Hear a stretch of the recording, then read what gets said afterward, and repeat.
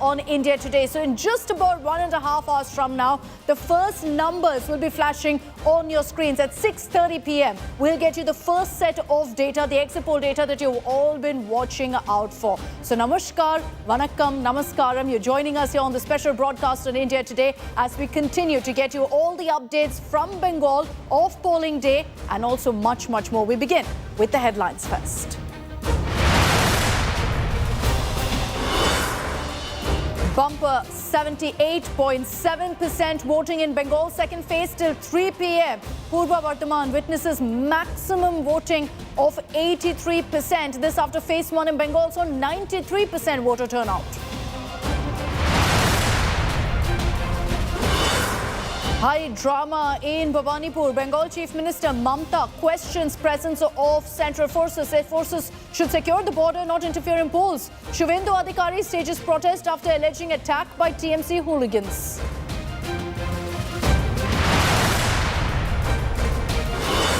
Massive uproar over alleged EVM tampering in South 24 Parganas' Falta polling booth. White and black tapes found on EVMs. Poll body says repolling on all booths where tampering was reported.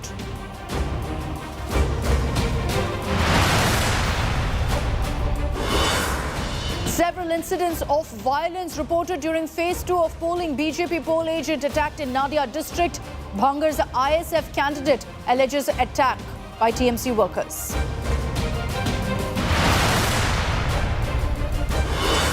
Tamil Nadu, Vijay's temple run continues ahead of verdict day on May 4th, the day after visiting Lord Murugan temple in Tiruchendur. TVK chief offers prayers at Sai Baba temple in Shirdi. The Tamil Nadu exit poll coming your way in a few hours.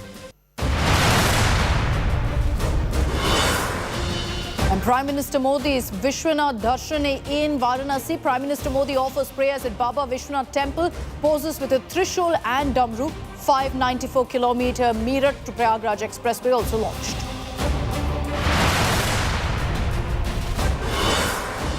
And we're all set with our exit poll numbers for Tamil Nadu, Bengal, Assam, Kerala, Puducherry, starting off at 6:30 this evening.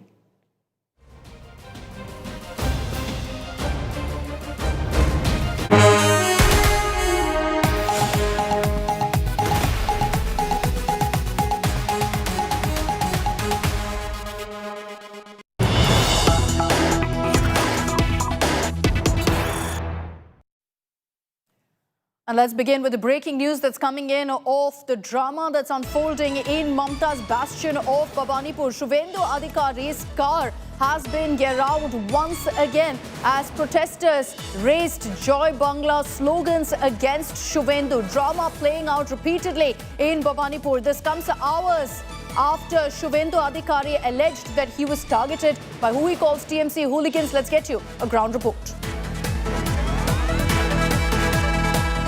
की गाड़ी का पूरा convoy है वो यहाँ से निकल रहा है। वैसे कहीं ना कहीं यहाँ पर जो लोग हैं वो उत्तेजित होते हुए नजर आ रहे हैं और गाड़ी को देखकर जॉय बंगला के नारे यहाँ पर लोगों के द्वारा लगाए जा रहे हैं। हालांकि शुभेंदु अधिकारी यहाँ से जा चुके हैं क्योंकि स्थिति काफी तनावपूर्ण हो चुकी थी और स्थिति को कंट्रोल करने के लिए शुभेंदु ने फैसला लिया कि वो खुद इस इलाके से यहाँ से निकले और आप भारी संख्या में यहाँ पर कोलकाता पुलिस के जवानों को भी देख सकते हैं जिन्होंने बहुत बेहतरीन काम किया और स्थिति हाथ से ना जाए, लाठी ना भाजनी पड़े, पत्थर ना चलना पड़े, उसके लिए लोगों को समझाया। फिलहाल कहीं ना कहीं स्थिति अब यहाँ पर कंट्रोल होती हुई नजर आ रही है। जी Piyush Mishra getting us those live updates from Bhabanipur where you can see that tensions are running high. Gives you a sense really of the high stakes battle that's at play in Bhabanipur. But moments after Mamata Banerjee cast her vote, lashed out at the CRPF saying they should be guarding the borders, not here in such large numbers at polling booths, you've got now Shubhendu Adhikari's car being targeted. Let's get you that live report by Piyush. हालांकि जरूर शुभेंदु अधिकारी जब कुछ इलाकों में गए भवानीपुर के जो फिराद हकीम का इलाका है और जो जहांगीर सिंह का इलाका है, जहांगीर खान का इलाका है, वहां पर जब वो पहुंचे तो वहां पर जरूर स्थिति जो है वो तनावपूर्ण होती हुई नजर आई। और जब वो इस मस्जिद के पास भी पहुंचे जो भवानीपुर का एक अहम इलाका है, तब यहाँ पर भी स्थिति तनावपूर्ण होती हुई नजर आई। हालांकि स्थिति हाथ से नहीं निकली।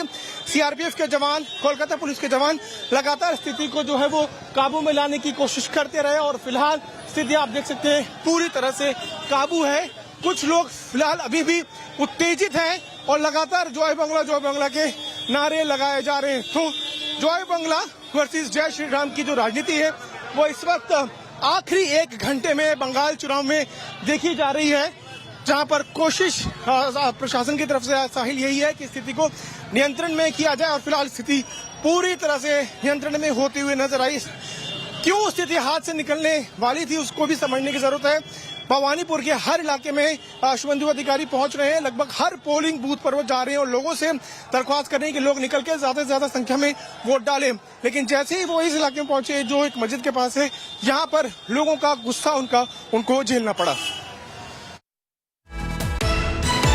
So we're going to continue getting you those live reports by Piyush Mishra. He's telling us that essentially while Shubhendu was travelling from one booth to another, a group of people, purportedly TMC supporters, came together and started chanting slogans and surrounded his car. No real violence that broke out, but he was garroted essentially by these protesters. This comes hours after Shubhendu Adhikari had alleged that he was also targeted by who he calls TMC hooligans. So a lot of drama that's playing out in Bhabanipur. Just about 30 minutes ago, we had a reaction from Mamata Banerjee. As she cast her vote, she also alleged that the CRPF, it should be out there guarding borders, are instead put out in unprecedented numbers at polling booths. And she says democracy is in danger. So it's all going down right now in Bengal. The second phase has unfortunately been marred by a few incidents of violence and tension, as you can see in Bhabanipur of Kolkata as well.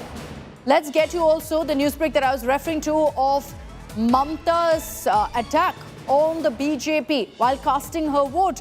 She showed around, spoke of the CRPF personnel who were there in large numbers, alleging that they are actually beating up people, saying that they are ensuring that they influence this election. Mamata Banerjee has said that she's never seen something like this play out ever before in an election in Bengal. Let's play out for you exactly what she said. And CRPF cannot torture like this. See, no state police is there. What None of the booths are state police. None of the booths. All they are captured. Is it their duty? They should secure the border. Instead of secure the border, they are securing one political party. I'm sorry, I have never seen this type of thing. Because in my life, I'm fighting my election since 1984. And this time the atrocities is terrible. এত atrocity হচ্ছে, এত অত্যাচার হচ্ছে। From yesterday night, they started atrocities. And they arrested so many of our people. Though there is a problem. It is a contempt of court. We have sent our notices to the concerned authority. But I have never seen this type of democracy. But instead of that, I am saying they have debuted the press media that whatever তারা যেটা বলবে সেটা প্রেসকে দেখাতে হবে যে BJP service. আমি বলছি no, victory is here and Trinamool is winning. So Mamata Banerjee alleging that the central forces have been deployed to influence the election, claims that people are being beaten up at polling booths. I'll bring in Indrajit Kundu for more details of what's really playing out on the streets of Kolkata right now.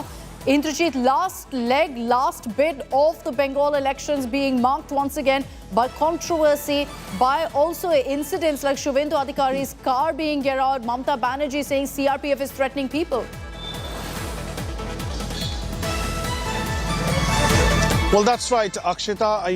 Even though the good news is, and I've been covering Bengal elections for quite a long time, this has been by and large a very, very peaceful election, and thanks to the huge number of deployment of central forces. Of course, there have been scuffles, heated altercations, there has been tension. But the kind of bloodbath that we are used to seeing in West Bengal elections, especially in the last few years, that thankfully has not happened, and that is such a welcome change. Both the first phase and the curtains are coming down on the second phase as well. Just an hour to go for these elections, for the polling. But by and large, it has remained mostly peaceful. 142 seats in densely populated South Bengal and districts which are often known to be very, very sensitive and violence prone, be it Bardhaman, be it parts of South 24 Pargana, be it Bhangor. We have seen sporadic incidents, but on a larger scale, if you see the macro picture, this has by far been a very, very peaceful election. And once again, I reiterate, cannot underline that no less, the presence of huge amounts of central security forces, because wherever there was a little bit of spark, the quick response teams were very, very prompt to respond, and therefore it did not escalate into something so major that it would halt the polling process.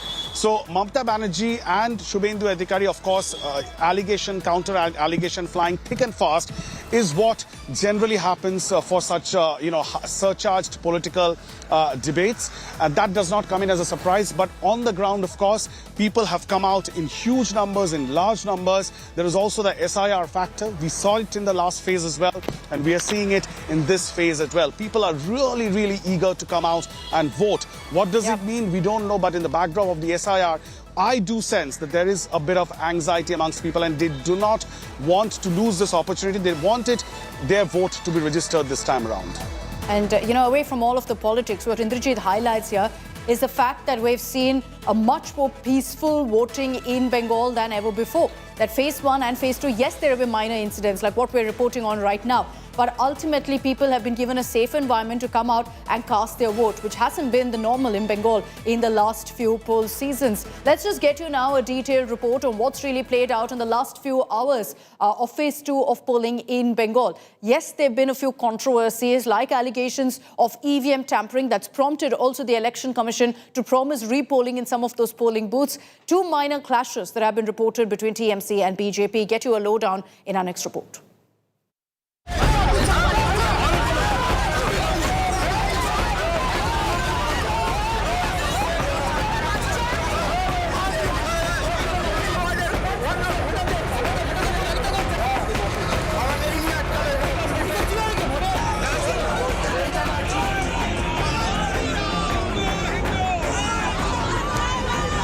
Phase 2 polling in Bengal remained tense, with allegations and clashes surfacing from multiple districts.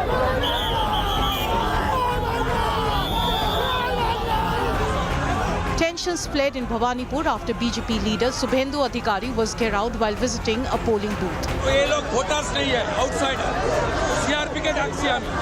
TMC supporters raised Chor Chor and Joy Bangla slogans.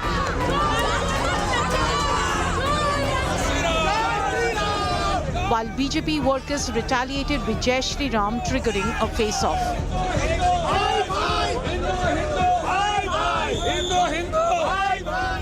Police intervened and resorted to a mild lathi charge to disperse the crowd.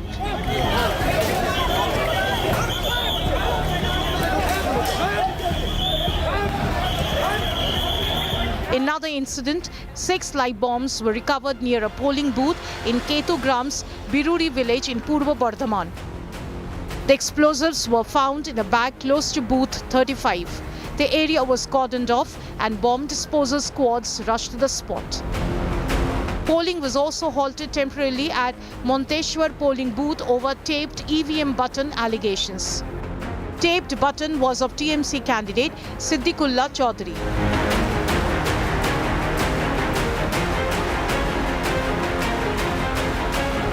In Falta, a fresh controversy erupted over alleged EVM tampering. BJP candidate Devanshu Panda claimed that buttons linked to his symbol were jammed in several booths.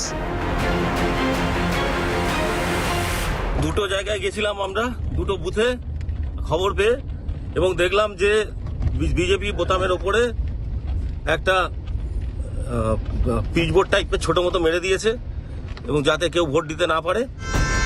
The Election Commission stepped in, removed tapes found on machines and ordered repolling. যেখান থেকে আমরা সঠিক information পেয়েছি, যেখানে আমরা আমাদের এখানে দেখেছি ওয়েবকাস্টিংয়ে দেখেছি, যেখানে জেলা শাসক ওয়েবকাস্টিংয়ে দেখেছেন, যেখানে ফিল্ড থেকে রিপোর্ট আসছে, যেখানে অবজারভার রিপোর্ট আসবে, ওখানে আমাদের জিরো টলারেন্স আছে। আমরা আগাম বললাম আর এখন যেটা আছে এসব জায়গা যেখানে পাওয়া গেছে, যেখানে পাওয়া যাবে সব জায়গায় রিপোর্ট হবে। clashes were also reported in Falta, with police resorting to mild force after BJP alleged booth jamming. TMC, however, accused forces of targeting women voters. In Bhangar, ISF candidate Naushad Siddiqui alleged voter intimidation and was gherawed, leading to a scuffle between rival camps. Disturb कर रहे हैं, voter को प्रभावित करना चाह रहे हैं, लेकिन नहीं हो पाएगा। 100 मीटर के अंदर इतने लोग आ गए, कोई वो यही तो इसीलिए बोला था, आप लोग इसको भगाओ पहले। टीएमसी उन्होंने पूरा घेर के रखे हैं बूथ, कैसे हो चलेगा? In Nadia, BJP poll agent was allegedly attacked while entering a polling booth. Meanwhile, in North 24 Parganas, CISF arrested TMC leader Sikandar Prasad for his alleged role in earlier clashes. BJP's Subendu Adhikari spoke exclusively to India Today and said that Home Minister Amit Shah was apprised of all that was happening in Bengal. Our central leadership is closely monitoring the situation. Early morning, Mr. Bhupendra Yadav called me, and a few times back, Honorable Home Minister also called me. I convey the ground situation. From violence on the ground to the serious allegations of EVM tampering, Bengal phase 2 polling saw high voltage drama across constituencies. With the Election Commission ordering re-poll and political tensions running high, the battle for Bengal continues to intensify.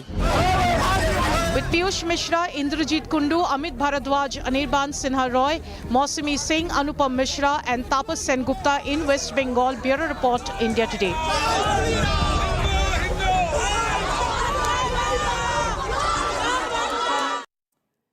So we've shown you some of those images of the controversy, the clashes that broke out during phase 2 of polling. But let's be very clear, we've still seen unprecedented polling that's taken place in phase 2 of Bengal. I'll get you those numbers quickly before I take this across to our experts. Taking this to our election intelligence dashboard, focusing on Bengal. We saw a record voter turnout in phase 1. What's phase 2 looking like so far? Remember that this is the data right up till 3 p.m. And already it's at 79%, just about touching nearly what Bengal achieved in 2021. This is as of 3 p.m. So those numbers are only going to go up. Remember that in phase 1, about 90%. Are we going to see similar numbers in phase 2 as well? Definitely looks like it. And what that highlights for you is that while you're seeing all of these controversies, clashes, etc., it's nothing compared to what was witnessed in 2021. And so, yes, there is an impact of SIR, but beyond that, there's also an environment where people have been provided a safe opportunity to go out and cast their vote. And that's reflected clearly in those numbers as well. If you have to really exclude the SIR impact, not just in percentage, we'll also have to look in terms of numbers, how many people have actually come out to vote. So once the EC puts out those figures, we'll take a look at that as well. But this is what the voter turnout looks like currently. I also want to bring in on this broadcast our panelists with us. We've got Mr. Sandeep Shastri joining us live from Bengaluru. Also with us, Sajid Kumar, Rajat Sethi, all joining us for our exciting exit poll coverage as well. Rajat, to you first. All set. Exit poll numbers, of course, will kick off at about 6:30 this evening. But looking at the Bengal turnout, yes, there's an SIR impact. But beyond that also, Rajat, what do you make of the fact that you're seeing record numbers coming out to cast their vote? Everyone's been talking about women particularly standing in long, long queues. Well, if you see the airfares of all inbound flights into Kolkata, the prices have been upwards of 20,000 rupees for the past week or so. So that is the degree of excitement. Trains are full. Everybody wants to go back to their state and cast the poll. That is the sense of excitement, sense of competition. And of course, there is a degree of SIR impact also, which is there. People want to cast their vote to ensure that they remain enfranchised even in the future SIR revisions. Along with that, there is an intense competition. Both the parties, TMC and the BJP, are doing everything that they can to have the organizational pull onto the voters, getting into the polling station. It is absolutely delightful. I think having this percentage of poll in a mature democracy is very rare in the world. I mean, which other country at this scale can claim a 90% sort of a polling? Does it translate to an anti-incumbency vote, though? Well, not necessarily. I think a lot of analysts have now debunked this over and over again. I agree. Yeah. That we want to put it out. It is a properly researched thing that having higher percentage does not necessarily mean anti-incumbency. It just means that it is a hyper-competitive election, and you will see both the parties doing everything that they can to pull these voters out and get them to the polling station. But Sachin Kumar, how much of the voter turnout percentage would you deem as the impact of SIR? And above a certain number say that, look, this is actually a record turnout in the sense that numbers have gone up of people coming out to cast their vote. So, two references. One, in Bihar, we saw around 8% vote was deleted because of the SIR, and we saw a corresponding figure getting increased in vote poll. So similarly, taking 2024 election as the base, wherein 79.2% was the vote base, even if we take 9 to 10% as SIR impact, you see it should have been around 89%, maybe 90%, right? But still, we saw around 93% in the first phase. So the 3% is additional. Exactly, 3% is additional. It's a big swing for a state wherein already you have a culture of high voting percentage since 1977, right? So that is why already a state which is known for high voting percentage going up 3 to 4% more vote, even after factoring SIR, that shows that people are coming out more and more, which means both support bases, that is TMC and BJP, because it's a binary election between two-party, bipolar election, have mobilized their support base. It is peaceful, so which means there is the fear factor which used to be there decimated considerably. So that is why 3 to 4% means that no party is leaving any stone unturned to get their voters come out. And one thing I think that because BJP is organizationally weak, and even in areas wherein we expected BJP base to be there despite organized people coming out and vote, so which means part of anti-incumbency is also there.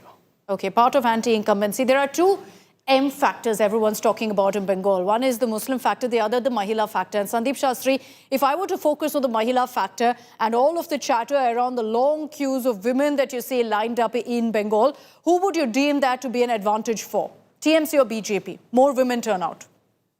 Again, Akshita, that's a very difficult question which is impossible to answer at this stage, because women have traditionally voted in larger numbers for the TMC. This time, the law and order factor, the anti-incumbency factor could play in. Now, how much does that impact the TMC? It will need to be seen. But Akshita, I think one point, even before the May 4th verdict, one verdict is clearly out. One winner is clearly seen, which is one more M factor, which is the Matadar. The Matadar has clearly won this election. There is no shadow of doubt on this. The Matadar, by the turnout that she has shown, is clearly the winner. And I would go with both Rajat and Sajjan on the points they made, that the hyper polarization that this election sees may be a reflection of may have resulted in the high voter turnout, because both camps, the TMC camp and the BJP camp, have been able to mobilize their voters, have been able to galvanize their voters to come out and vote. SIR definitely has had an impact, especially in a way which is now being discussed. A lot of people must have felt that if I don't go out and vote this time, next time my name may be deleted from the list. So that factor, and of course the cleansing of the electoral rolls factor, all these factors. Okay, Mr. Sandeep Shastri, we'll come back to you. We lost your connection, but since you were referring to SIR, you know, you're seeing the SIR impact in almost every state. States that I've covered, Kerala, Tamil Nadu, for example, where 70 lakh plus voters were deleted, not really a poll issue. In Bengal, 100%. It's possibly one of the biggest contentious issues this election season. Let me just run you through those numbers of what the SIR impact in West Bengal has been. Before SIR, the number of voters was 7.66 crores. Post, 6.8 crores. And we've kept in mind the fact that there were also these tribunals that looked at some of those numbers, very small differences really that it ultimately made. But the impact in West Bengal of those numbers, if I were to break that down further for you on community-wise, 63% of those were Hindus, 34% Muslims. And the reason we're putting that out is because there's been a lot of talk about who really SIR will dent. And this gives you a sense really of who ultimately will be the casualty. There have been questions about the districts too, in which we've seen the maximum cut. What we've done is, of the 34% Muslims, we looked at the districts that has the maximum Muslim population, because that's a community that votes overwhelmingly for the TMC. Will they be dented because of SIR? Let's look at some of those districts. Murshidabad, for example, before SIR, the number of voters there was at 57.6 lakhs. After, 50 lakh. Now, we're not suggesting that that was completely only the Muslim population. But the reason we've picked up Murshidabad is because it has a Muslim population of about 66 to 67%. I'll again highlight 7.5 lakh voters were deleted in this district. Not all of them are Muslims. But it is a district which has a sizable Muslim population. Similarly, Malda, another district that has about 51 to 52% of a Muslim population. If they had 32 lakh voters before, it's at 27.5. So 4.5 lakh voters deleted in this district. North 24, South 24 Parganas. First, North 24 Parganas there, Muslim population of 25 to 26%. From 83 lakh, it's gone to 70.7 lakh now, with 12.38 lakh voters being deleted. South 24 Parganas finally, where a Muslim population of 35 to 36%, 10.4 lakh voters have been deleted. Those are the numbers for you of really how the SIR has had its impact in numbers. And I want to bring it back to what we broke down, community-wise, who's been dented the most. Because Rajat, you've seen so much of a political discourse on this, on, what has been the impact of SIR. There's been a lot of political back and forth as well. And those numbers kind of suggest that you can't really quantify which side will be dented right now. Absolutely. I think, see, this is where political parties, they have this habit of politicizing everything. I mean, look at the distribution on the Hindu-Muslim side. It is largely in proportion to the population. Yep. It is not something like what was made out ki chun ke Muslims ko nikala hai SIR. I mean, it's not the case clearly. Similarly, in Tamil Nadu and in Kerala, both these states, from a population proportion percentage, greater number of voters were removed in the SIR exercise as compared to West Bengal. But in West Bengal, I think what TMC started thinking was that this was done being deliberately, and then secondly, they wanted to play victim card. How do they do that in an election? They thought that this is a good punching bag. Let's deflect the attention from the core anti-incumbency issue and address this elephant in the room. And I think last very important point here is that SIR or no SIR, Trinamool Congress has been successful in actually deflecting some of the attention away from the local anti-incumbency using this boogie of So SIR. then you're saying it worked? The narrative That's what I'm worked. saying. I mean, look at, there are Hindu voters also which have been reduced. And also Muslim voters, they were concentrated in certain constituencies. So if it's a Murshidabad, out of 31 lakhs, you remove 3-4 lakhs, it's not going to change the political texture of that constituency. It will largely remain the same. So, I don't know how the opposition is drawing to that conclusion that it is net advantage BJP. It is clearly not. It is actually a potent constitutional exercise which was done. I'll break that down further. And this is the flip side of it, Sajjan Kumar. We also did a comparison where we spoke of phase 1 deletions versus phase 2 deletions. And everyone's also, of course, spoken about how phase 1 was perhaps where the BJP stood a chance versus phase 2, which is considered to be the traditional TMC stronghold. If you compare those two figures, the number of SIR deletions are greater in the districts that come under phase 2, which is where the narrative came out, Sajjan, that look, these are TMC strongholds where you see maximum deletions. No, I mean, let's see the two classification of hazard. One, first deletion was of those which was without any controversy. That is 58 points, almost 60 lakh voters, which were dead voters, shifted voters with double ID cards, so which came in December 16. So there is no doubt about this. So when you see those deletion, it is without controversy because it is being updated up 28. The second deletion, on which a lot of politics happened, was when 60 lakh more people came under adjudication. They were called D voters, doubtful voters. And out of that, around 32 lakh voters have been declared as not eligible, not bona fide. Right. So when we see the deletion, I agree with Rajat that 65% Hindus, when you club both because 70% Hindus means automatically their ratio would be high. So you see a proportionality in the deletion. Second, coming to your point that in the second phase, we do see that there are more deletion district-wise. But remember, North 24 Pargana, Nadia, these are the districts wherein maximum deletions are there. If you see district-wise, it is also the Matua belt. Agreed. Yeah. And they are the ones who are the Hindu refugees. Many of them came after 2002. After CAA, they should have been given the citizenship card, which could not be given because of the laziness of the administration and even BJP, whose support base they are considered. Many of them are deleted. But ultimately, as Radha said, you remove 3-4 lakh, 7 lakh voters from Murshidabad, which has around 67% Muslim population. You remove a couple of lakhs from entire Matua belt, wherein overwhelming support is towards the BJP. It doesn't change the array. So it is more about the politicizing the SIR. No, I think one of the questions that's constantly been asked is about logical discrepancy. Yeah. And also the challenges there for people to go ahead and contest the decision that's been taken. How do you defend a term like logical discrepancy? So, see, there are two normative things. Not a single eligible voter should be left out and should be deprived of voting rights. Yeah. But at the same time, not a single infiltrator should be allowed to vote. So, pragmatism, logical discrepancy goes against the spirit of democracy. Yep. But we do know conducting SIR in rest of India, but conducting SIR in a state like Bengal, you did not include Assam because of its own NRC thing. So it was bound to happen. I think Election Commission should have taken into cognizance the scale and proportionality of the problem. Would you concede there, Rajat, that maybe the Election Commission, the manner in which they went about the exercise in Bengal could have been different, should have been done differently? 100%. I think they should have built more confidence across the aisle because this is a constitutional exercise which nobody can obstruct. Because if they do that, they're doing a patently unconstitutional act.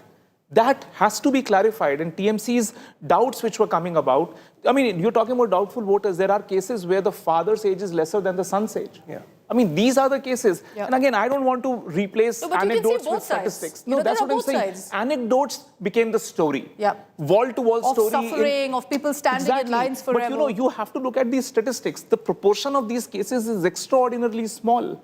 And you will go with a headline number, okay, these many voters, 60, 70 lakh voters have been removed, then the story will go into voters' mind in a very different way. But if you actually break it down and remove anecdotes from the stories, go into hard numbers and go into the error margins that you have to give to the Election Commission, that you will do 2-3%. After all, it's a human exercise at a gigantic scale. Yeah. Errors are bound to happen. So give that window. I think where Election Commission could have done is better communication. This is not a permanent disenfranchisement. There are ways in which, the doubtful voters can again go back into the electoral rolls. Henceforth, I think that is where the controversy should have stopped. Instead of erosion of the trust that was attempted by the opposition parties. But that erosion of trust also comes from exactly what you spoke of how the Election Commission has gone about this entire exercise and the communication that's gone through in the last few weeks in the run-up to this election as well. I'll request all of our panelists to stay with us. We're going to slip into a very short break. On the other side, while we get you all of the highlights from Bengal, we're keeping our eyes out for that voter turnout as well. The latest figures are expected. We're also going to be getting you the latest coming in from Tamil Nadu as we count down to the exit poll. The numbers will be on our screens in just about 30 minutes from now.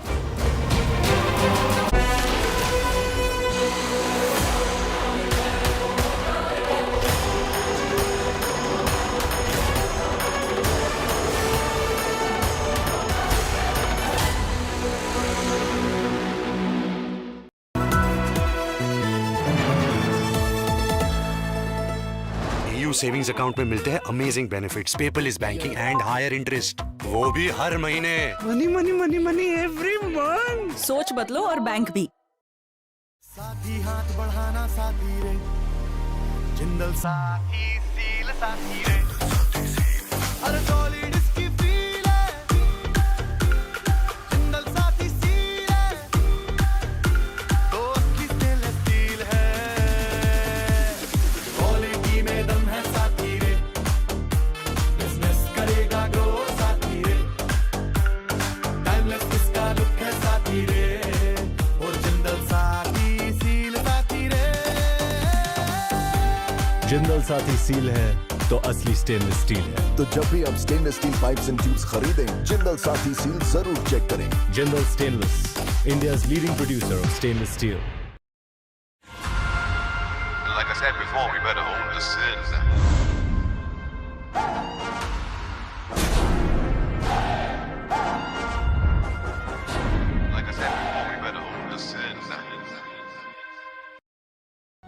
The India Today Media Institute could not have been founded on a firmer footing. The India Today Group's strength in understanding and delivering high-quality content is the very foundation of ITMI. We take pride in training our students to be exceptionally professional. So register now at www.indiatodaymediainstitute.in or call us on 95 600 65465.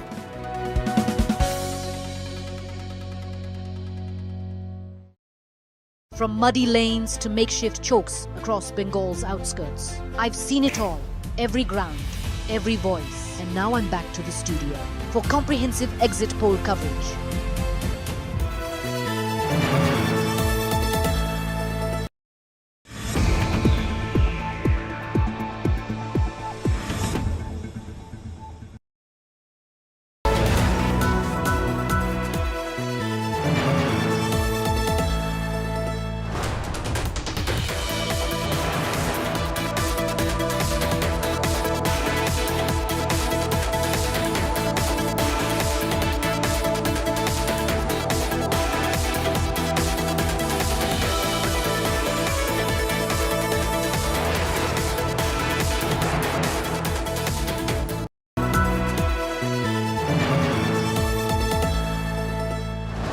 Nari Shakti Act, how to break the deadlock.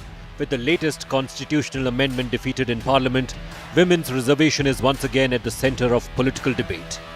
Why does the impasse persist? And where does the road lead from here? This week, India Today tracks the politics, the provisions and the path ahead. India Today, making sense of India. Now available for speed delivery on Amazon and Blinkit. Subscribe now at subscriptions.intoday.in.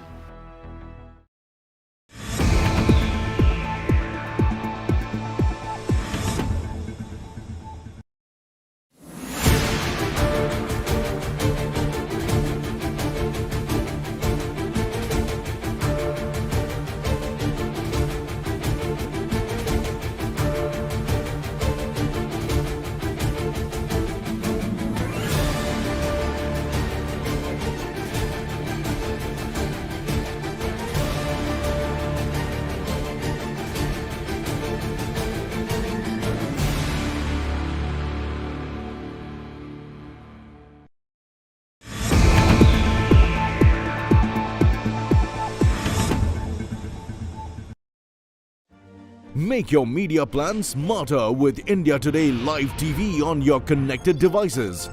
Amplify your brand with 100 million smart internet viewers. To advertise, mail us at sales@aajtak.com.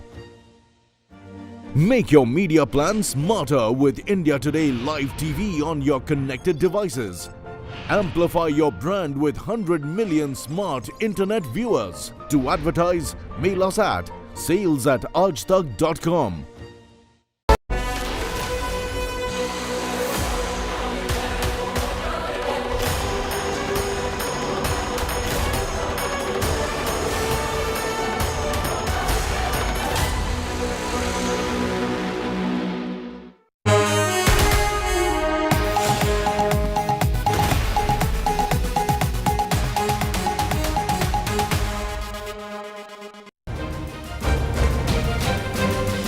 Welcome back. We're counting down to our exit poll coverage here on India Today. The last leg of Bengal voting and phase 2 set to come to an end in about 25 minutes from now. It's endless controversy amid that. Let's get you the latest news break coming in. The TMC's target number 1 right now is the central forces who've been deployed in unprecedented numbers in Bengal. You had Mamata Banerjee first. Now Abhishek Banerjee lashing out at central forces, saying under Amit Shah, they've become BJP's private army. So the TMC alleging that these CRPF, CAPF personnel who are deployed in large numbers are BJP's private army. According to Abhishek Banerjee, he calls them a gang of licensed thugs unleashed to the people of Bengal. You had previously Mamata Banerjee suggesting that the CRPF was threatening people, was in fact targeting women voters in particular. She says, go guard our borders, don't come in such large numbers to polling booths. All right, let's cut across now to breaking news coming in on the voter turnout. The latest numbers are on your screens. As of 5 p.m., we've touched 90% voter turnout in phase 2 in Bengal. That's extremely promising. It looks like phase 2 will outdo phase 1 as well, because till 5 p.m. the number stands at 90%. This is bumper record voting that we're witnessing in Bengal. What does it indicate? Don't read too much into the voter turnout. Many analysts will tell you. But right now, you can see the number of 90% on your screens there. That's the voter turnout reported till 5 p.m. It's been going up briskly since this morning in an environment where there hasn't been violence, clashes, where it's been safe for people to come out and cast their vote. With the kind of deployment we've seen of central forces, 90% is the voter turnout that's been reported. Extremely promising this, away from the politics and the reading, the analysis and whatnot. This is extremely promising and positive that voters have come out in such large numbers. I'll bring in Amit Bharadwaj for more details on this. Amit, you know, in constituencies, districts which would be rocked usually by violence, where people would come out in very small numbers, it's a complete transformation when you compare 2021 to 2026 now. Absolutely right, Akshata. The numbers are promising, encouraging, and a lesson for the rest of the country as well. The way West Bengal is voting, 5 p.m. data, the latest data of the poll percentage in West Bengal in the second phase has reached 90%. And if you go by the district, which actually is on the top of that list, is Nadia, where 90.28% polling has already happened. Purva Bardhaman, 92.46% polling has happened in Purva Bardhaman. And the area that I am in, South 24 Parganas, 89.57% of polling has already happened. And this is happening when you have war of word happening between the Bharatiya Janata Party and the Trinamool Congress. And the latest to that allegation is the statement or, a clear-cut message that has been given by the AITC General Secretary Abhishek Banerjee, where he's saying that he's calling the armed forces and those who are, according to him, carrying out the act of quote-unquote barbarism in West Bengal.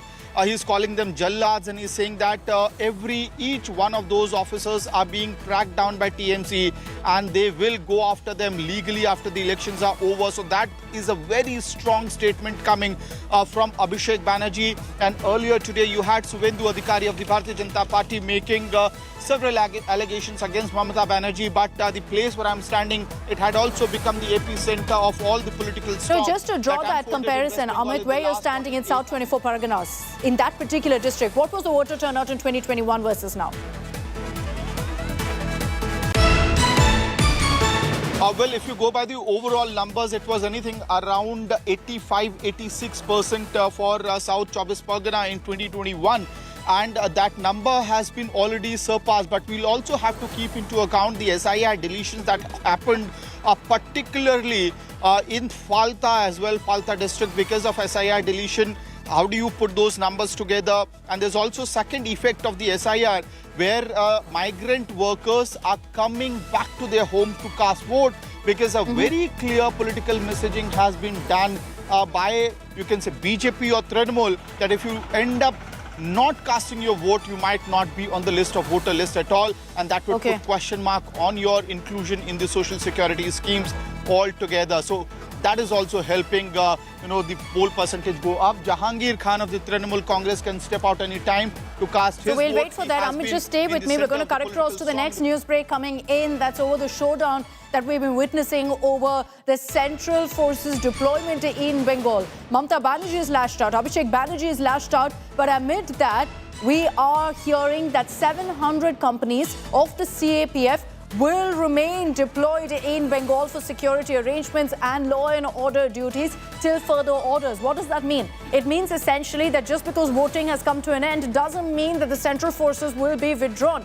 Remember, Home Minister Amit Shah had spoken of this. He said that they will remain on the ground for 60 days. Now, the date exactly hasn't been given, but till further orders essentially is the messaging. So for now, definitely till result day, which is on Monday, you're going to be seeing the deployment of central forces to ensure that there's no untoward incident, to ensure that law and order remains in Bengal. Amit, you're seeing a political showdown over it, but that politics doesn't affect the fact that the central forces will remain deployed on the streets of Bengal for the next many days.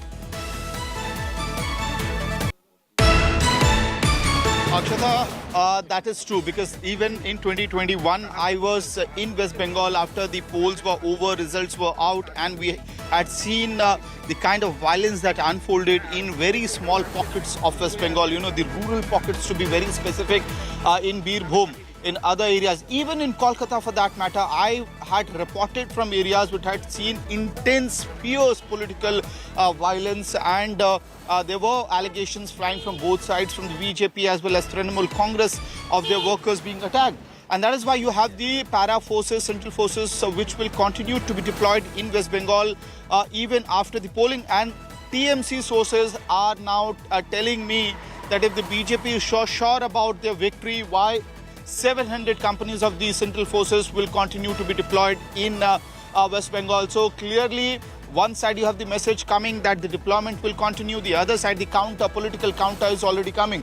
But the para forces and security at Jahangir Khan's house has increased, which means that Jahangir Khan is all set to step out to cast his vote. And he has been in the center of the political storm in the past 48 hours. Right there, Trinamool Congress, Jahangir Stand by Khan. for that. I will come across to you for those updates. But I can also tell you that Trinamool Congress reacting right now to the decision of having central forces deployed in West Bengal. Says if BJP is so confident of winning, why have they asked these companies of CAPF to stay back? So the TMC continuing to lash out at the BJP over this decision. Abhishek Banerjee has even referred to the central forces as BJP's private army. But listen in to what Mamata Banerjee said earlier when she questioned this deployment and said that they're threatening, the CRPF deployed around Bhabanipur, according to her, were threatening voters.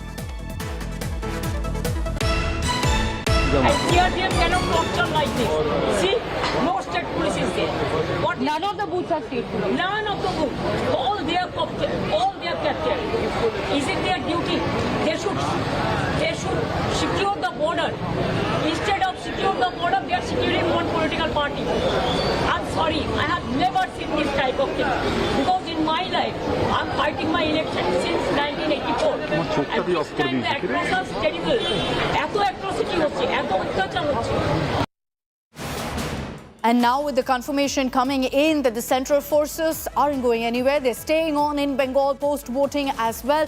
The Trinamool Congress has questioned why they've been asked to stay back, saying if the BJP is so confident of winning, why have they asked 500 companies of the CAPF to stay back?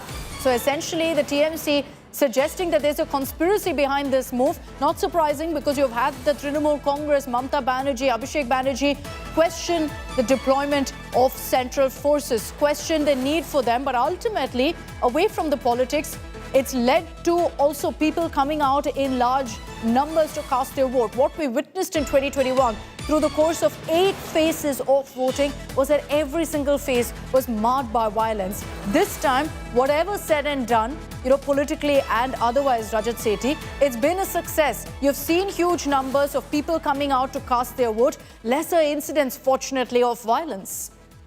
I think this is what perhaps is coming out as a shock to the TMC leadership. They are like, I mean, why are we not able to have a free run? I mean, what is Mamata Banerjee even asking? All she needs to do is to go and look at the media reports of May 2021. The kind of fury that was unleashed after the results came and she had won in a landslide victory. There were rapes and murders. BJP workers were hung from the tree. How can we remove, completely erase those memories? There were multiple incidents also of clashes that took place on both sides. No, fair enough. So this is why the central forces are there. I mean, your police people are police people and bureaucrats and police walas. But if the central forces, they are the BJP's workers. I mean, how is that distinction? Your own commissioners of police and DGPs you've sent to Rajya Sabha and giving them tickets in the state elections. So you have yourself politicized the bureaucracy to the hilt. No other state. I mean, why are similar forces not in other states like Tamil Nadu? I mean, isn't the BJP fighting and contesting in those states as well? Why is it Bengal? No, but I think let's not, sort of erase what has been happening in the state of Bengal over and over and over again.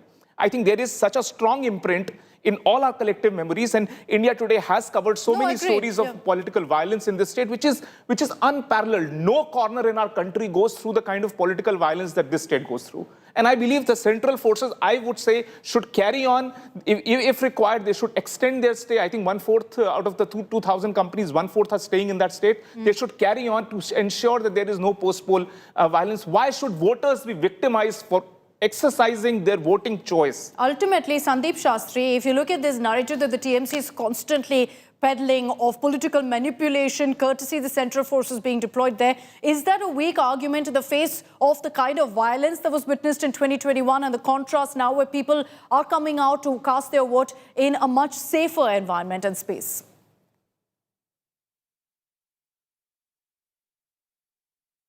Mr. Sandeep Shastri, can you unmute yourself, please? Akshita, one factor which is clear in the high voter turnout is the sense of safety and the sense of security that the people are experiencing. So in that sense, the presence of the central security forces could be argued as being warranted, given the high stakes of violence that you saw earlier in elections. Having said that, I would also add that given the ultra polarization of voters in this election, there is bound to be this criticism that what the other side is doing is to checkmate us, and what we are doing is to defend the voters. So essentially everything will be politicized, everything will be questioned. Mr. Sandeep Shastri, my apologies, I've run out of time, but do stay on with us. Rajat and Sajjan Kumar will stay on with us. We're slipping into a very short break. On the other side, we begin our exit poll coverage. With curtains down on Bengal voting, our focus will be on the big exit poll numbers. The OG of electoral reporting, Rajdeep Sardesai, Preeti Chaudhary, Maria Shakil will join me here in the studio. Stay with us on the other side of a very, very short break.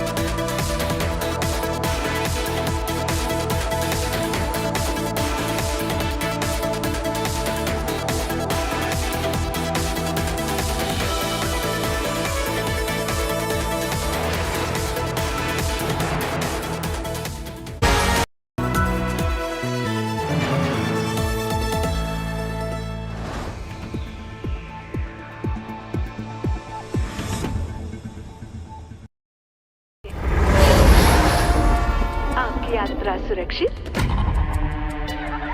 सुखद और मंगलमय A film that did not just break bones on screen, it broke Bollywood's comfort zone.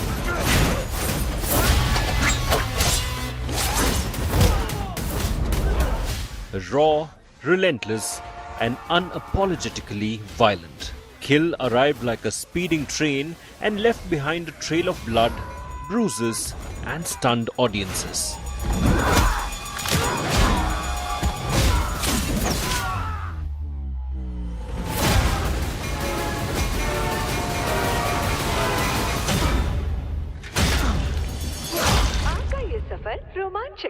Now, after redefining action cinema with its brutal hand-to-hand combat and edge-of-the-seat intensity, the carnage is far from over. One of Bollywood's most ferocious action spectacles is officially gearing up for a sequel. And if the first ride was chaos, the next one promises war.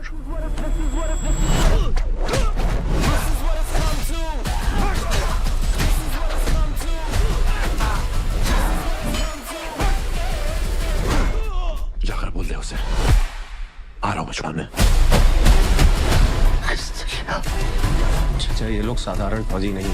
Titled Kill 2, the upcoming film will see Lakshay reprise his role as NSG Commando Amrit Rathod. However, the narrative is expected to film.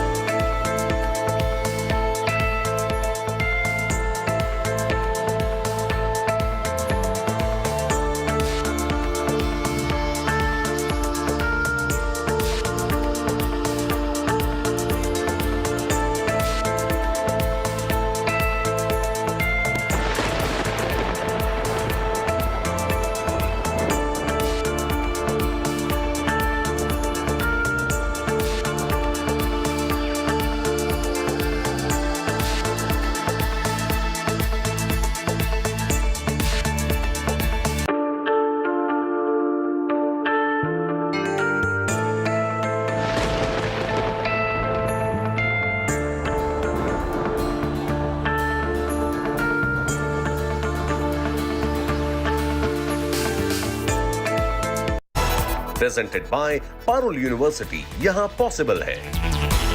Co-powered by Panasonic AC, India का Captain Cool. Co-powered by Jindal Stainless.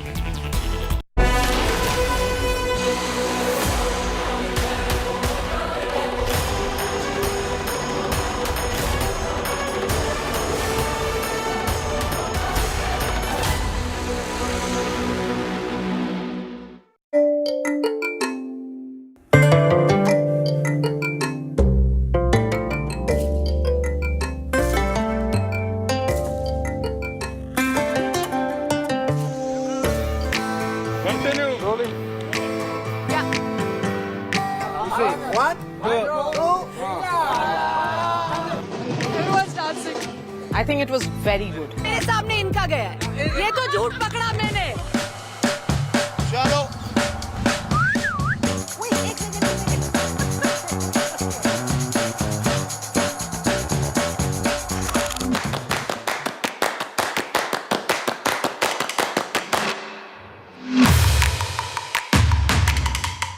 No, is this your last election, win or lose? Bengal की महिला एक महिला मुख्यमंत्री का साथ क्यों छोड़ेंगी आपके 3,000 रुपए प्रॉमिस पर? क्योंकि आप जोरहाट से एमपी हैं, क्या आप अपनी जो एमपी की सीट है वो छोड़ेंगे? One of the biggest questions being asked is whether the DMK's women vote will be cut with the entry of Vijay.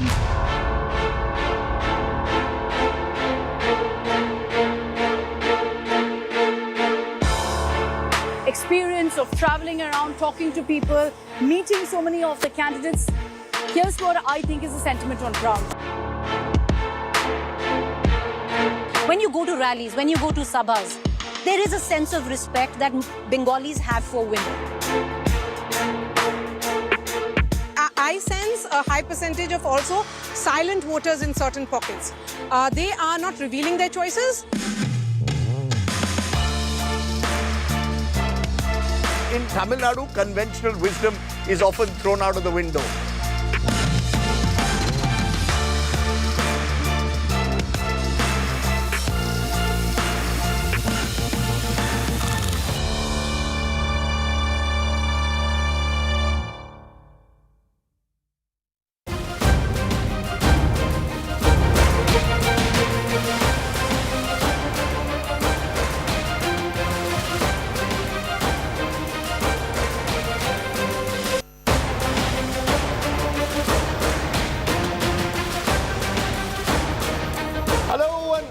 to our special coverage here of the first big election of 2026. It's a mega election, which is why we have an exit poll that will take you across 4 battleground states and a union territory. And it's come on a day when finally all votes have been casted. We've had the second and final phase of West Bengal done. It's now time to look at the exit polls. And India Today will look at the various pollsters, including Axis My India, to find out what are the exit pollsters saying, who is winning the battle for the states. With me are my colleagues, Preeti Chaudhary, Maria Shakil, Akshita, Nandgopal, all of whom have traveled to all the battleground states, so therefore will bring a unique perspective from the ground. We also have Rajat Sethi, who's been with us in the last few election programs, brings his valuable insights on the show, and Sajjan Kumar, who's also traveled through Bengal for over a couple of months, and therefore, along with Assam in particular, can give us his insights too. So lots to look forward to. I'll come to all of you in a moment, but first, let's get you the headlines at this moment. A bumper 90% voting in West Bengal's second phase as of 5 p.m. Purba Bardhaman witnesses maximum voting of 92.46%. This after phase 1 in Bengal saw a 93% voter turnout. Mega showdown over deployment of central forces in Bengal. 500 companies of the central paramilitary forces to stay in Bengal even after the polls. TMC asks, why is the central forces staying if the BJP claims it's winning the elections? High drama in Bhabanipur in the heart of Kolkata. Bengal Chief Minister Mamata Banerjee questions presence of central forces, says forces should secure the border, not interfere in polls. A big rival, Suvendu Adhikari, hits back, says that Mamata is scared and is losing. Massive uproar over EVM tampering in South 24 Parganas. Falta polling booth, white and black tapes found on EVMs. Poll body says repolling will take place on all booths where tampering is reported. And several accidents of violence also reported during phase 2 polls. BJP poll agent attacked in Nadia. ISF candidate alleges attack by TMC workers in Bhangal. Actor turned politician Vijay's temple run continues ahead of verdict day on May 4th. A day after visiting Lord Murugan temple, TVK chief offers prayer at Sai Baba temple in Shirdi. And the trusted political team is back with an exit poll. You can catch all the exit poll numbers for Tamil Nadu, West Bengal, Assam, Kerala and Puducherry here, starting in exactly a few minutes from now.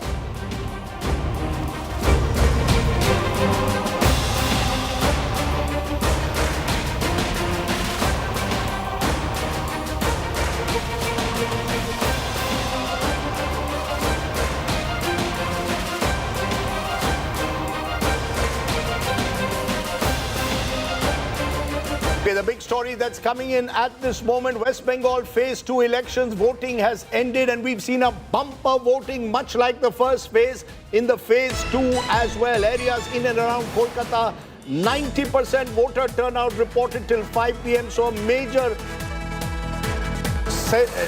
signal of strong voting. Bhabanipur, where it is Mamata Banerjee versus Suvendu Adhikari, 85.51% voter turnout.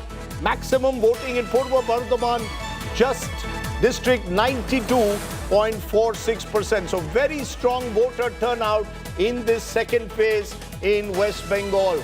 As we said, we'll be getting you all the insights on all the states, including the exit poll numbers. Once 6:30 strikes, that's when the exit poll numbers will come. But I want to go first to the reporter on the ground, because remember, okay, we'll try and get you our reporters on the ground, but are we surprised at all? Both Maria and Preeti, you traveled through West Bengal. Are you surprised with these high voter turnout? Remember, it is against a lower base, because 12% roughly were cut because of SIR. Are you surprised? No, Rajdeep, I'm not quite surprised. I was expecting this. I actually think that the second phase will surpass the first phase as well, but you have to factor in the SIR.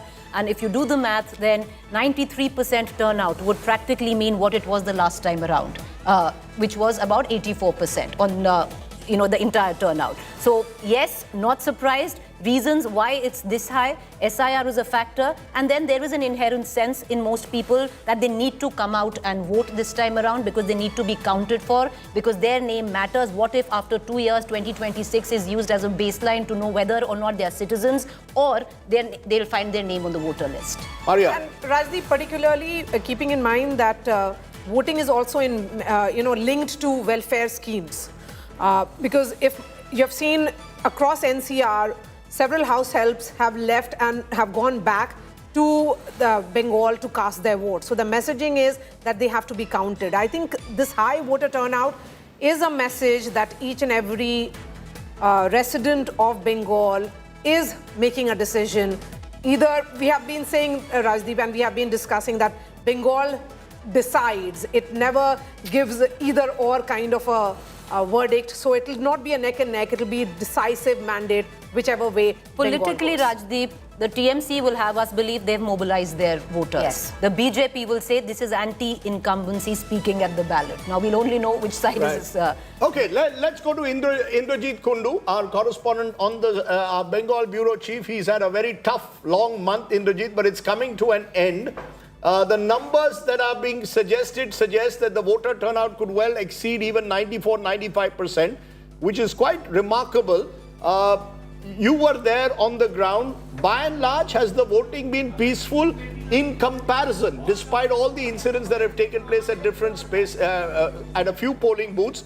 By and large, been peaceful? Any injuries, any deaths reported like we've had in the past? Well, that's right, Rajdeep. You know, it has been by and large peaceful, and that is the big headline for me, at least in this election. Two-phase election, that was a big relief, not an eight-phase phaser like last time in this sultry Bengal heat. But, by and large, exceptionally peaceful. We're just hearing about one death. And the Trinamool Congress claims that this happened due to manhandling of central forces, but the Election Commission has clearly given out a statement that a person fell ill, an elderly gentleman. But no death or no victims of political violence so far. And that's so crucial for our audiences across the country who have understood the template of, the Bengal politics. It has always been very, very bloody. So the buzz on the streets of Kolkata or in general across Bengal is that it's been fairly peaceful, and people have come out in large numbers to vote. There was quite a bit of enthusiasm to vote, as well as mixed with a bit of anxiety to vote as well. And that's perhaps how one can explain the spike in voter turnout. Of course, the SIR and the squeezing of the voters list. So that's obvious arithmetically. But I would also say that there is a little bit spike due to some sort of an anxiety that has gripped the entire state, despite SIR particularly affecting certain districts. But the mood, in a sense, was built up across the state, and everybody had this sense of urgency that they had to vote, be it the migrant laborers, be it the, people in a very poor segment of the society, or those who are a little affluent. Generally, people in urban areas who don't come out and vote, even they have come out and vote in large numbers because of the sense that they should register their, and exercise their franchise this time around. Just want to ask Rajat and Sajjan, normally high voter turnout, traditional conventional wisdom, anti-incumbency. Bengal, though, is a state which has regularly had high voter turnouts, very politicized. Both sides will therefore claim, one side, as Preeti said, will claim we mobilized our cadres. The other side will say it suggests anger and fatigue against the ruling government. Both could be true. Which one do you think is more likely? So, Rajdeep, this thesis around higher voting results in anti-incumbency impact showcasing on the polling booth is a bygone era. It's the 90s that we're talking about, when polling percentages used to be very low, only when there was a genuine anger of the voters that they used to come out on the streets. But the fundamental shift that has happened, the competitiveness around Indian politics has gone to a level where it is not a marker anymore. In fact, there are a lot of peer-reviewed papers that have been published that there is no correlation between anti-incumbency and polling percentages at all. So you cannot come out and categorically say that if it is anti-incumbency or not. So one thing that is established in such a scenario is that both the parties have used their organizational base to ensure that every single voter that they have marked is actually coming down to the polling station and voting. So it is the organizational might of two organizations, TMC and the BJP, which has been unleashed on the polling day. And also, it's a fiercely intense election. I mean, I was just quoting, if you look at the flight tickets, flights going into Kolkata, 20,000, 25,000 rupees, all booked. The trains going into Kolkata, all choked. This is the reason why everybody feels that, participating in this election, I mean, SIR is one issue, but just being part of this enfranchising exercise is so vital for the Bengali voters that they've gone out and voted, and it's the win of democracy. Okay, Sajjan, you want a quick response to that? High voter turnout, who would it logically benefit? Difficult to say, but let me tell you, in Bengal, people do not speak, they whisper, they give you codes. So for both the camps, the committed voters given one hint that it's now or never moment for both, even for the ones who wanted BJP to come, the one who wanted TMC to be there. So one thing is clear, that higher voter turnout, despite factoring SIR, is because every side of the voter has come out and voted. And therefore, of the 3M factor, which we may discuss later, Mahilas were hedging, right? So they will decide, but certainly at this juncture, very difficult to say. Okay, so the Mahila vote, of course, we look at the gender turnout. In the first phase, there was a marginal increase in comparison to male voters. More women had voted, but it was marginal. And remember, in the overall voter base of Bengal, men outnumber women. So you've got to keep that also into account when you look at the numbers in West Bengal. But there are two main contenders, and there was a battle for Bhabanipur in the heart of Kolkata, where Mamata Banerjee started, in a way, her political career. It is where she lives, or it is her home in that sense. But Suvendu Adhikari of the BJP, her one-time aide, has taken the battle right into her own home. Listen in to both Suvendu and Mamata Banerjee, who are on the streets today. And CRPF cannot torture like this. See, no state police is there. What none of the booths are state police. None of the booths. All they are captured. Is it their duty? They should secure the border. Instead of secure the border, they are securing one political party. I'm sorry, I have never seen this type of thing. Because in my life, I'm fighting my election since 1984. And this time the atrocities are terrible. Eto atrocity hocche, eto অত্যাচার হচ্ছে. From yesterday night, they started atrocities. And they arrested so many of us. Though there is a problem. It is a contempt of court. We have sent our notices to the concerned authority. But I have never seen this type of democracy. But instead of that, I am saying, they have debuted the press media that whatever তারা যেটা বলবে সেটা প্রেসকে দেখাতে হবে যে BJP service আমি বলছি no 50 is here and Trinamool is winning सब बांग्लादेशी मुसलमान सब बांग्लादेशी मुसलमान सब बांग्लादेशी मुसलमान सब बांग्लादेशी मुसलमान. Okay, so you can see the high-stakes battle. Now, Maria, you interviewed Suvendu Adhikari. You heard him there when, the moment he was surrounded by people, he said Bangladeshi Muslims. Has he made that pitch that if the BJP comes to power, the first thing they will do is tackle the so-called Ghuspetia election? Did you see communal polarization on the ground? So infiltration is a pan-Bengal sentiment according to the BJP. They have tried to make that a talking point across the state. That's the question that I did ask Suvendu Adhikari, and I asked also other BJP leaders. But Rajdeep, when we look at the BJP's campaign, they say that infiltration, yes. They are also looking at other ways to reach out to the Bengali voters, which includes the sentiments which has to do with nationalism as much as polarization. So nationalism, issues of national security, and national security being linked to infiltration. Interesting. And more difficult to track Mamata Banerjee down. and Abhishek Banerjee. But what is the sense you got from the TMC? Are they nervous given the fact that the BJP has put all their efforts into this election, as they do most elections? But they made the effort. You've had the Prime Minister eating jalmuri, you've had Anurag Thakur having machli. They seem to have made that effort to push the TMC on the back foot on this whole Bengali versus outsider plank. How do you see the way Mamata Banerjee has been responding to a Suvendu Adhikari in Bhabanipur? Not an easy seat when it comes to the demographics, but a seat which traditionally the TMC has won. You know, Rajdeep, of course the TMC is nervous. You can see that. There's 15 years of anti-incumbency. There is SIR. You really don't know how it's going to cut. So there are reasons for the TMC to be nervous. Polarization. The last time it didn't quite work. Will it work this time? There is a sense, and you can see it. The more you have a Suvendu Adhikari who will go across and say, Ghuspetiye, Bangladeshi Muslim, more they're hoping that at least the Hindu vote consolidates. And the pick of the BJP only comes from the Hindu vote. Let's look at the statistics, Rajdeep. Last time they got about 38.3%. It largely came in from the 70% Hindu vote. You do the math, they already have about 55% of the Hindu vote. Now, they need to really maximize that, because it doesn't seem at the back of SIR, at the back of the kind of campaign that they have run, that they're getting any vote from the Muslim section. So there is polarization. Mamata Banerjee is, you know, somebody said it really well, needs majority of the minority, minority of the majority. And will she get that minority of the majority? And in that is another M factor that we discussed, which is Mahila. Now that would matter. And let's see how that goes. I will give that to Prashant Kishore. Prashant Kishore was the one who said this 5-6 years ago when he was with Mamata Banerjee, that to win Bengal, it still holds.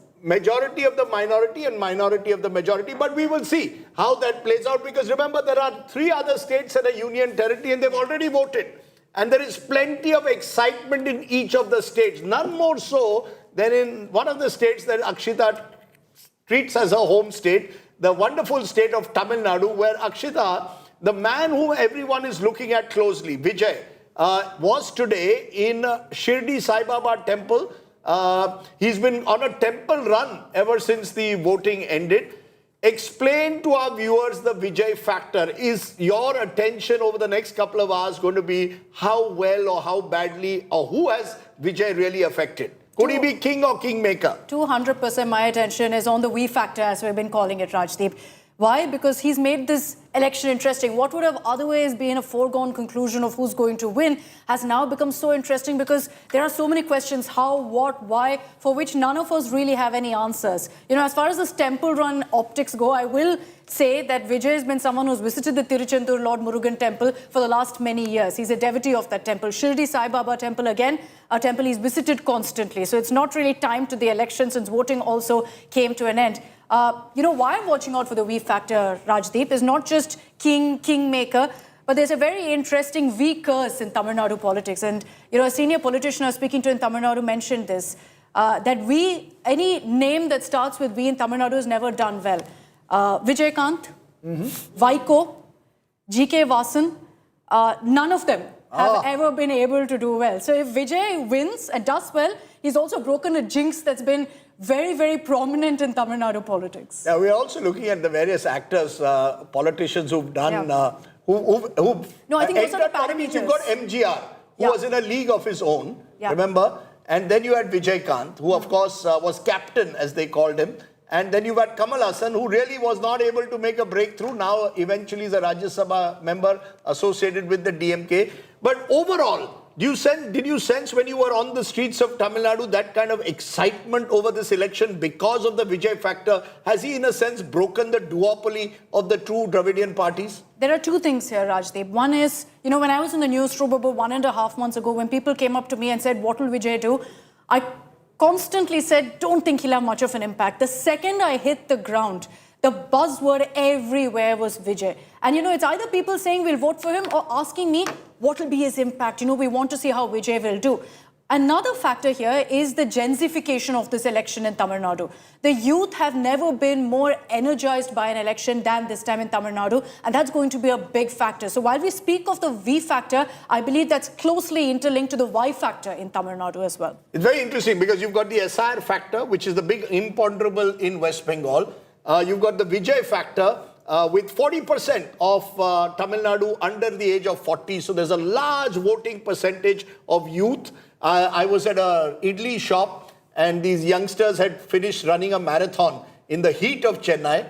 And I went to each of them and they were excited about the fact that Vijay was contesting. They didn't quite know what Vijay stood for, barring change. So the word was Poribor, what do you call Poribortan in Bengali? What's the word in Tamil? Matrum Venu. Matrum Venu. Matrum Venu. So that's the word for change. That's what you'll constantly hear on the ground. I heard it. Constantly they're like, "Oru chance kudkla, Matrum Venu, we want change." It's exciting. You know, it's interesting to see this phenomenon because actors, as I said there, Rajat, have not really been able to make the impact since the great MGR. And MGR also, as one film historian reminded me, had spent 20-25 years in the Dravidian movement before he made his big breakthrough in 1975. Vijay, his first day, first show, box office hit. Is he going to be that or not? That's one of the reasons why this exit poll is going to be looked at carefully. It's going to be a nightmare for pollsters.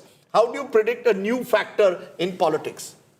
That is right, Rajdeep. And also we need to keep in mind that fans are not cadres. There is a difference because you have to slog out on that day to ensure that voters are marked, they are taken down to the police station, the polling station. And you're watching too much Bengal news. Sorry about that. That's Freudian slip, Rajat. That's okay. But, going back to this. But there's been high voter turnout in Tamil Nadu as well. Yeah, It's crossed 80%. So in the heat of Tamil Nadu, something has excited the voters. 85%. You'd say about 3% of it is beyond the SIR impact. Right. You so can it's say still that. been a substantial vote there. But see, socio-political embedding in a society takes time. It doesn't happen overnight. And I think this is where these actors, they run out of patience. No, I think you're Why doesn't underestimating Kashiram theory apply in Tamil Nadu then? पहला चुनाव हारने के लिए, दूसरा चुनाव हराने के लिए और तीसरा चुनाव जीतने के लिए. No, that won't work because he doesn't have the patience. You need a machinery. You need the sustenance to be able to do that. Yes, that's Vijay's why... already said last film, where are you getting the money from? Political pressure. If you're sitting and saying, I will not have any allies, I will not join hands with anyone. It's impossible. This is his do or die election. You see, there is one person who broke your, what you just said about Kashiram, and that was NTR, NT Ramarao. Yes. And there's a great story. I mean, India Today's magazine at the time, Pranoy Roy was doing the poll for India Today at the time, and they could see the numbers of a surge for NTR, but they got scared. They were not sure how far do we go. Here is this guy who's taking on this mighty Congress machine as it was, and so they played safe. Guess what? NTR won a big majority. In the very first election. Within 6 months of forming the Telugu Desam. So, I mean, that NTR is the one guy, first day, first show, super hit. But what was the sentiment? The sentiment was Telugu Gauravam.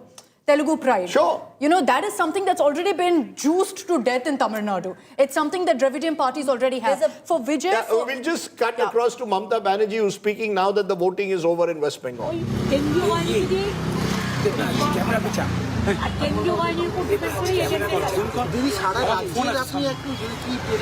কিছু report পেলেন madam আমার sir আছে অনেকগুলো জায়গায় CRPF খুবই গন্ডগোল আমাদের ছেলেদের খুবই মারধর তার সত্ত্বেও আমরা আশাবাদী যে কুরবানডিপ তো আমরা ক্রস করবো সংখ্যাটা কোথায় দাঁড়াবে সেটা মানুষ সিআরপিএফ এর লাঠিতে madam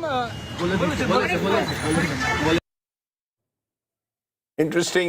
All the political leaders of West Bengal now claiming victory. Remember, only one side eventually can win. The actor phenomenon, of course, is something which is unique in some ways. Actor-politician to Tamil Nadu. We have stars and actors of another kind in different states. Politicians know how to play to the camera all the time. But there's a third and fourth state that we're going to look at, Kerala. And there's much at stake in Kerala as well in this election, Preeti, because for the Congress party, here is a party which since 2024 has had defeat after defeat in state elections. Haryana, which most people believed, including Preeti Chaudhary and me, that the Congress was going to win because there was a general hawa, so-called hawa for the Congress, never worked out. In Kerala also now, congressmen already seem to be wondering who's going to be the chief minister without the results having come in. What's the sense? How important do you think Kerala is in the context of all the states that we are going to look at today? It is, in a way, make or break for the Congress. They would have otherwise lost three consecutive elections. But Rajdeep, they put all their eggs in the Kerala basket because they have at least assumed that Assam's not coming their way. because there is also Assam in the. We'll come to Assam in a moment. We'll come to Assam in a while, but yes. So, yeah, right. You know, so they put all their eggs in one basket, which is Kerala, but even Keralam. Keralam, yes, Thank Keralam, you. yeah. Keralam. Thank you, we get told, yeah. Keralam. It is Keralam, and you can see that, but there is also a little bit of, I would think the Congress could have done better. Look at the number of rallies that Rahul Gandhi addressed. Look at the time Priyanka Gandhi spent there. It could have been more. I think they could have carpet bombed better where Keralam was concerned. I think that was wanting. Then there was friction. Rahul Gandhi is saving the forests in Nicobar at the moment. Okay, but go ahead. That's a jibe that. No, it's a good issue. It's a good issue to take. But if I look at it, Rahul Gandhi didn't do a single rally with MK Stalin together, joint rally in Tamil Nadu, not one. 20th, even though they're allies. On the day West Bengal was polling, put out a video attacking the TMC and Mamata Banerjee, their so-called India alliances. Did 5 rallies in Assam in all. And Kerala did a few more, but as you're right, the stakes are very high. But the stakes are high. He could have spent more time. They did. Yeah, no, there's also Pinarayi Vijayan versus who? Remember, Rajdeep, in 2021, here is the man who actually broke the 40-year-old political cycle of Kerala going alternate way. Yeah. So it is Pinarayi Vijayan who is on the ticket here. So it could, I'm not too sure how the UDF would be doing, but because Mr. Vijayan has too much at stake here, it is an election which will be very interesting. Ultimately, this was if you ask me, a sitter. 6 months ago, if anyone asked who's going to win Kerala, they said UDF is going to sweep this. Yes. Now the scenario has changed so much simply because of the effort Pinarayi Vijayan has put in, which was lacking on the other side. The aggression with which the LDF said, look, after what happened to the local body polls, we'll go all out. We will ensure that we kind of reawaken all of our cadre and reshake up our system. You didn't see that from the UDF. What should have been a sitter is now a close contest. Okay. It's a close contest, but Rajdeep, I still think that the Congress has a chance. I think they have the edge in Kerala, but despite of having an edge, this could have been their election After Haryana, never say Congress has any edge. That's true. I agree. The Congress has, Haryana, you know, the ability to score self-goals, you never know. Is immense. I haven't burnt my fingers yet, so I'll say UDF. 2 consecutive elections, sir. You know, it's an election. We'll wait and see the Kerala numbers. Remember, all these numbers on the exit poll coming soon. My India will be giving us the number. But Sajjan, you travel through Assam, a state that often gets lost because it's caught with these other 3 big states that go, but is equally important in many ways because Himanta Biswa Sarma is also looking to carve out a slice of history. Win 2 consecutive elections, win an election as a chief minister after after 2021, 2 consecutive elections. Not easy to get re-elections in Indian politics. But what is at stake in Assam? What is at stake in Assam for BJP is whether it would be a hat-trick or not. And especially after UDF has been exposed in one of the Rajya Sabha election wherein their MLAs were showing cross-voting for BJP. And in Lok Sabha election, remember the Mia Muslims, votary, the savior, Badruddin Ajmal lost the Lok Sabha election by highest ever margin across the country by a margin of 10 lakh votes, more than 10 lakh votes. It was expected that consolidation of more than 35%, and people say it's almost 40%, Muslims will catapult Congress. This was the expectation. 2, it was also expected that when Gaurav Gogoi was there, he will bring the Ahom who have this losing out when BJP came to power, right? The Upper Assam thing.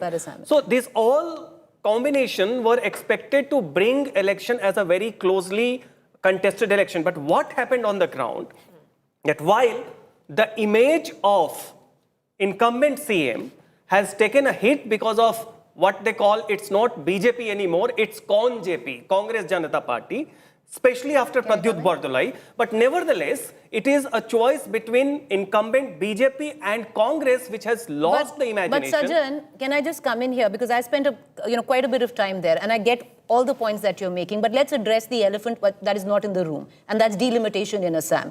And I think Assam will prove as one of the fear factors on why the opposition is so wary of delimitation. 2023 delimitation takes place in Assam, Rajdeep. 26 constituencies are wiped out, 23 new constituencies are made. 34 constituencies where the Muslim vote was significant is reduced to 24 constituencies.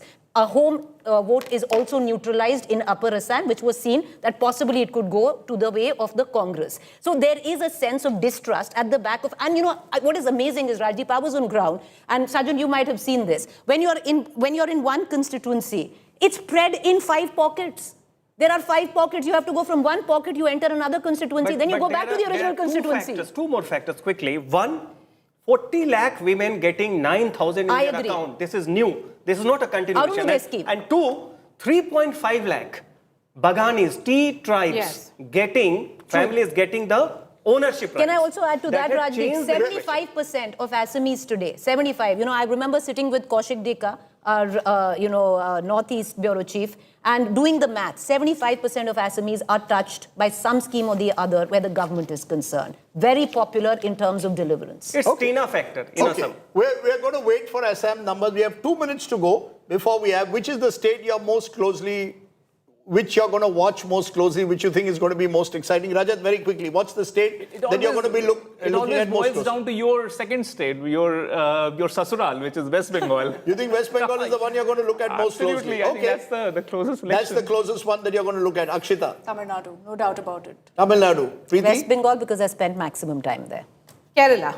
I'm excited about it. You're excited about Kerala. Interesting. God's own country. About the self-goal, actually. Yes. What is the potential of the self-goal? And Bengal. Okay. That's true. I'm looking at 4 states, and don't forget there's a union territory of Puducherry as well, a wonderful little part of the country. All these 5 states, we'll be giving you the exit poll findings, the Axis My India findings, as well as a poll of polls. So there's plenty to look forward to. We have a couple of minutes to go before we look at the numbers that are going to take place. Remember, we've got Puducherry, where last time the BJP-led alliance, NDA, had won the election. So the NDA will be the party. N. Rangaswamy, very good tennis player, by the way, is the one who will be looking to retain his hold.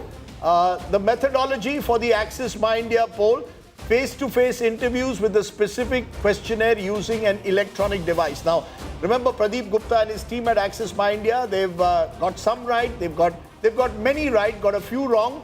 But the fact is they do go on the ground and try and get as representative a sample across demography and geography.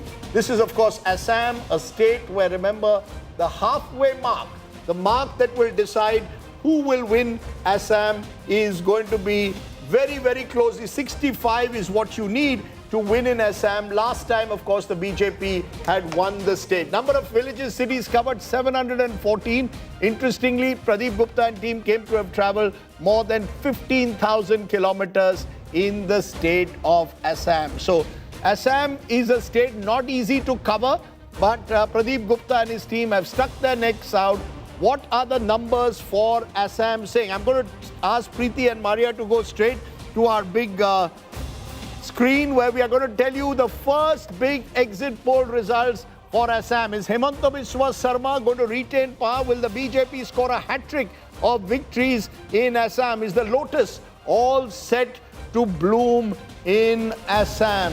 Let's take a look at what those numbers of the Axis My India poll are saying for the state of Assam. As we've been saying, it's a representative sample, but it's a tough state to poll. Preeti, Maria, you've got the numbers. Tell us what the state of Assam is going to predict. Because Rajat, you said you're looking carefully at Bengal, but as someone who's written a book on Assam, presumably you're excited to see which way the wind is blowing in Assam. Am I correct? So, Rajdeep, barring the final results, the final tally, which is about absolute seat numbers, if you actually look at the vote share, it is an extremely close election. I mean, the vote share gap between Congress and the BJP is typically 1 or 2%. So it is really close. And above all, I think there are just too many layers. It's a mini India, so to say. There are hundreds of small communities, very small communities representing dialects, winning over hearts and minds of tea workers, the Morans, the Mataks, the Christians, the Christian minorities, then the Bodos, and then you have the lower Assam people, and then you have the Ahoms. All of this make a very, very complex election. And on top of it, I was manning the 2016 election campaign for the BJP. That time, Himanta had just joined the BJP, and Pratidin, one of the very famous newspapers there, they published a photo like a Ravan, with him in the center and 9 other Congress leaders on all these sides, and that's how they presented. There was huge resentment from the BJP's cadre and the party workers against Himanta Das' entry. And look, over a period of 10 years, how he has embraced BJP and he has become the central figure. another very important dynamic is that no lower Assam leader has gone in to rule the entire state and be the face and the mascot for a pan-state election. Most of these chief ministers that we have seen have all come from Upper Assam. So I think that is also a very interesting dynamic that Himanta would want to break. Okay, we're all ready. We've got all the numbers finally for Assam.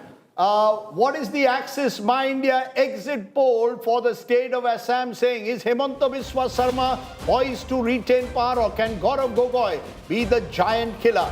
Over to you, Preeti and Maria. Lovely temple background there, as you can see. The Kamakhya temple in the background. Go for it. Just look at the vote share gap, which has been predicted by Axis My India. They are saying that NDA will be at 48%, Congress at 38%, a gap of 10%. Look at the seats there, Rajdeep. Look at the seats. It's a sweep for the BJP. That is what is being predicted for the NDA fold.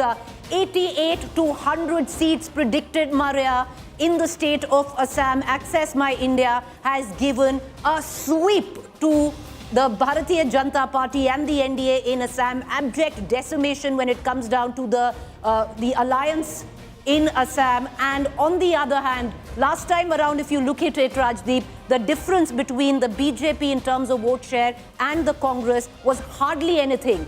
This time around, it's a 10% difference in vote share. And look how it translates into seat share, 88 to 100. So the BJP poised, at least as of now, the NDA poised to do way better. Last time it was 75. Here, you have 88 to 100. So a huge jump for the BJP, a sweep by the Bharatiya Janata Party, Maria, where it comes down to Assam. So it's a big win and a big vote of confidence if these numbers hold for Himanta Biswa Sarma. Absolutely. I mean, Himanta Biswa Sarma himself was pretty confident that it will be in upwards of 80. But if these numbers actually hold, it is certainly a big news for Himanta Biswa Sarma. And if we were to look at micro data, which has been put out by Access My India, Preeti, it says that among the first-time voters, it's 2%, which is 2%, roughly around 2%. It's 43, 20 to 29, 44. So across various age groups, there has been a significant gain as far as this that vote share is concerned. So what we are seeing actually, look at those numbers, 10% difference in 2026 as per the exit poll between the BJP and its allies and the Congress and its allies.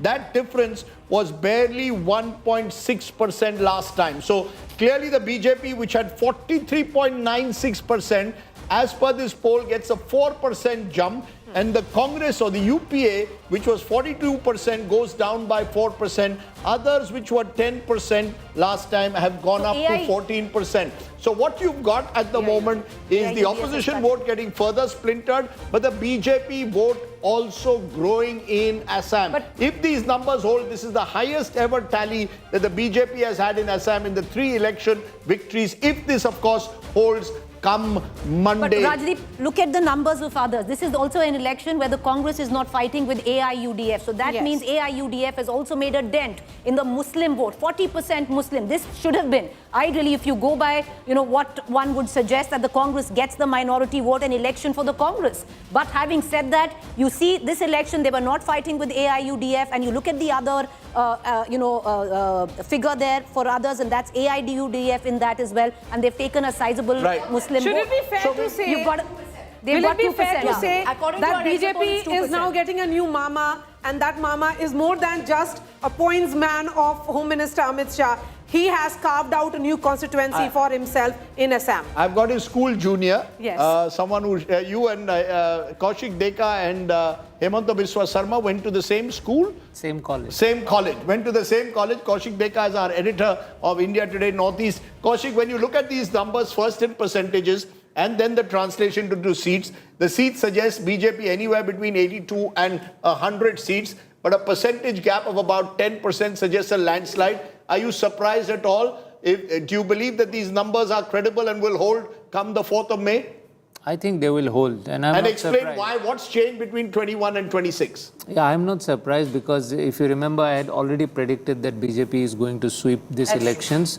And there are several factors. Primarily, the primary factor is the current CM, because you have to understand that this is the first time he's leading the state as the CM. He has been in waiting since 2011. So for him, it was a prestige election, and he had to, by all means, he had to increase the numbers. Last time BJP got 60 seats, 2016 and 2021. So if he gets even 60 or 62, 63, it doesn't matter to BJP, because he has been claiming that he is the best bet for the party. So he has to deliver and prove that it goes beyond 64, which is the majority mark. And I believe BJP will achieve that. Their prime target was it in this. that sense, Kaushik, a presidential election in a state wherein Himanta Sarma had positioned the election as a vote for him, made it a referendum on his 5 years in power? We just spoke about some of the welfare cash transfer schemes that he put out. How much of it has made a difference on the ground? Or do you believe it was a sort of Hindu-Muslim divide that he was successful in creating? What is that X factor that could take the BJP from 43% up to 48%? Presidential form of election, yes, it's true, because the election was contested in his name.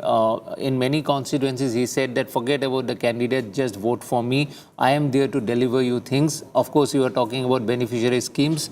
In Assam, 75%, the 75% of Assam's population has been benefited by this beneficiary scheme. At least one scheme of Assam's 75% population, they have got at least one scheme. So several have got multiple, because there have been overlaps. So you can imagine the how these schemes have enveloped the Assam population. Third thing, the party organization, of course, it also worked for the BJP, because they have been working on the grassroots for last 4 years. You have to understand that it's not just Himanta Biswa Sarma and beneficiary scheme.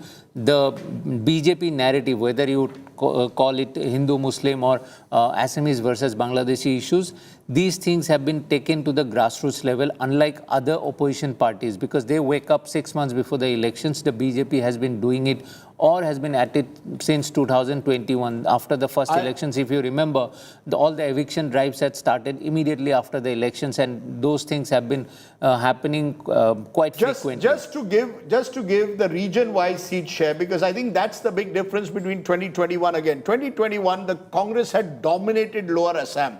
And remember, they were in alliance with the AIUDF. That made a huge difference in Lower Assam. On the other hand, Upper Assam was a little bit more, was clearly towards the BJP, but the Congress had some incremental gains. This time, on the other hand, what we are seeing in Upper Assam is a virtual sweep. 35 seats, the BJP leading in 26 to 28 as per the Access My India poll, the Congress just in 7 to 9. Turn to Lower Assam, there the Congress is only marginally ahead this time. 8 to 10 to the NDA and 12 to 14 to the Congress. Look at what is happening in Central Assam again. 31 to 35 for the NDA, just 5 to 9 for the Congress. So you add Central Assam and Upper Assam, and the election is almost done and dusted there itself. Then when you look at Bodoland, where of course the Congress is in, the BJP is in alliance with the BPF, the Bodoland party, you've got 13 to 15 for the NDA, 0 to 2 for the Congress. And Hills and Barak Valley, again 8 to 10 versus 3 to 5. So it is in the classic sense, if these numbers hold, a cross-region sweep, which gives perhaps Himanta Biswa Sarma a talking point beyond just a divided, splintered opposition vote. It's much more than that. You know, 2021 really cannot be a baseline anymore, because the entire map of Assam has completely transformed after delimitation. 34 seats became 23 seats. 34 Muslim-dominated 26 seats were completely wiped out. 23 new seats have come, if I'm not wrong. And 34 seats became 23. 34, Rajiv, 34 Muslim-dominated became 24. 23, became 24. 23, yeah. And completely the map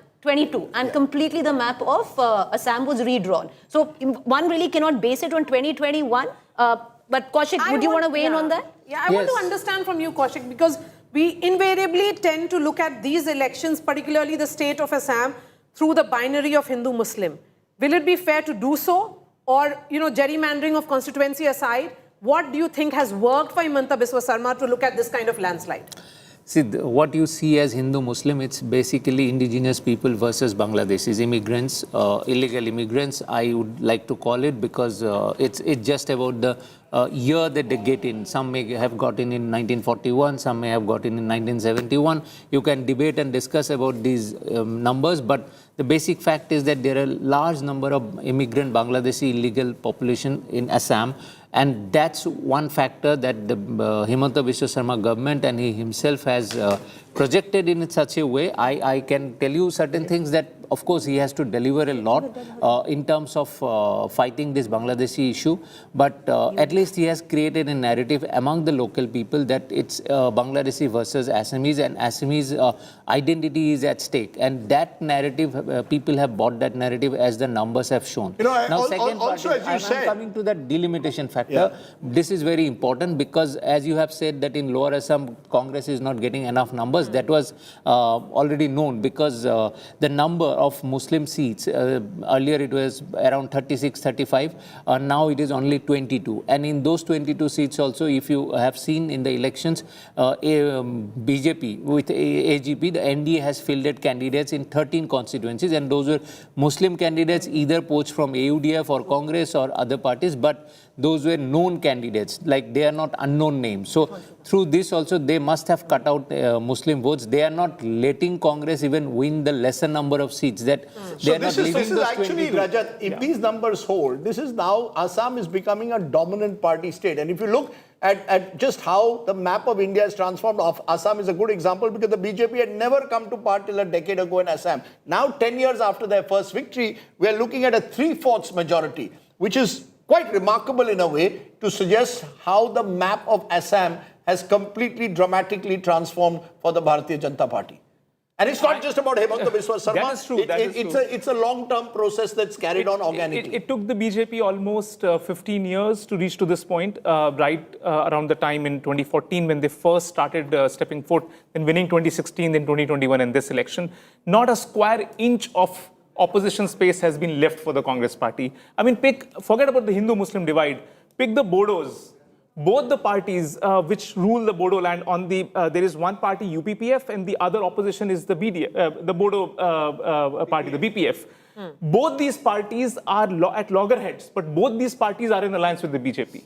So it's a total dominance in the Bodo area. See, this is what you take an MP, a member of parliament like Pradyut Bordoloi, quits the Congress at the last moment, switches sides. Ripun Bora switches side. I don't know where. Bhupen, but you will accept that large Sam Dam Dandabhed, Himanta Biswa Sarma has done whatever you can to emasculate the Congress. On the other hand, you've got Gaurav Gogoi, who is a very articulate parliament speaker, has made a mark in parliament, but is sent to Assam barely 8 months before the election and is expected to recreate his Jorhat miracle of 2024 when he won the Lok Sabha election. Did he come in too late into this battle? Could he have come in earlier, Kaushik? Could Gaurav Gogoi have been expected to turn around a state in 8 months? I don't think he came late. He had 1 year to do whatever he wanted to do, and he was given a free hand. But it's very difficult for the Congress party to come up because apart from Gaurav Gogoi, there is hardly any leader who can be a popular face. And as I mentioned, whatever narrative, whatever personality you have, BJP works on grassroots. Congress doesn't. The biggest problem with Congress is that their grassroots workers are not, they do not have any incentive to fight for their existence. And why? Because they have been in inaction for such a long time, and there is no agenda, then there is no clarity about what they are fighting for, whether they are fighting for the Muslims or Bangladeshis, whether they are fighting for Assamese identity, there is no clarity. Gaurav Gogoi this despite the kind of, some would believe, very offensive advertisements that the BJP ran through social media. I mean, are you saying how do you combat someone who's openly willing to take a stand? How does a so-called avowedly secular party, this is a Congress dilemma in general, how do I take him out? You may make that fine distinction between an outsider and a Muslim. To the wider world, that distinction won't operate when you call someone a Mia. I'll give you an example. If BJP is talking about all those Hindu-Muslim issues, or the Himanta Biswa Sarma is talking about targeting the Muslims and all that, Congress, did they talk about Mahapurush Shankardev? Congress, did they talk about Assamese writers? Congress, did they talk about Assamese identity? The first thing any Congress leader, when they take charge or they do, is that they will showcase themselves among certain Muslim leaders or in certain Muslim constituencies, thinking that this is their vote bank.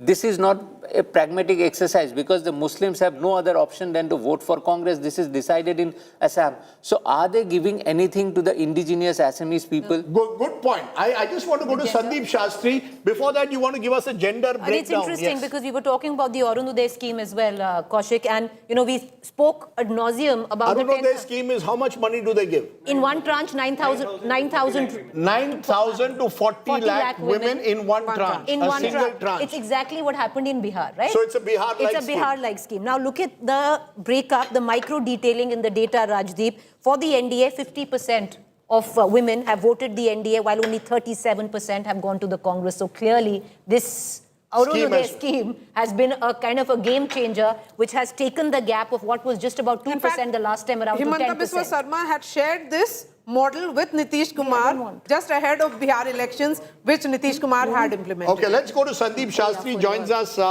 is political scientist. Sandeep Shastri, your first reactions to that dramatic Axis My India finding for Assam that suggests a 3/4 victory for the BJP.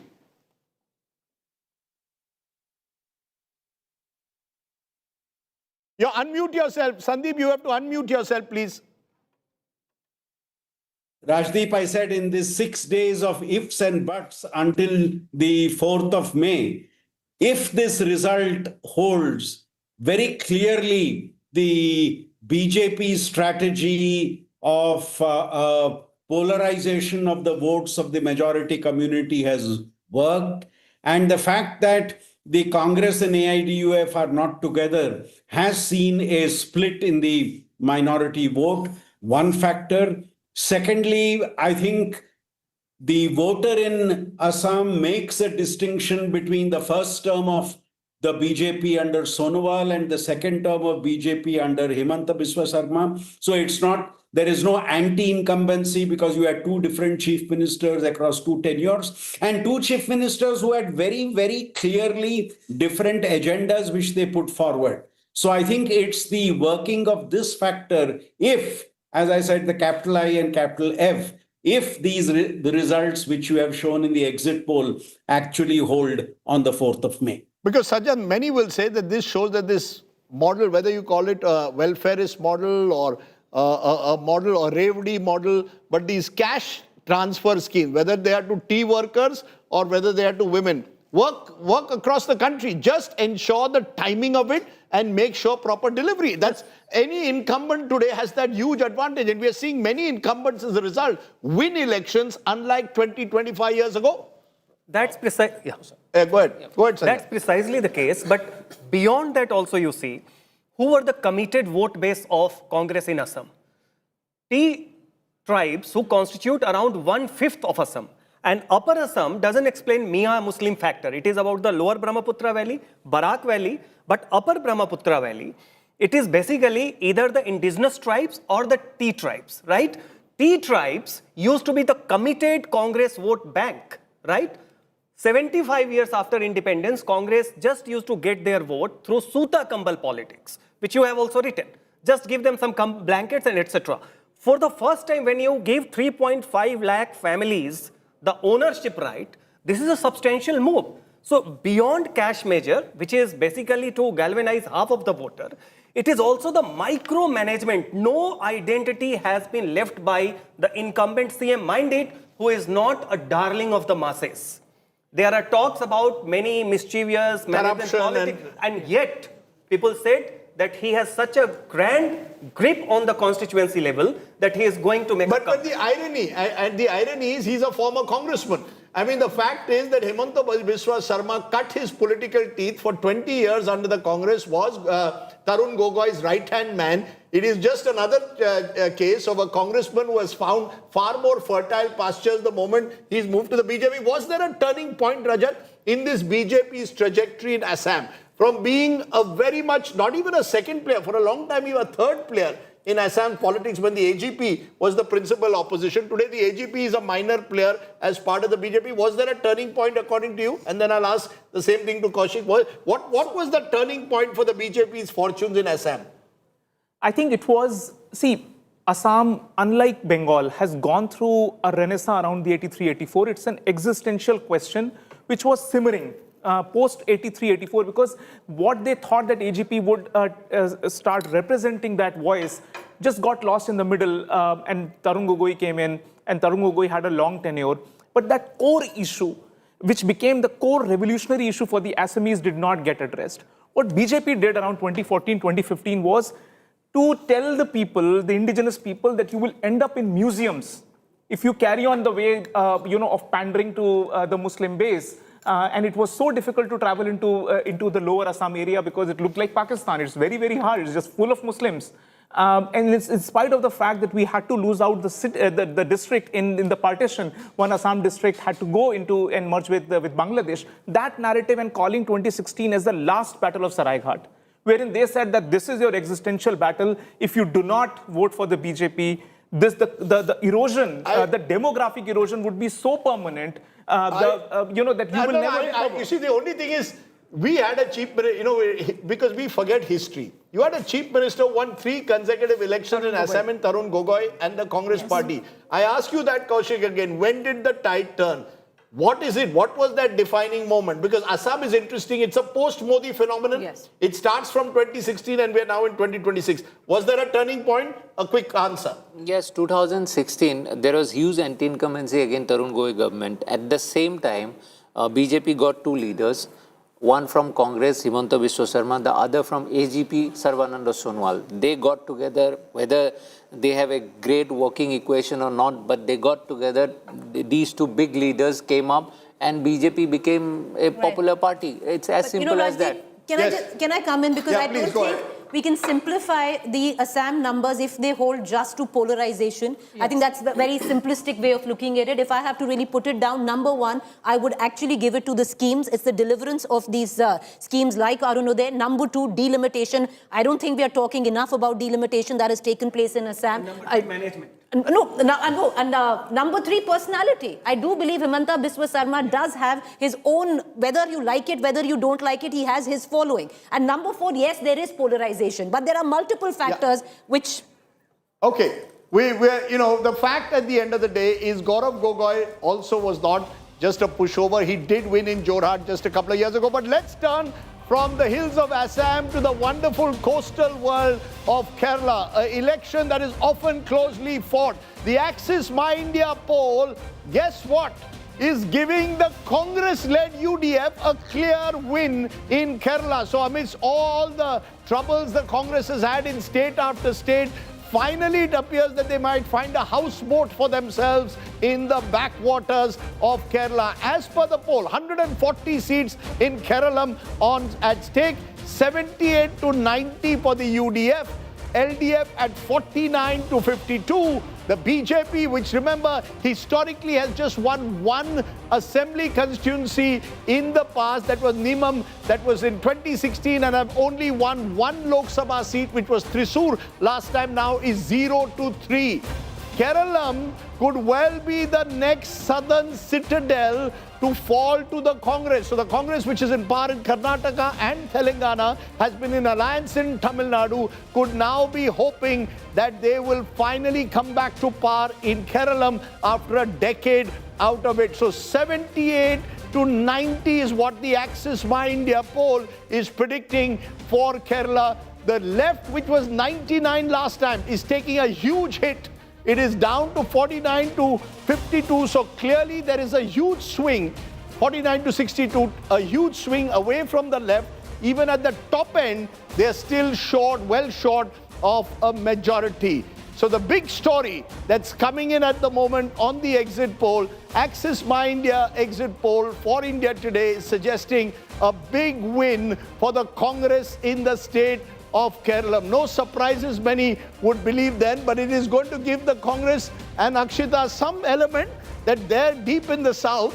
You've got finally come back to power, because had they lost, or if they end up losing, this is only an exit poll, they will have lost 3 consecutive elections, and that could push the Congress to the back foot in Kerala. No, it's like I said, Rajdeep, this was an absolute sitter for the UDF. So the numbers, they're reflecting that finally you'll see them at about 78 to 90, the exit poll. I'll just highlight, Rajdeep, also the vote share and what that looks like. Sure. You know, it's almost a flip from what we saw in 2021, because the UDF, it says, is at 44%, the LDF at 39%. It was exactly the other way around in 2021. So the UDF at 44%, the LDF at 39%. What it reflects to me, and this was really one of the biggest factors in this election, is whether the UDF would manage minority consolidation. They've managed to do that. And I'm sure that one of the biggest contributors to that is their alliance with the IUML. That would have made a difference also for them.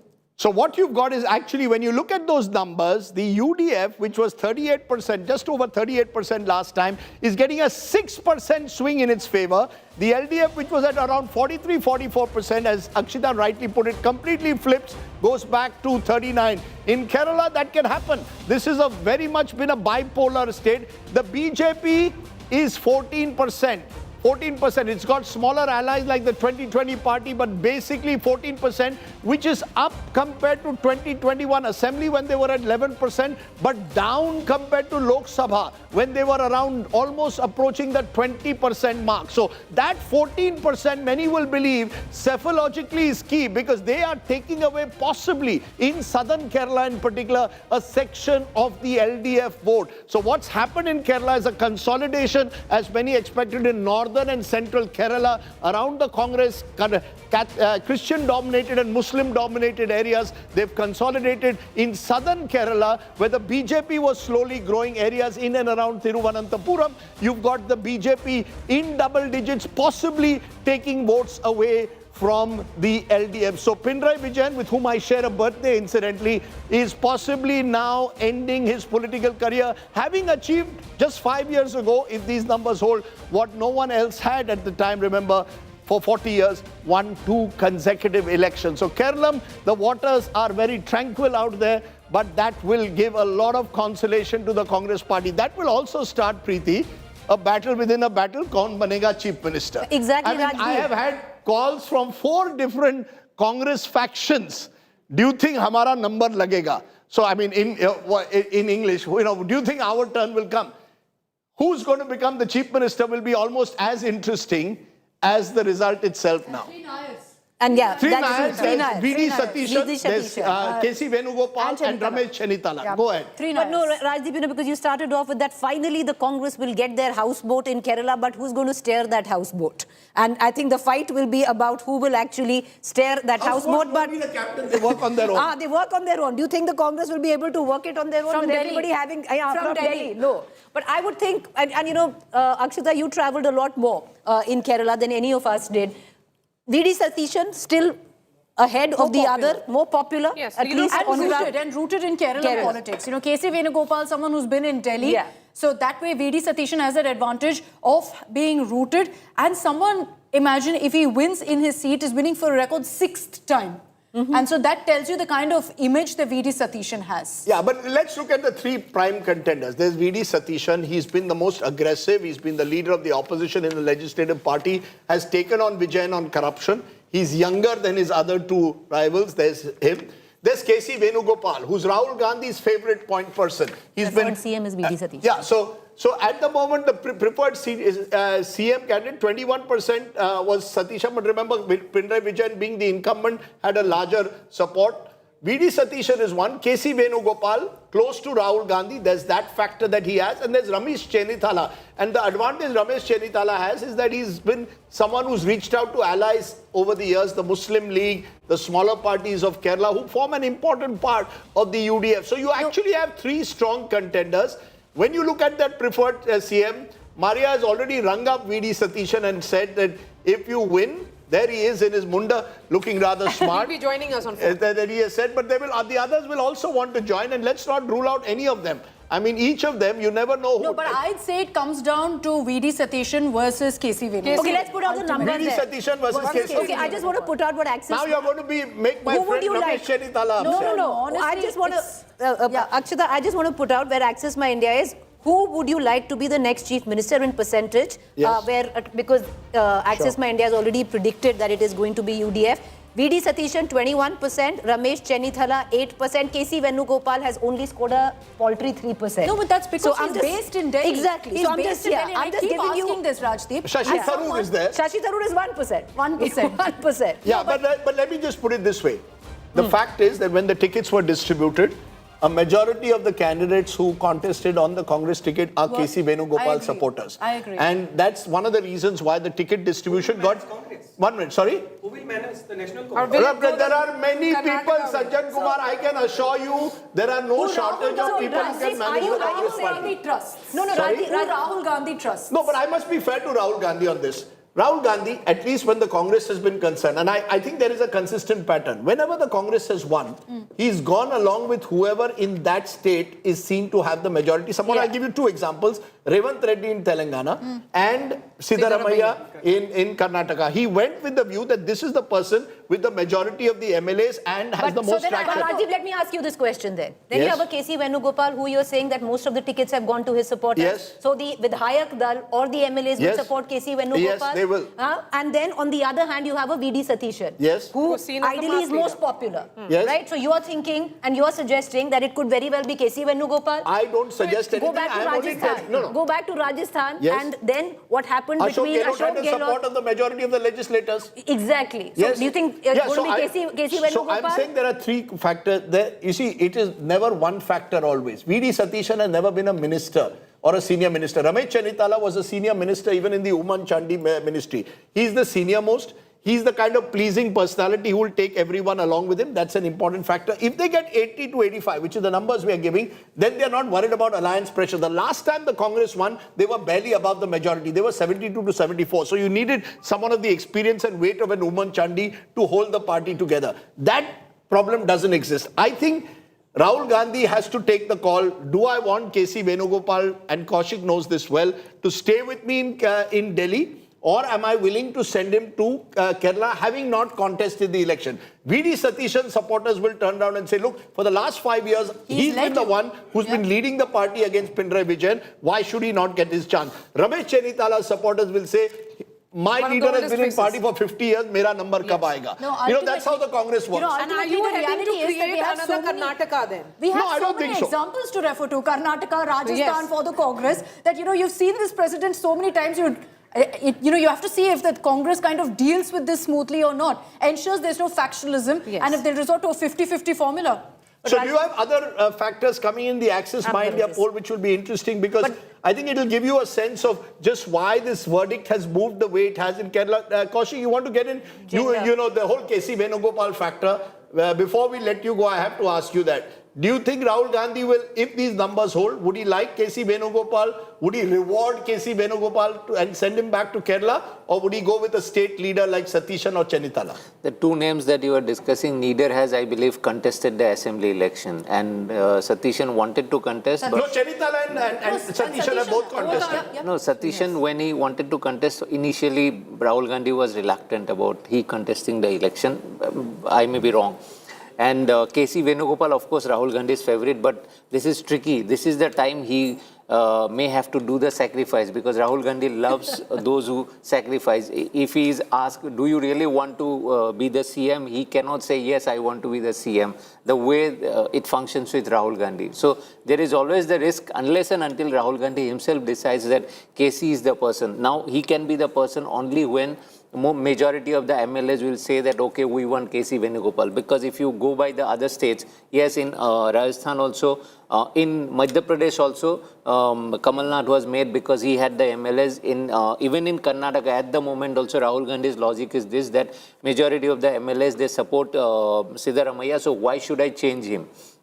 By that logic, I don't think KC immediately has a chance, but everything depends on Mr. Gandhi now. Everything depends on Mr. Gandhi. On that note, let's get in our guests who are joining us at this moment. Kapil Madan is going to join us shortly. I'm also joined by Anand Kochudi. Anand is a senior journalist, has tracked Kerala for years. Zafar Islam joins me. Appreciate your joining us, Mr. Islam. But Anand, to you first. Are you surprised by these numbers that we are showing? Clearly showing a 5% lead, which in Kerala terms is pretty big. And we'll do it region-wise, and you'll see that the lead is even bigger in central and northern Kerala. Are you surprised at all? No, Rajdeep, I'm not surprised at all. If you remember, when I met you in Kochi, I had told you exactly the same, that these close, the talk of a close, very close contest is actually not true. The UDF certainly has an edge compared to the LDF, and there will be a decisive mandate. And this is what it looks like, and it's exactly how the 2021 election, how the LDF got a 5% lead. The UDF it has flipped in favor of the UDF, and in Central and North Kerala, there is Christian and Muslim consolidation behind the UDF, and in South Kerala also it looks like the UDF has not done very poorly, especially in Thiruvananthapuram, where the BJP is also a player. So unless the UDF is doing relatively well in South Kerala, these numbers won't come. So even in South Kerala, the UDF is standing its ground. Okay, Zafar Islam, would I be right in saying this was a state where you had the least stakes? You've only won one assembly seat here in the past 2016, but you've grown steadily in vote share. Now we are showing 11% a vote share, which is around 14% to the BJP. Will you be disappointed if these results hold? Well, Rajdeep, first of all, yes, you're right. You're spot on that.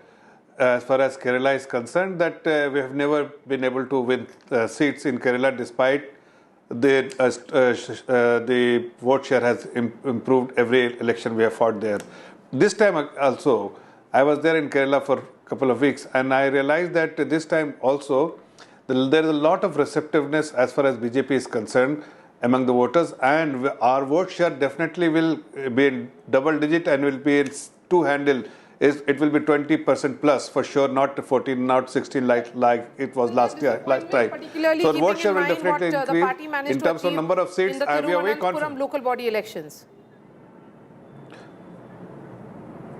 No, yes, and also, but I'm saying that all over Kerala, there's a lot of receptiveness for Bharatiya Janata Party, and this time we are very confident that the numbers which you are talking about, 0 to 3, is something which I'm sure that you will have to discuss once the results are out. But as far as BJP is concerned, we are expecting in double digit, and double digit could be anything, and that is something which we are very confident of our Zafar, what you can in take heart in Kerala are the numbers that are being projected for the state of Assam. It's a clean sweep, Zafar.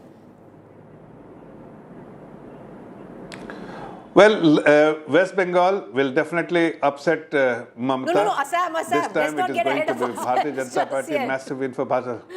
And Zafar, Assam, no, I'm saying that I'm starting from there. Assam, definitely. I said Assam, 100% victory. Sure, people are speculating about Mamata Banerjee or BJP, but I'm telling you that we are very confident of our victory in West Bengal. As for and Puducherry as well. Kerala, of course, our vote share will increase, our number of seats will also increase. Last time it was 0, this time it will be 20 plus. Okay, interesting the way you're putting it, but I just want to understand that for the BJP, Kerala has always been a bridge too far. Rajat, it's the one state where they've never really been able to grow in southern India. When you look at it, in Tamil Nadu also, they've had a beachhead at times with alliance parties, but in Kerala, they've only won one assembly constituency, then one Lok Sabha last time. Do you believe that this is still a state where the BJP will have to wait for one of the two major alliances to collapse before they can grow? The demographics of it, 27% Muslim population, 18% Christian population, do not allow the BJP the kind of growth they would hope, possibly that they might even achieve in West Bengal this time. I think, it is true, and BJP has struggled, and they have tried various permutations and combinations, SNDP alliance at one point. They thought that the Java vote they could get. At one point, they believed that Christian outreach is very important. Yes. And they went all out. But it still requires a lot of creativity. And again, having one leader who consistently battles it out. I don't know if Manjeshwar seat is coming this time or not, or it is again. Manjeshwar, I don't know. It goes down to the wire every single time. Perhaps that is one seat where Surendran can flag the BJP flag over there, and maybe having one leader who has some credibility, and then gradually start building and stitching the social alliance in a way that you are there somewhere around 20% as a sticky vote. No, but you instead become, of like the a seasonal BJP seems vote. to be, Rajdeep, almost like a vote cutter now in Kerala. If you look at these numbers, it also means to some extent that the NDA's rise in Kerala is at the cost of the LDF, that maybe they're eating into the Yerevar vote. What they tried is, of course, to get the Nair Service Society, the NSS and the SNDP together. If that had happened, they were then consolidating the Hindu vote. The fact that that didn't happen itself was a huge body blow for them. They were really counting on that consolidation. The other factor I want to speak about, Rajdeep, is the man that you had interviewed when you were in Kochi, Pinarayi Vijayan, and what this means. If he had won, and if he still wins a third term, going by these exit polls is not happening, but if he does, he was going ahead and beating the record of an E.K. Nayanar of 11 years Chief Minister. That would have been historic for him. But as someone who said that, look, there's no anti-incumbency, who you have to appreciate how he pulled up the socks of the LDF in the last few months. If you go by these exit polls, this very well could be the end of the road for Pinarayi Vijayan. What happens to the left now? No, another riddle also about Kerala is that, you see, we usually attribute RSS, presence or absence to BJP's victory or, sometimes closing out. Kerala is one state, and as a student of political science since 15 years, we have been hearing presence. the strongest RSS base in Kerala. Okay. And yet it doesn't make a sense that go to RSS Shakha and come and vote for CPM or some other party. Why that doesn't translate into BJP? I'll tell you the seat to watch out for to see if the RSS presence matters, the seat of Palakkad. That's got a strong RSS presence. Shobha Surendran is there. She's an Yerava. So keeping those things in mind, it'll be interesting to see if she manages to win. If she does, it means that the RSS presence does make a difference. North Kerala, what you're referring to, another pocket where you have strong sentiments where people are bleeding literally right or left. I think that's a bastion of the left which, irrespective of RSS base, has been untouched. And so that is very, very clear. This time, of course, you're seeing a difference in that. The fact that North Kerala, the Malabar region, you are seeing the UDF also grow there, but not the BJP. There's no saffronization there. The only chance they can really count on is urban. And getting some Hindu consolidation together. All these attempts of getting Christians together hasn't really worked. But it's a long road. It's a long road. Their vote share seems to be going up every single time. No, it did go down from the Lok Sabha elections. Yeah. So I'm saying that BJP also realizes that when you speak to the senior BJP leadership, Akshita, the sense is that yes, the eastern part of India, they may be making significant inroads. Having won Odisha, they are very close to, given the kind of fight they have put up in Bengal. It is Kerala which is becoming tough for the party. Because do they have a blueprint in Kerala? Not really. Tamil Nadu, which we'll get to in a bit. I just want to stop you for a moment because we want to go to the small state or small but important union territory of Puducherry, a lovely part of the world where the BJP has much more at stake in this part. Remember, this is a state which, again, the Congress dominated for a long period of time. But this time, what is the Axis My India poll saying? Of the 30 seats in Puducherry, as of now, 16 to 20 for the NDA. So good news ahead of Tamil Nadu coming from Puducherry for the NDA, the BJP-led alliance. It includes the AINRC. N. Rangaswamy's party was once a Congress leader. He gets 10 to 12. BJP 4 to 6. AIDMK 1 to 3, LJK 1 to 3. And one of them, of course, is the son-in-law, the son of Santiago Martin, the casino king of, as he is called, of the country, Future Gaming. And 16 to 20 out of the 30. DMK 5 to 7, Congress 1 to 2. The TVK, which is also fighting in Puducherry, is 1 to 3. So if we look at the first signs, Akshita, and I know that Puducherry does not translate into what happens in Tamil Nadu, in small state of Puducherry, advantage to the NDA. So the BJP again consolidating itself with the AINRC. If you look at vote share, there's a clear 10% gap. between the NDA and the DMK Congress alliance there. So Puducherry, the small union territory, could well see an ace being smashed by N. Rangasamy, the tennis-playing Chief Minister of Puducherry. Akshita. Two factors here, Rajdeep. One is that there was no real sense of anti-incumbency on the ground in Puducherry. You know, people were happy with the work that Rangasamy had done, that the AINRC had done, and so the alliance in all has essentially had a good image in Puducherry. The second is the fact that the DMK Congress simply couldn't get their act together in Puducherry. There was non-stop arguments, disagreements on really the seat sharing, which seats should go where, right up until the very last minute. So much so that the person who's been the face really of the SPA in Puducherry, Narayanasamy, didn't get a ticket either. So that was a big surprise. The other element, and since we've been talking so much about TVK in Tamil Nadu, in Puducherry you're getting the first sign of how the TVK is doing. Vijay focused a whole lot on Puducherry, Rajdeep, and while in seats it reflects at 2 to 4,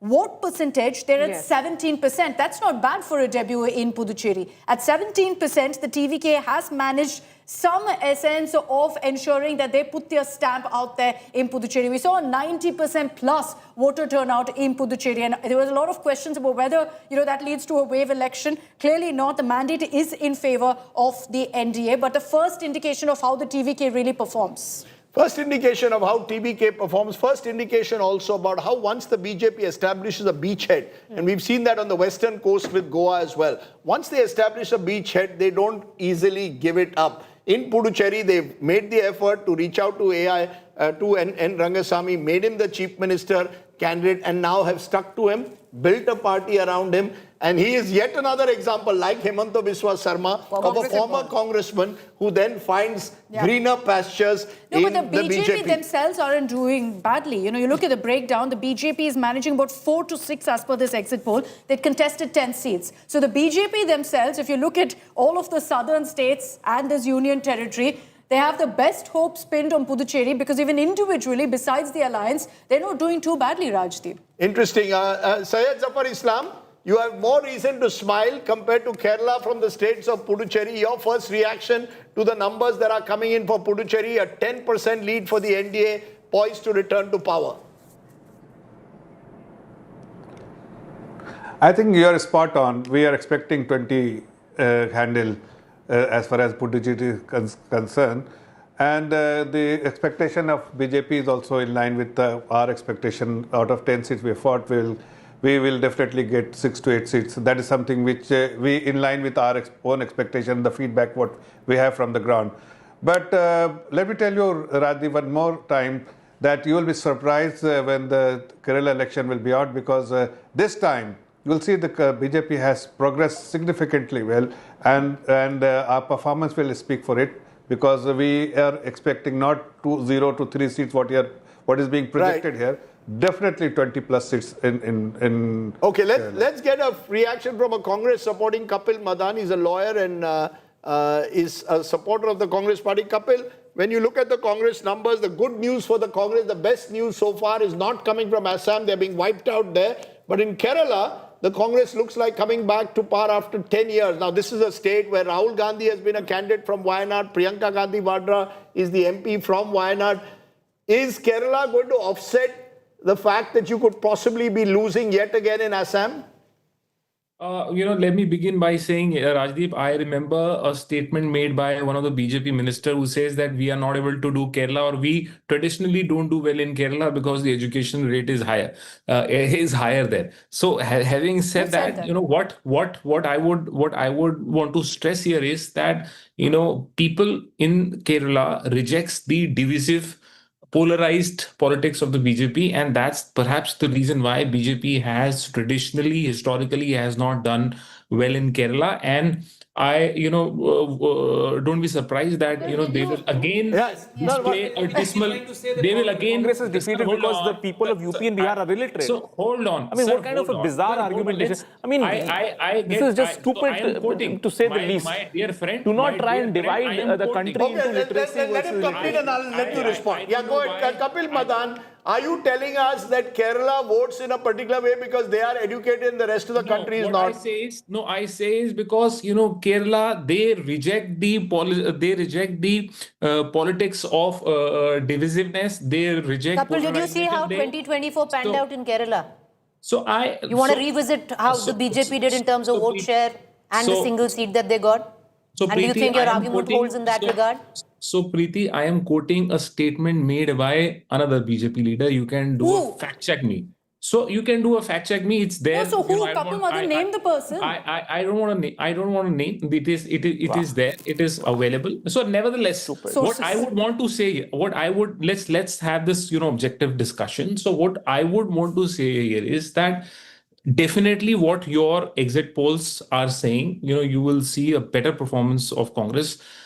As Rajdeep has very rightly said that Rahul Gandhi ji has done a lot of work in Wayanad. In fact, now Priyanka Gandhi has but Wayanad, let's be honest, is one corner of the country. The fact, Sandeep Shastri, can the Congress take some kind of refuge in Kerala?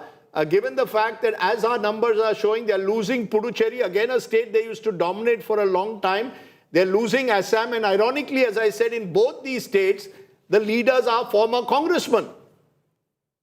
Rajdeep, I would agree with you that if the exit poll numbers hold for Kerala, it's very clear that the Congress has managed to avoid a Haryana in Kerala, if these numbers hold. Because we have consistently been maintaining that if the UDF does badly in Kerala, the Congress is to blame for that. So the fact that the exit polls show that the UDF has an upper hand implies that in some way they have got their house in order.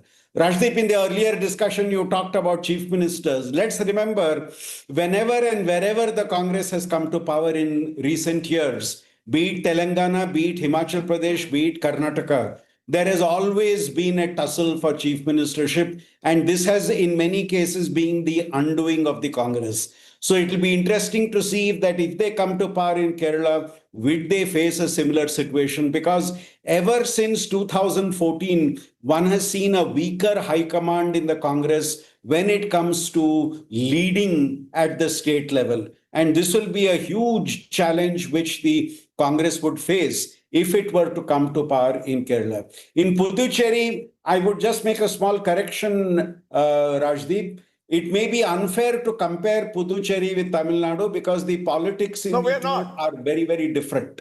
I think if the NDA is leading in Puducherry, it is a pro-incumbency vote. And in Tamil Nadu, the issues are very different. And I think we need to highlight that factor also. No, but let's put it this way. I think one of the points about Kerala, which is important to put in mind, is that it has a large minority population.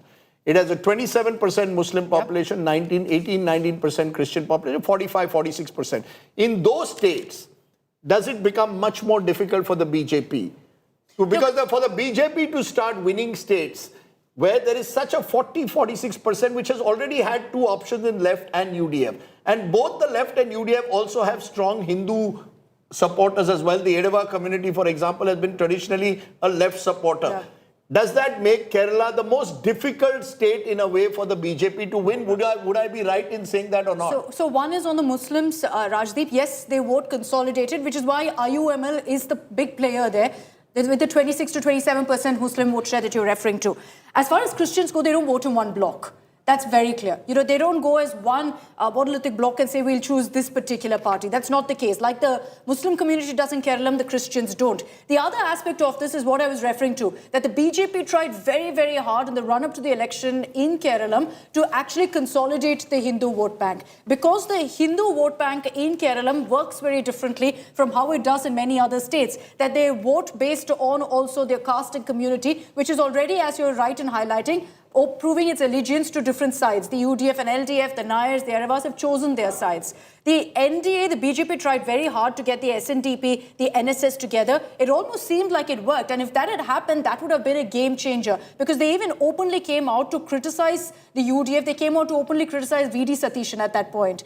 That seemed like the game changer. If they can manage that, that consolidation of Hindus in Kerala, that will be the point where the BJP can the make point a that you difference. made, just because it has a 26-27% Muslim population, it makes it that much more difficult. Then how do we explain Assam? No, Assam has a 40%. It has 27% Muslim, it has 18% Christian, that's 45%. But the role of balance Christian. 55% also has had a traditional base among the left, for example, the Edava community. So Kerala has a very distinct, I mean, as I keep saying, Kerala marches to its own beat.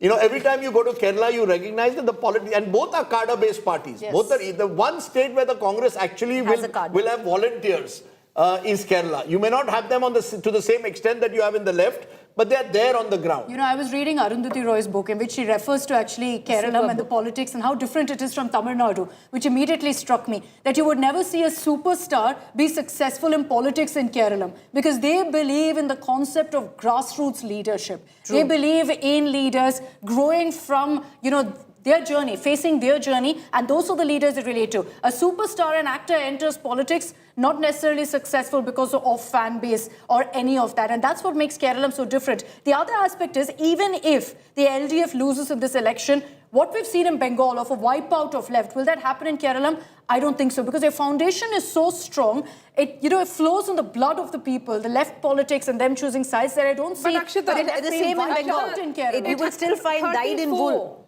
34 years of left in Bengal, and right now they have been decimated. We do not know whether they'll get 2 or 3 seats this time around. I agree. So to say that there is no possibility of emergence of a possible opposition in any of these parties. Never say never, I completely agree. So you don't know, in the current scenario, if I were to look at it, with this particular election, if this exit poll comes true and, the LDF loses, does that mean end game for the left? Absolutely not. They have a very strong foundation rooted really in parts of Kerala. But then, not easy to wipe out. But then you're wiped out from the country. Where do you have? Do you have even one state? You don't have a state. So it is a big deal in that sense in itself. That the whole 100%. that you've lost that one bastion which was standing. Perspective, wherever they have gone in, there is an underlying sort of a social movement which it sort of fits into its larger narrative. What they're finding it hard is that the social churning in Kerala hasn't reach to a crescendo where they can come in and say that, okay, we stand for so-and-so things, and then garner that permanent 20% base on top of which they just have to add 7-8% to start winning elections and start claiming power in that state. But here is the party which also believes in patience. True. When they enter a state, they also believe that it's a long haul. They can wait for multiple elections till they start making a mark. Exactly. And I think Kerala is one such example where they are realizing... Okay, I'm going to stop all of you because our friend Pradeep Gupta is joining us from Axis My India. Pradeep, good to have you on the show. You're not in your usual purple. You're in white as you promised me this morning. I don't know whether that's a color that suggests what that suggests. But in a moment, we are going to give one of the other big states, which is Tamil Nadu, and going to tell you what's happened there. But your first 3 predictions that you made, Assam, you've suggested big victory for the BJP. In Kerala, you've suggested a clear win for the UDF. And in Puducherry, you've suggested an NDA retention. We'll come to Tamil Nadu in a moment, the moment the numbers are out. How confident are you of these 3 numbers, and why are you staying off West Bengal for now? So you want me to answer, Rajdeep, the second question first or the first question second? Whichever way. Okay, so these 3 states, whatever number you are showing we are pretty confident about it. The Assam, Kerala and Puducherry, there is not a single % doubt onto that. Onto our mind, result may come, whatever it may come. But I always believe in Access My India team and the kind of hard work we put forward. And so that is the precisely reason why I'm pretty confident about this. Now, coming to the West Bengal, you asked, in the first phase, you know that in these days, conducting exit poll on the same polling day is not allowed. So we mostly go the next day and try and do this. In the phase 1, we could speak only to 20 to 30% people, 60 to 70% people decided not to speak out at all, So based on 20 to 30% people sample, it is hard to predict what other 70%, those who haven't spoken, what is there in their mind. So we decided to hold on to it let the second phase gets over, which is today. And tomorrow again, we will go and try and do the needful. If we succeed to speak people of Bengal, definitely we will present our exit poll numbers tomorrow evening. Are you saying that there's a possibility, Pradeep, that you might not project the numbers? Because you're saying if they speak to me, is that, Yes, is that a definitely, yes. possibility? Yes, very much possibility, because my job is to reveal the facts. My job is to report the facts. Whatever going on the ground, my job is to report that. I don't want to Pradeep, get... okay, so you're saying you might not project numbers for West Bengal. You're saying you'll go back again and you'll see if you're happy with the kind of penetration and getting honest replies. Only then you'll put the numbers out. That's big. Second thing, Pradeep, now let me ask that question. Lots of other agencies have put out their numbers for West Bengal. I know, because we're still waiting for Tamil Nadu. Everyone says, as per the polls, it could be a 50-50. Just there. Everyone's practically showing a hung house. Do you think that's where, because you might not give out the numbers, but you think because it's so complicated, that's why you might refrain? Where you are talking about? Tamil Nadu or Bengal you are talking about? Bengal. Bengal, I can't say anything at this point of time until and unless I am having the proper data with me of my sample size, the representative sample size. How can I speak? I mean, the other agencies have done good job. Okay, let's go then state by state that you've done so far. And then we'll come to Tamil Nadu in a moment. Let's start with Assam. What do you believe has been the key factor? If I ask you from the poll, what was your biggest takeaway from your Assam poll that gives the BJP a 3/4 majority? First, the pro-incumbency in favor of BJP's state government, and two, the pure arithmetics and the whatever you call the tricks or expertise, or you may call anything of Himanta Biswa Sarma, which avoided any kind of alliance, unlike last time with AIUDF, which is Muslim-dominated party, and BPF, which is the Bodoland party. Last time Congress contest election together, these three big alliance together, and could secure all alliance 50 to 75 seats, 50 seats to alliance this Congress plus, and 75 to BJP. Only difference was 12 seats away from the majority mark. This time, what had successfully Himanta Biswa Sarma has done it, he first stitched the alliance with Bodoland Strong Party of Hagrama, BPF. Second, UPPL, the another Bodoland party, which is contesting separately. They are not alliance with the Congress party. And also AIUDF is also contesting separately. So Congress is end up doing with the small party of AJP and Rajordal. And you can see whatever the result are seeing here. Okay, and let's turn from there to Kerala. Your big takeaway of Kerala? Sorry. Kerala is two things. One is again the 10 years anti-incumbency against left Sarkar, Pinarayi Vijayan Sarkar. Two, this time the kind of minorities, particularly Muslim and Christian, contributes about 45% of the population of the state, voting in bulk, 2/3 to the UDF and literally 1/3 to the LDF. On the other side, the Hindu votes is splitting among the LDF, UDF, and most importantly, the NDA, which is the BJP alliance. That's so interesting, that is because what made all the difference.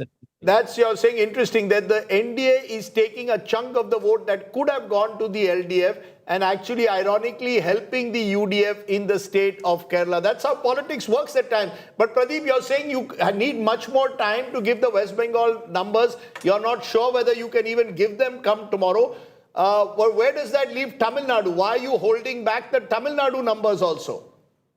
I think our office just now must have given Tamil Nadu number to your office. So if you can check that, and you will be very, very exciting to see those numbers. You can't do that to us. You can't do that to us. But I will highlight, Rajdeep, that as far as Tamil Nadu goes, Pradeep, if you look at the Axis My India poll previously of 2016-2021, looking at that, you've had a tough time kind of getting pinpoint precision on Tamil Nadu.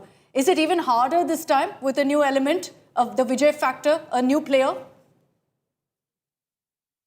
You are right, Akshita. 2016, we couldn't call the Tamil Nadu election correctly. But 2021, we bang showed on, the we right have called trend. it prediction. And also the Lok Sabha, all three Lok Sabha bang on 39, 37 seats in favor of DMK alliance. So that's not a problem. But this time, emergence of TVK, the actor, the superstar, things are tricky. Things are tricky. And you will see and witness them in my exit poll numbers, which is not going to be easy. And it is hard to believe, whatever my number projections are, it is hard to believe, trust. So, Rajdeep, you're making this out like a suspense film. He's dangling a carrot. You're constantly saying Tamil Nadu is going to be surprised. It's been my view that of the 4 states, the biggest surprise is going to be Tamil Nadu.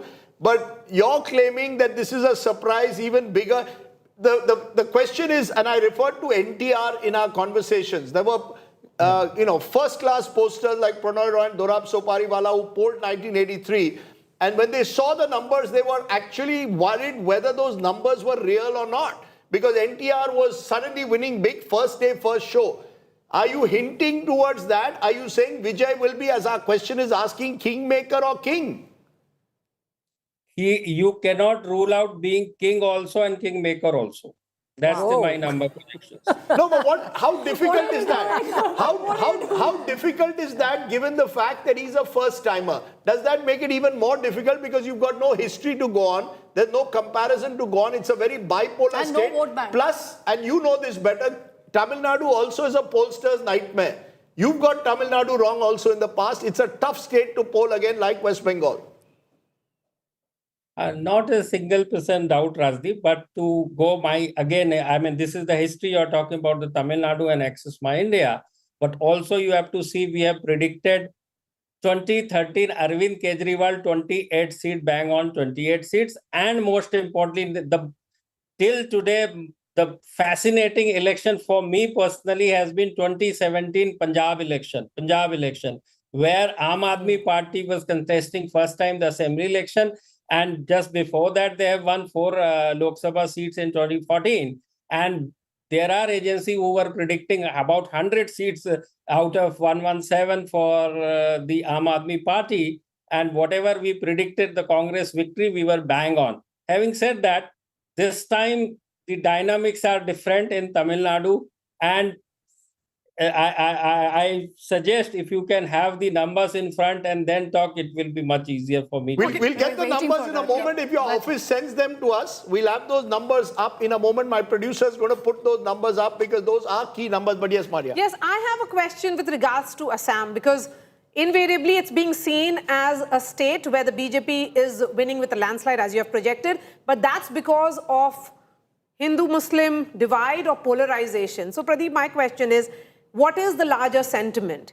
Is it polarization or is it indigenous versus immigrant? None of these two. None of these two. Trust me, whatever you see, polarization or indigenous versus refugee, etc., this is all media talk. On ground, they see the performance and the performance in the term of delivery and delivery. Nothing else. Only few percentage points. And in Assam, if you see, there is no question of polarization because Assam geography in such a way that the Muslim and the minority consolidation is only in Lower Assam and to some extent in Barak Valley.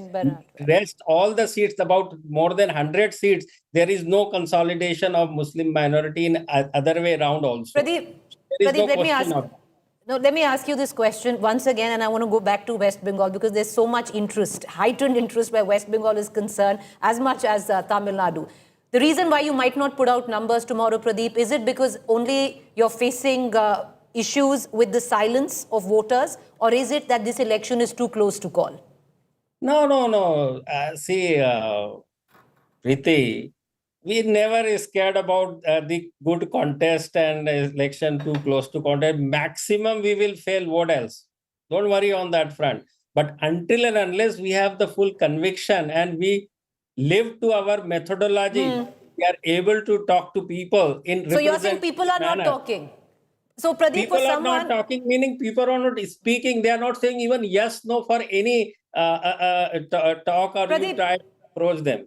So that would mean, let's go back. You say, what is the state that interests you most? I would think it would be West Bengal because West Bengal has always foxed you. If Pradeep Gupta has met his nemesis in a state, it's been the state of West Bengal, be it calling the last election or even the Lok Sabha numbers in West Bengal. You are absolutely right. These two numbers were off the mark, the last assembly and the Lok Sabha. But if you go to your 16 election of assembly, we were bang on. Number one, and 19 election, 2019, the first time BJP could secure 18 But Lok okay, Sabha the question that I was asking you, Pradeep, predicted. on this, for somebody who's been a psephologist as reputed as you for so long, what do you think suggests the silence of the voters in West Bengal?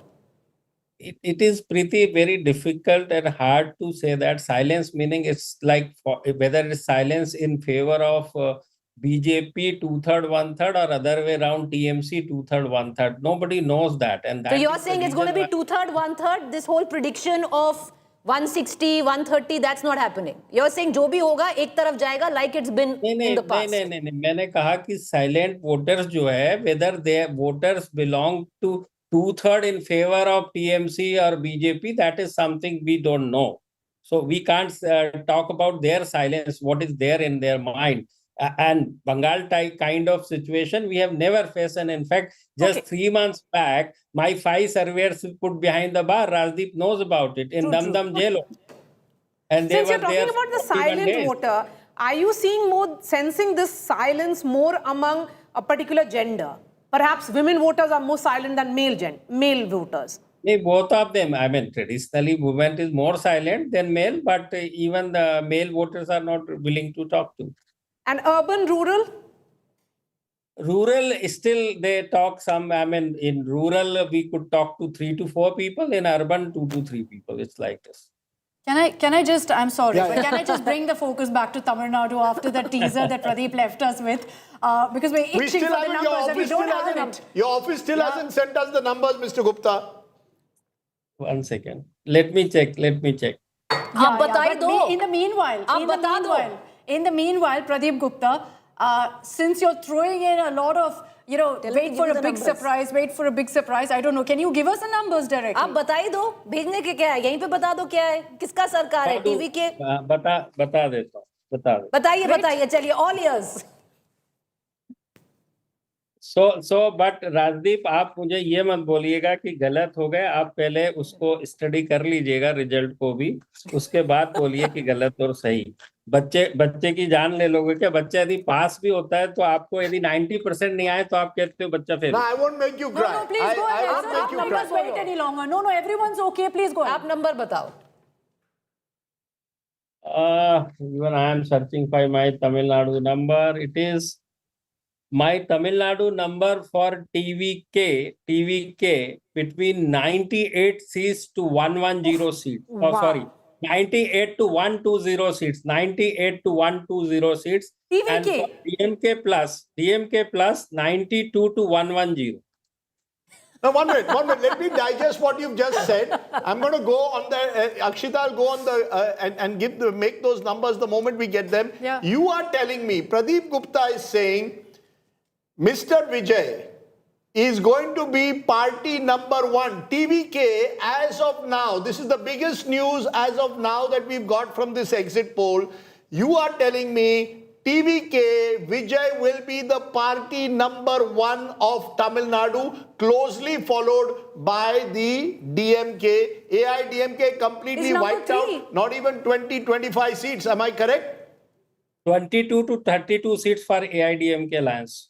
Yeah, but that's a complete. So you're saying it's a hung assembly. It's a wave. With Vijay can be kingmaker, but probably king because he's got 3 times more seats than what the AIDMK has got. So Palanisamy may have to compromise and support Vijay, as could the NDA, basically the NDA. So what you're predicting, if your numbers are holding for Tamil Nadu, and we'll put those numbers up in a moment, you want to repeat those numbers? 234 member assembly, repeat those numbers so that we flash them.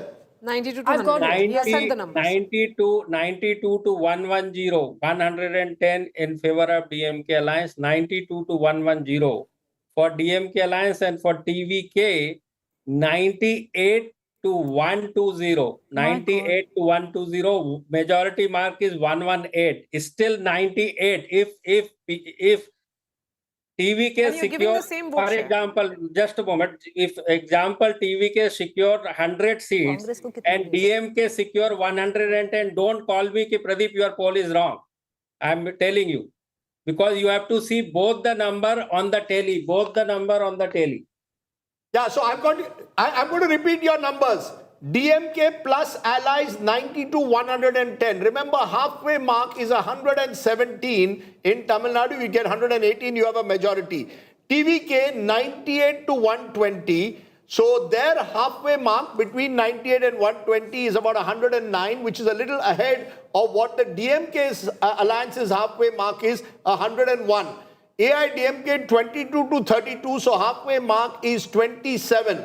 What you're telling me is TVK is party number 1 as of now. Remember, DMK is with allies. So it's not just the DMK on its own. With allies, it is between 92 and 110. That includes the Congress, the VCK, the DMDK, the MDMK. It's a 21-member alliance versus a party that has gone into these polls virtually on its own to get 98 to 120. This is arguably, if these numbers hold, the biggest turnaround since NTR in 1983. No, he's the next in MGR terms of Tamil debut. Nadu. Of course, Arvind Kejriwal was another example of someone debut, but in a smaller state like Delhi. This could be the biggest news that you have. Remember, last time you got Bengal wrong, Mamata Banerjee could have was infuriated. Now you will infuriate MK Stalin if these numbers hold. How confident are you about your Tamil Nadu numbers given this sensational number that you're giving at the moment? So Rajdeep, let me give you the vote share also. We are predicting 35% for both DMK Alliance and TVK both, 35% vote for both. The only difference why the TVK seats looks like more is that wherever DMK is winning, they are winning with a good margin, whereas the winning margin is much lower when it comes to TVK. And that is the precisely reason why I'm telling you again and again, even if TVK got 100 seats and DMK gets 110, my poll is saying so, but you see the one side of the story. That's the problem. What is the other side of the story? Story is that TVK even end up with a lower range of 98 seats and higher range for 110 for DMK Alliance. You are not looking at that. But that's still a big number. Pradeep Gupta, at the end of the day, the biggest question that was being asked of the TVK is even if they get the vote share, 35%, sure, many did say maybe it's possible. You know, consolidating that to ensure seat wins, everyone said that's a huge challenge for TVK. You believe that they've actually managed to transform that vote share into seats, so much so that you're giving them even triple digit.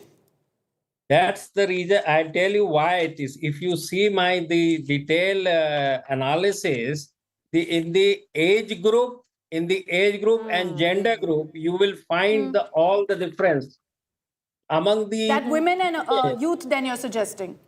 Youth, yes. When I say youth, I am referring to 18 to 39 years of age, which contributes to 42% of the population, where TVK Vijay is sweeping. And this is what I refer to as gensification of the election. But Pradeep, when you ask them the question on preferred CM, does Vijay score over Stalin? Yes, 37%. I'm looking at that number here. That's 37. That's more popular. He's that way more popular. Among the other parties, he's more popular in that sense.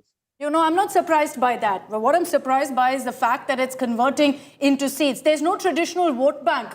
Pradeep, there's no traditional vote bank for the TVK. You know, all this while everyone spoke of the Vijay impact, what you're suggesting is that he's going to be doing an MGR once again. He's the next MGR of Tamil Nadu, going by your numbers.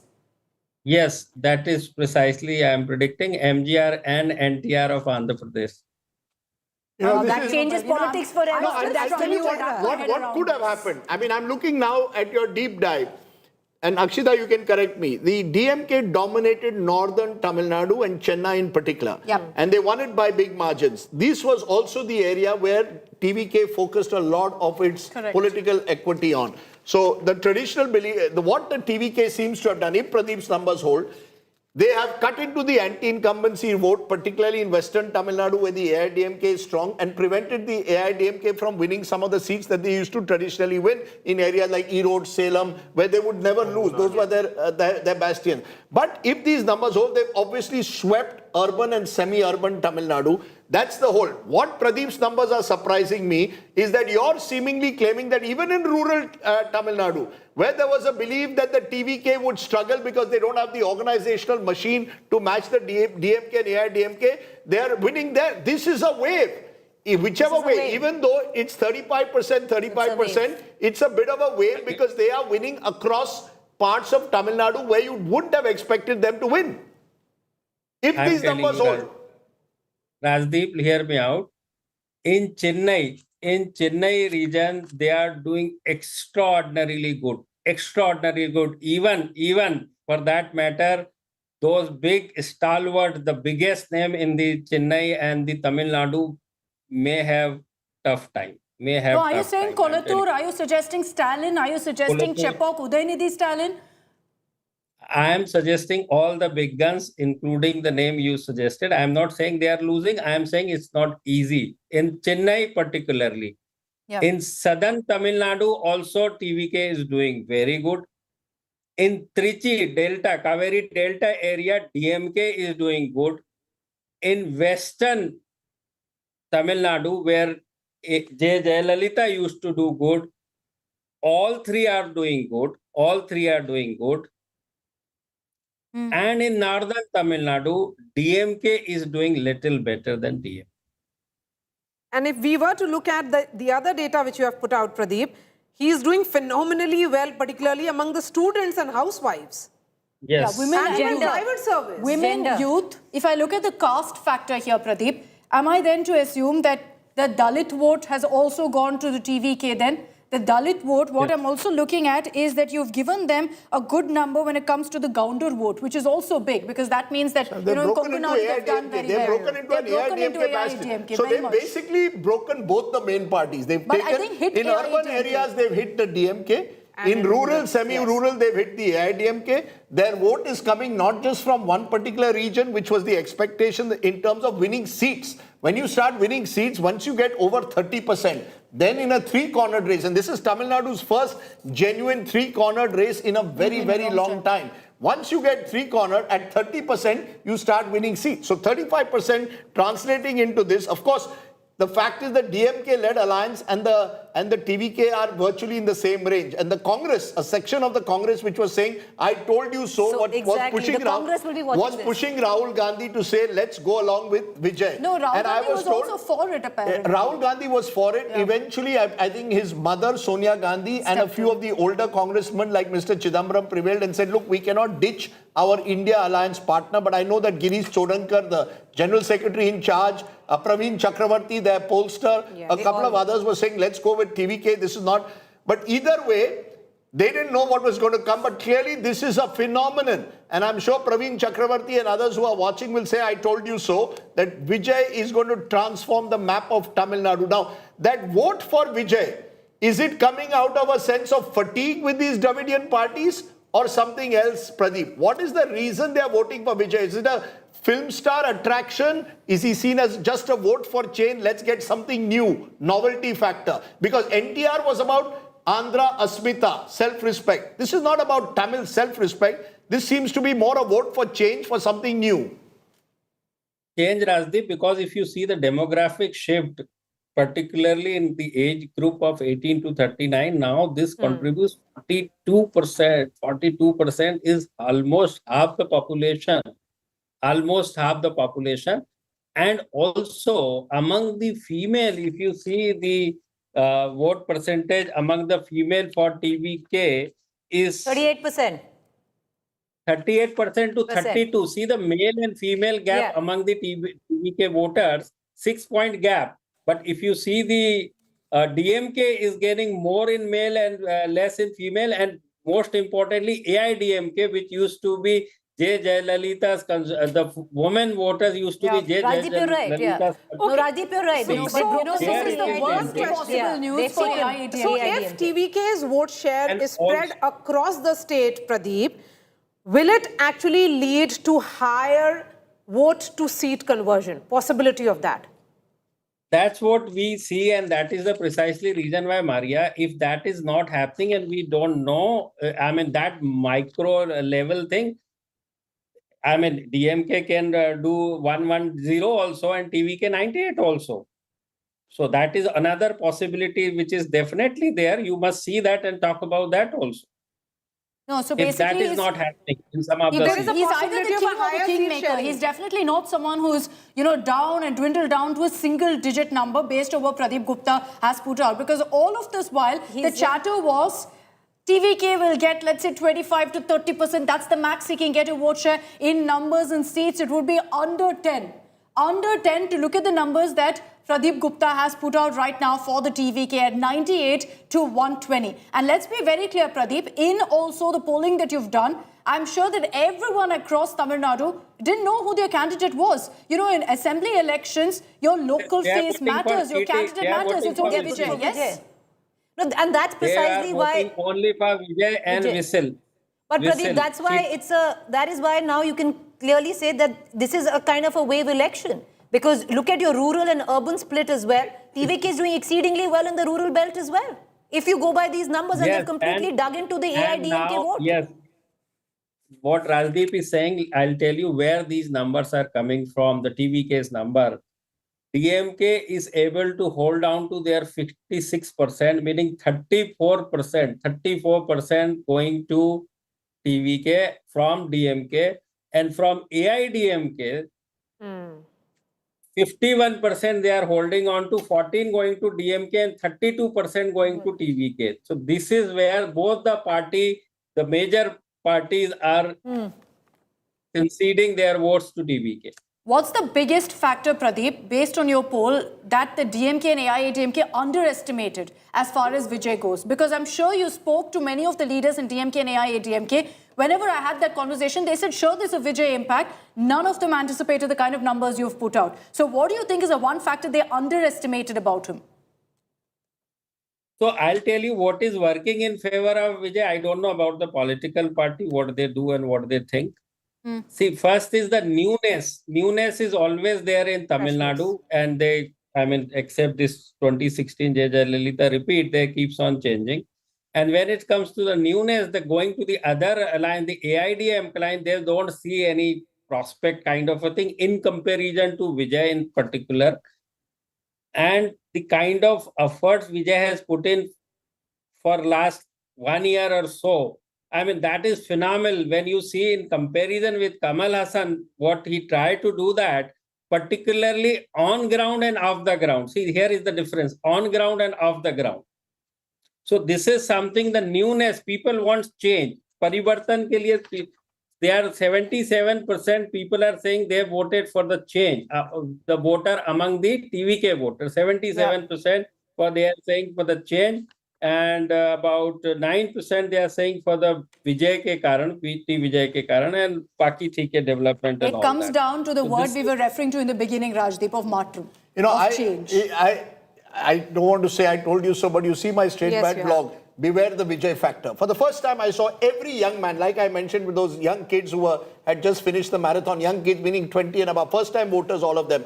All of them said, we want to give Vijay a chance. And one of them said something interesting. He said, he can make 200 crores from doing films, but he's sacrificing all that to actually get into public life. Why should we not give him a chance? No. I'm just saying, I myself, it's the same NTR phenomenon of 30 years ago. I was hesitant to say that 20% could get 35. Pradeep Gupta, of course, his job is to poll. I don't think a reporter can take that challenge and say, look, it's going to be a sweep. This is not a sweep, but what it is not the a most... sweep, Rajdeep, I am telling you, otherwise the result it can be Pradeep Gupta, you don't worry. Why are you worried? I'm not going to make you cry. You will not cry. We will smile together. Election will come and go. All I'm saying is what you have predicted is an earthquake. What you have predicted is a political earthquake in Tamil Nadu. Why I kept you saying, Rajdeep? Because you love me the most among all the anchors. You love me the most. That Okay, is so the how much- reason No, I why- know, because all I'm saying is it takes a lot of courage to make this prediction. Yes. As I said, I hope you make an equally courageous prediction for West Bengal as well. It's much tougher, as you've said. Some of the polls which are coming in have shown a BJP victory, but I will trust your poll much more than I will trust the others, because I know that you go to the ground and make that effort. Therefore, your Tamil Nadu poll will be taken very seriously at the moment, because it is a poll that completely redraws the map of a state which has seen a duopoly between the DMK and the AIDMK for 50 years. Oh, Lord. A 50-year duopoly is being broken today. Not since 1971 have we seen an election like this. So Vijay is going where Kamal Hassan could not, Vijay Kant could not. We can go on with all the various actors. Shivaji Ganeshan could not. So it is actually an election, if these numbers hold, of a kind that India or Tamil Nadu certainly hasn't seen since the great NTR in 1983. But all of this is an exit poll. Exactly. How confident are you of your Tamil Nadu numbers? How confident are you of your Tamil Nadu numbers? I am confident my range will be stick to be there, which it may be 110 for DMK also. I am keeps on saying again and again, and 98 for the TVK. But, So- but Pradeep, can I tell you why you're an outlier here?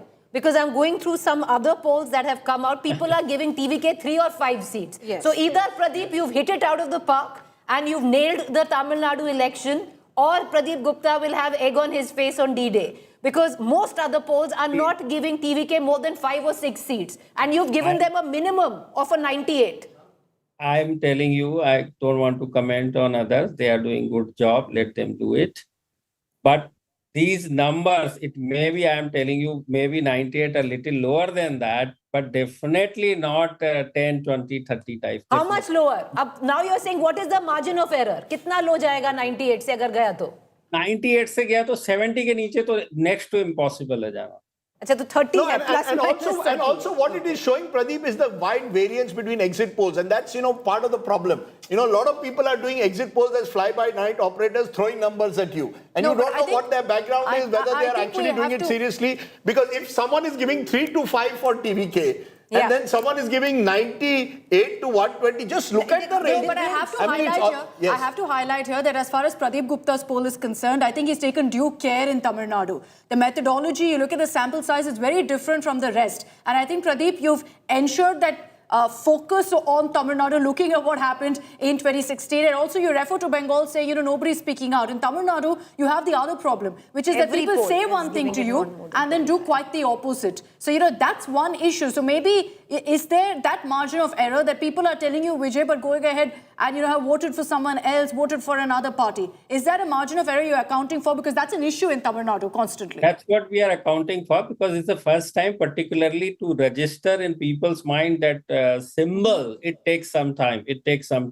And that is the precisely reason why you factored in. You factored in that margin of error. Factored in. That's what we have factored. Because it's amazing, Pradeep. I'm going through some more polls on Tamil Nadu. The maximum any poll is giving Tamil Nadu is 25. It starts from 0 and the maximum it goes to, and there are 5 or 6 polls, is 25. You're the only outlier here. Like I said, either Pradeep Gupta hits it out of the park and nails it come the 4th of May where Tamil Nadu is concerned, or Pradeep Gupta will have egg on his face.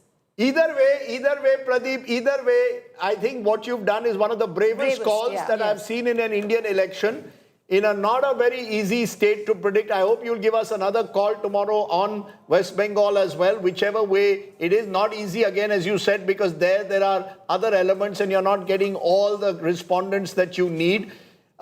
He promised us a surprise. Do you want to give us even a hint as to what you think will happen in West Bengal, or you don't want to give us even a hint? No hint. You don't want to go into the Bay of Bengal. You're happier. First phase का ही बता दो प्रदीप. नहीं तो मरीना बीच पे जाना पड़ेगा आपको वैसे ही.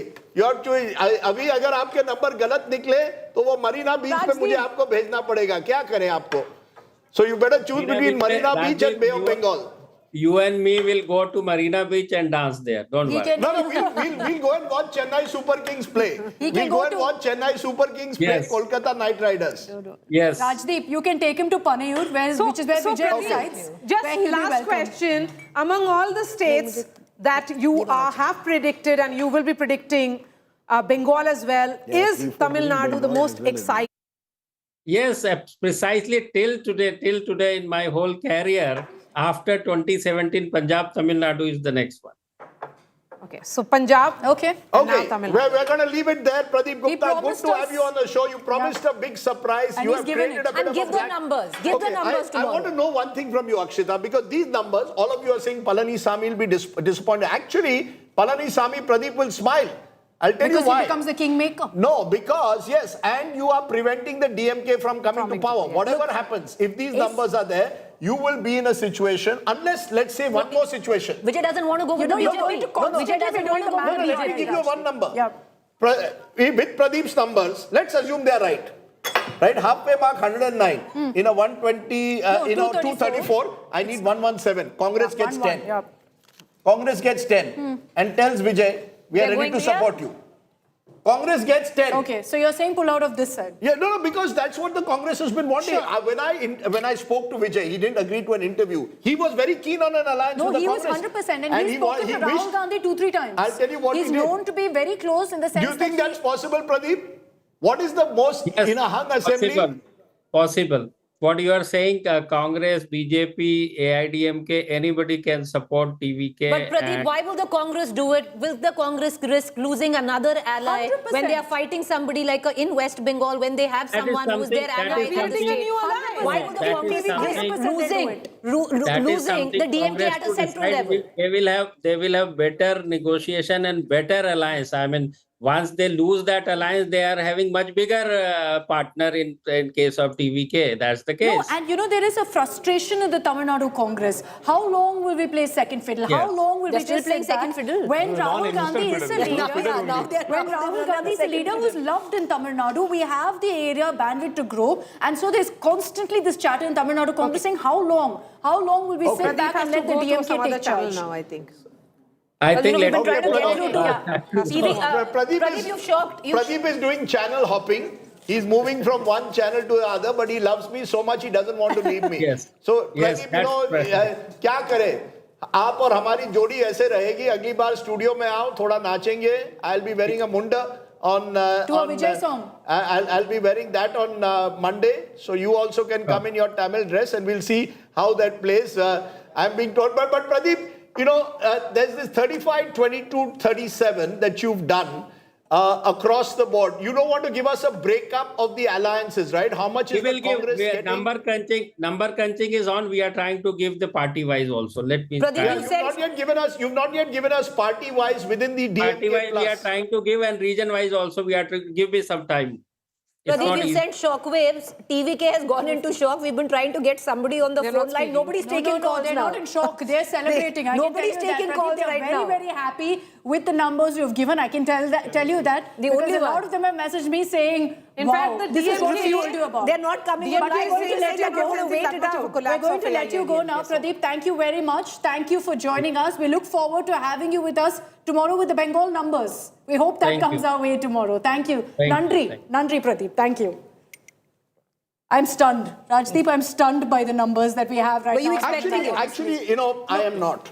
I must confess. I could see... I think it was on March 2nd. I will give the date now. March 2nd, Rajdeep, you came to the newsroom and you told me, wait and watch. Yeah, Vijay will be a phenomenon like no other. There's going to be a wave election. I have seen, I do 35 years.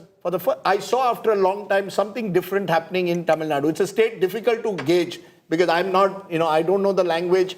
But I could sense that people were looking for a new face. Now, I don't know whether Pradeep has overestimated it. I'm going back to NTR. I'm just thinking what would Prannoy Roy and Durab Sopariwala have thought when they saw the numbers, NTR getting 40% vote.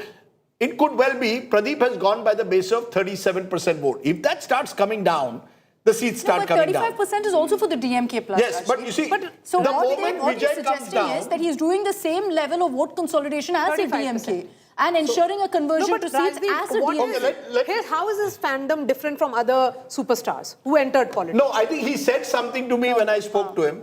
In politics, and it was an interesting thing for a first time, sometimes you have to be at the right place at the right time. This is that election without Karunanidhi and Jayalalitha there. Yes. This is an election where M.K. Stalin I think, has done a decent job on governance, but there were question marks over many of the legislators. Much like what Mamata Banerjee has also faced in Tamil Nadu. The question marks in West Bengal, question marks over legislators and their functioning.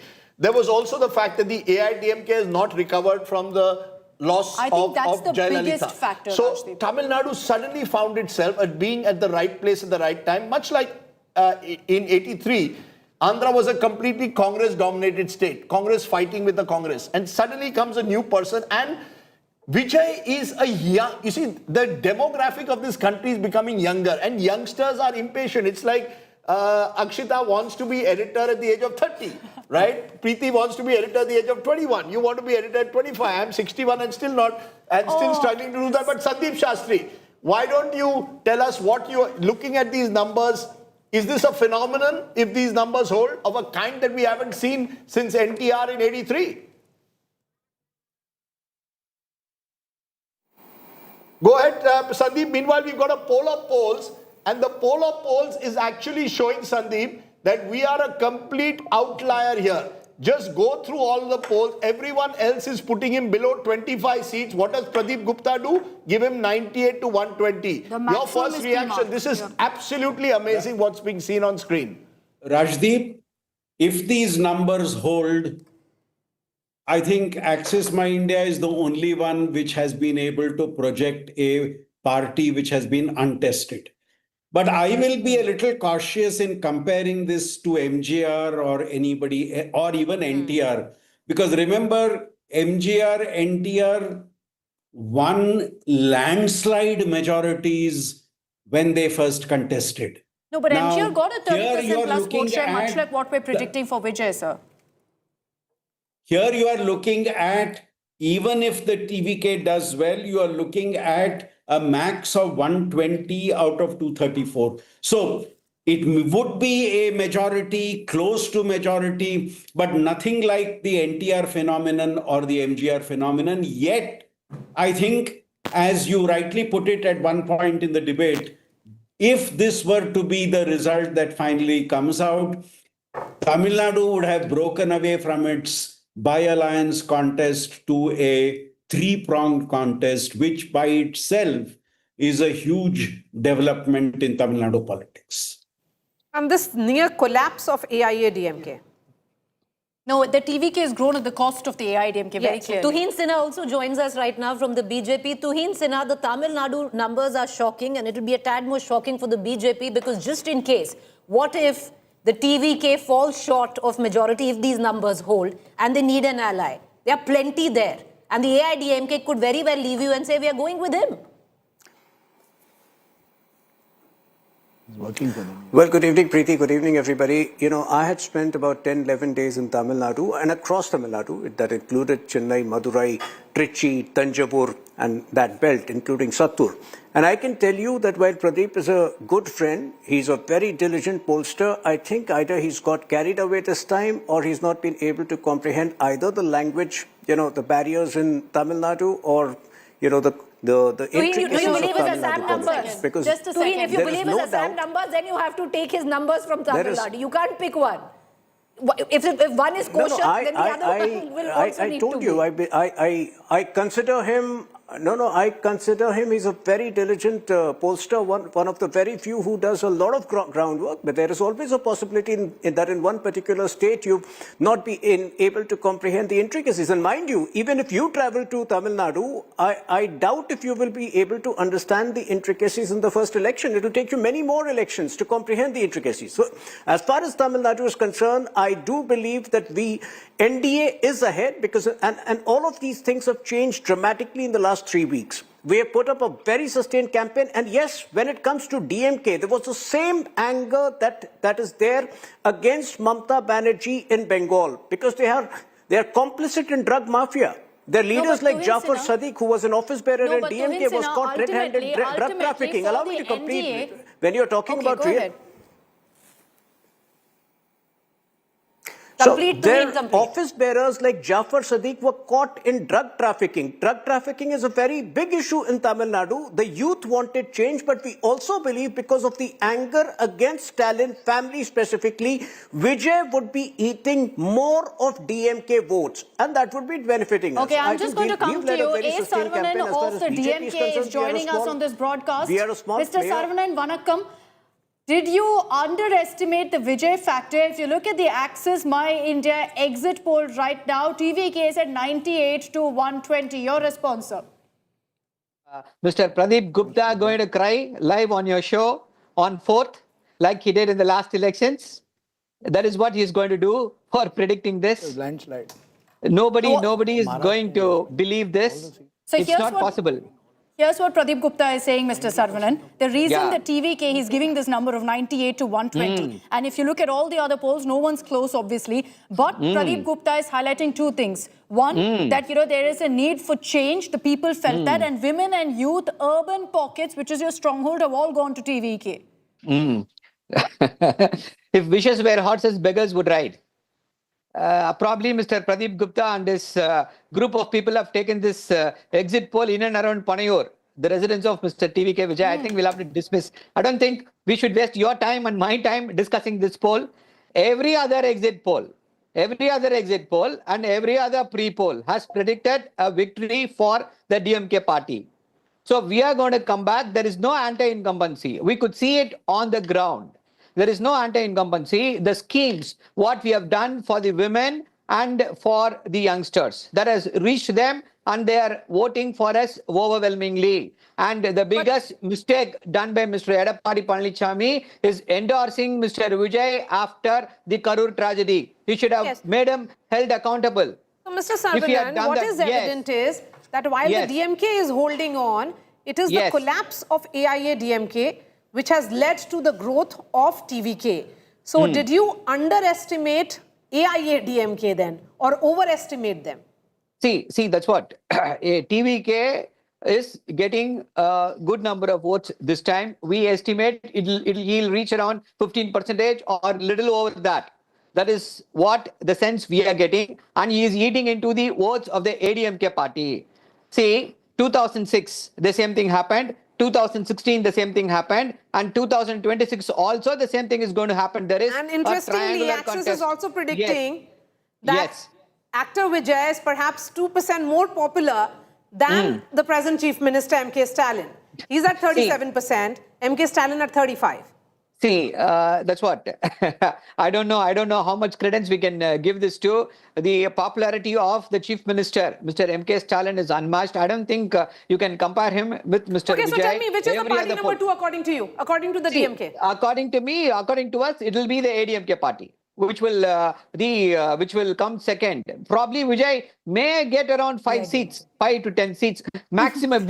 If they get more than 5 seats, that is their best result. The two Dravidian parties agreeing with each other that their main competitor is the other Dravidian party. But let's put it out again for our viewers. If you missed the Axis My India exit poll numbers on Tamil Nadu, here it is on your screens. Absolutely mind-blowing, because according to Pradeep Gupta's Axis My India, this is what the Tamil Nadu picture could look like on May 4th, that the TVK will be at 98 to 120, the DMK plus. I'll again highlight that this is DMK plus. So it's DMK plus their allies all put together at 92 to 110. The AIA-DMK plus the NDA at 22 to 32.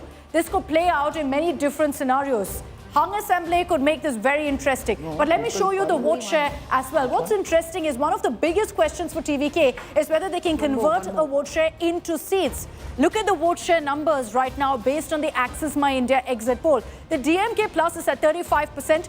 As is the TVK. The TVK also is at 35%. So both of them have the exact same vote share. But if you look at it in numbers, Pradeep Gupta does suggest that TVK could be somewhere between 98 to 120. The AIA-DMK is at 23%. And this, again, let me highlight, is with their allies. The TVK is fighting solo this election. So it's one party versus this entire group of parties, this alliance, whether it's the DMK or AIA-DMK.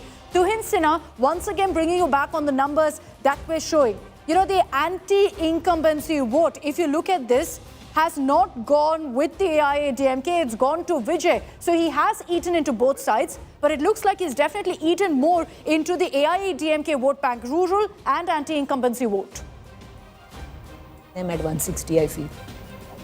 See, if you followed Vijay's campaign closely, it was an erratic campaign. I don't know how many of his own programs he cancelled in the last 2 weeks because he himself has not been very confident. Yes, as a vote share, definitely he would be getting, somewhere between 15 to 20% because that is what I've been hearing on the ground. Also, there is a section clearly supporting him. But fact is, the anger against DMK is also a reality that cannot be wished away. And because of that anger, we believe that he would be eating largely into the DMK vote. That, of course, you will see towards the end of the elections. We are a small player over there, but I think we have nothing to lose. We have put up, we will be recording our best performance till date. But as a whole, it's the NDA which will benefit from the anti-incumbency vote, number one, plus Vijay eating into the DMK pie largely. Okay, so your suggestion, yeah, go ahead, Mario. Yes, please. Go ahead, Rajat. I was just doing the number crunching. If these numbers were to hold, in 2021 elections, the DMK plus was at 45%, so they have come down 10%. And AIADMK was somewhere around 40%, so they've come down 17%, 15 to 17%. So, around this election, the rhetoric was that who is TVK going to benefit? Would it hurt the DMK or would it hurt the AIADMK? And a lot of analysis went around this. But in this waiting game, DMK's saving grace was that the anti-incumbency vote is going to vertically split and they will, they might just lose 6, 7, 8% vote and they might still stay afloat. But nobody factored in that, instead of looking at anti-incumbency vote splitting, it will consolidate so heavily in the favor of one new incumbent that the numbers will reach to a level where the AIADMK will completely fold in. I think I was covering in 2024 election very, very closely, and I was on the ground for 3-4 months. EPS does not carry the charisma at all. No. DMK party is languishing. Even Velmani and bunch of other leaders still have that dynamism, but not EPS. No, EPS, I think this is a huge question mark on his leadership. He's still someone, if you talk about goodwill, nobody has any sort of problem with EPS, but the problem is he's not a strong enough leader to be a face. In that perception battle, he loses out. Rajdeep referred to timing of each of the superstars who entered politics. Vijay's timed it well. Why? Not because there was fatigue against revenue parties, but I think he's taken advantage of the fact that there's a weak AIADMK right now. Yeah. The biggest factor that's worked for Vijay timing-wise is EPS. If for MGR it was the passing of Kamarajar and then that void when 1977 he made the most of, Kamal Hassan's bad timing was because the first election he chose to fight was a Lok Sabha election. Was a 2019 election. That one, all the scheme-centric reaching out to the voters to delimitation issue, wherein Mr. M.K. Stalin emerged as the savior of not just Tamil Nadu, but also entire language issue. bloc. None of these. Can I just say this? Every time I'm on the ground in Tamil Nadu, and as someone who lives in Noida, do I appreciate Hindi imposition or any of that? Absolutely not. Do I feel emotional about it? 100%. And you'll see this on the ground as well. Do people vote on it? No, they don't. They don't vote on it. The only thing it translates to is anti-BJP maybe. It doesn't mean necessarily it's a pro-DMK vote. It's not like they're going to say, okay, DMK is the one that will stand by our rights, so we will choose them. Okay. What it does is it creates a narrative against the BJP. The DMK, by creating that narrative, has made their number one enemy the BJP, when perhaps their focus should have been more on Vijay, on TVK, and not so much the AIADMK BJP. Mr. Saravanan wants to come in. Also, I think the fascinating... The more you give him gas, the more he will know. So this is what you constantly heard. This was the on every other debate that I had on Vijay, the DMK, Mr. Saravanan knows this full well. The DMK very often would not come because I'll be told that, we don't want to give him unnecessary attention. So that's we don't want to treat it as a Stalin versus Vijay battle. What is done very cleverly... Mr. Saravanan, Saravanan wants to go ahead. See, I'm saying, please save all this for the 4th. I think all of you are too premature. We know, we have been following elections. We know the ground. We know what's going to happen. And definitely this scenario is not going to play out at all.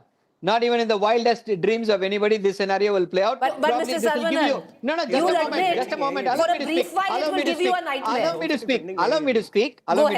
Maybe this will give your channel a lot of visibility among the wannabe TVK members for the next 3 days. What? Come on. We have seen Mr. Pradeep Gupta crying and you are giving him the top priority. He's be also that, celebrated joke. many times. Look, he's a reputed pollster. And so let's get your opinion on the numbers. On these numbers as they stand right now, looking at this, has the Vijay factor been underestimated by the DMK? Yes or no? Not at all. If you look at history, any third player is going to help the incumbent. Same thing happened in 2019. The opposition vote was fragmented. The BJP got 37% of the votes and had spectacular but numbers. But Mr. Saravanan, traditional benchmarks of psephology no longer exist in the current play of politics. Yes. And if you go back to history, then Mr. Saravanan, history stands testimony. Mr. Pradeep Gupta in 2021 predicted that you were going to come to power. Right? Yeah, he predicted that. So he was one of the few who did. 2024. 24, he got your share right. In Lok Sabha, he got your share right. He got Tamil Nadu right. No, Mr. Saravanan. He got Tamil Nadu right. But see, That's what I'm saying. Mr. Saravanan, we're not here to discuss Pradeep Gupta's credibility or not. It is, he's stuck his neck out.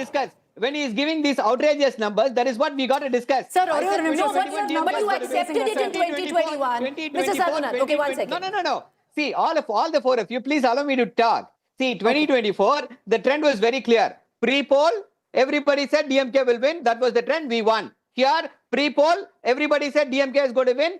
Most of the exit polls are saying DMK will win and we are going to win. This is an outlier and this is not going to be, I don't know. Okay. So DMK IT wing has just put out a tweet in which they are saying we are winning big. They are of course going to make this claim till 4th. We are when the results actually come out. Big. I can see. I'm glad it hasn't entered the confidence of Mr. Saravanan. It's rather surprising that DMK warns AIADMK and the NDA to be party number 2. So that the duopoly actually remains. They do not want a new player in It's not about duopoly. See, whatever said and done, ADMK is a Dravidian You have just witnessed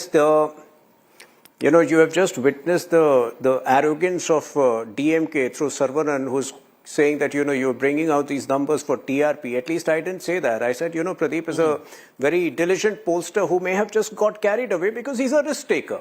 A risk taker is entitled, he has the right to commit one or two mistakes. But here, definitely, he is not, he's not in sync with the ground situation because, like I said, to win that number of seats, the least that TVK would have done is to come across as a more disciplined player. Having said that, the vote share will be significant. It's interesting that you have a debate where both the major parties are disbelieving the numbers. And I think what Vijay did very interestingly is he didn't come on camera, wouldn't speak. He didn't want to reveal his agenda. As he told me again in that interaction, let this mystique and mystery remain. I don't know whether you use the word mystery or mystique. Let it remain. I said, sir, if you come, speak your agenda. He said, no, let it remain like this. So what you've had is someone who's not spoken to the media, who stayed away from all the contentious issues in terms of being asked questions. Where is your organization? How are you going to build? What is your agenda? He's followed some of the schemes that the DMK has put forward, the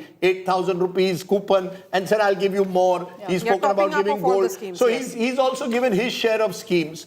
I'm just surprised by these numbers for one reason. Traditionally, we've seen, as we saw in Assam, if you've given cash income transfer schemes, they are resulting in huge benefits. Yes. Just in the month of February, DMK gave 5,000 rupees as a bonus which went for 3 months. And they have also given a number of cash transfer schemes for women in particular. If these numbers hold, it suggests that even those cash transfer schemes have not worked when there is a mood for change. Is it a sign for what could happen in Bengal, another state where Lokhit Bhandar and the cash transfer schemes have kept Mamata Banerjee's government in power? Does a time come when people will say enough is enough, we want something more, or we want something new, let's try something different? I'm just wondering, Mr. Saravanan, did all of you in some way either underestimate or you just didn't know how to handle Vijay's factor? You all were all taken aback somewhere. Even after the Karur stampede, there doesn't seem to have been any anger against him. Did Vijay take you by surprise? It's a classic surprise operation. Rajdev, it's not. If these numbers hold, if these numbers hold. Rajdev, there is Palmori in Tamil. We call Attaikku Mise Molatal, Chittappa. It means if an aunt grows a mustache, will he become an uncle? That is what we say colloquially in It's the same Tamil. saying in North India also, Yeah. Mr. Saravanan. So let's not go there. See, you say all of you underestimated. I am saying only you are overestimating him. I don't know for what reasons.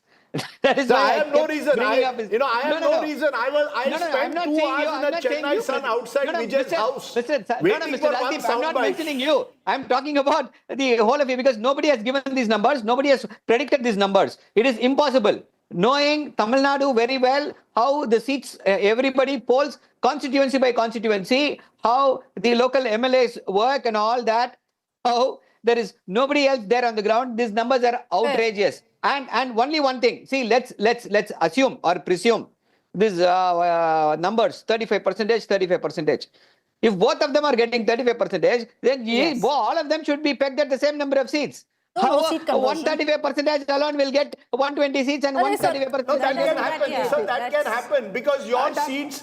You're getting your seats, for example, in urban areas. All that will happen only with Mr. Pradeep Gupta, and all that will happen only with this exit poll. That is the problem. No. Let's bring in Sandeep Shastri now. Sandeep Shastri has been patiently listening to both the sides. Sandeep Shastri, given, it's the point that has been made by Rajdeep, particularly about welfareism, perhaps it also has a shelf life. Mr. Shastri, if you heard. Maria, I couldn't hear your question. Welfareism, given all the announcements and women and youth, they are getting the benefits of the state, and still if the women voters move away, they look at a new player in the market in Actor Vijay. The Gen Z is looking at a new player in Actor Vijay. What does it actually mean? That's welfareism, all these top-up schemes, everything has a shelf life. Maria, we have noticed in past elections also, there is always a basket of factors which play a role. It's not that welfareism is not important. It's not that the social security net which governments provide is not important. But many a time for a voter at a given point of time, other factors could come into play. And if Pradeep's projections are right, possibly there is a movement for change. Possibly the fact that a new player has entered into the political scene has created a buzz in the state. So now all this is assuming that Pradeep is right in terms of what he is projecting. My personal view, I think the situation on the ground seemed to be that there was no strong anti-incumbency against the DMK. And it's likely that the new party does make an entry, but I'm not too sure it would make an entry in the numbers that is being projected in the Axis My India poll. No, you're right, Mr. Shastri, in highlighting, and this is something Rajdeep and I have spoken about as well, that there is a great deal of goodwill for Stalin. There's no great sense of anti-incumbency against Stalin. People do believe he's done good work, whether it's in cities or otherwise. You had the DMK even releasing a Chennai-based manifesto speaking about the infrastructure and development. But this seems beyond just a point of anti-incumbency now. If you look at the numbers that Access My India has given for TVK, it's more about wanting change, irrespective of whether they had an issue with governance, irrespective of whether they had an issue of law and order or any of that. This seems more of a mandate saying, look, a new person has come in, we need to give him a chance, which is why you can never actually undermine the very basic campaign line that even Vijay used, saying, I have left everything and come to the fore, give me one chance. It is as cliched as it gets, but it's a cliche that works in every election, that when a newbie, a superstar like Vijay comes in. Yes, Tuhin. Akshita, that is the challenge of this election in Tamil Nadu. You're talking because about we have a party and a leader who has been untested. One second, Mr. Shastri, would you hold that thought? Tuhin Sinha wants to come in and then you can complete later. What is likely to happen? Yeah, Mr. Sinha, make your point. Since we are talking about the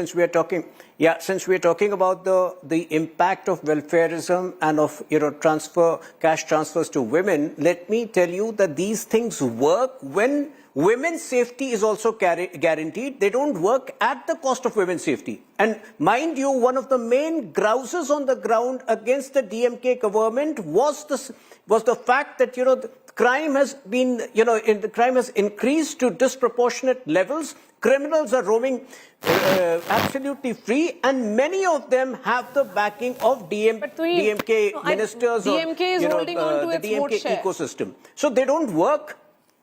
It is AIA-DMK which has collapsed, we will see and, this on TVK's growth is day. at the cost of AIA-DMK. First of all, let the outlier, let us not even consider the outlier prediction for now, first of all. So, that puts DMK and, the NDA alliance on an equal footing, because, mind you, I mean, that outlier prediction of TVK getting 37% vote, I don't think, anybody is willing to believe that or take that seriously. I would be glad if tomorrow Pradeep Gupta also puts out a list of constituencies which he's giving to TVK. Then we can have a more informed discussion and somewhat serious it's quite discussion. Interesting but right now, because politicians and parties will pick from Access My India poll the state that they want to align with in terms of projection, and the state that they want to immediately disown and say ye projection galat hai. So if you are going to own Assam, then you'll have to also say, chalo, let's see if this also comes true. You can't diss one and own the other.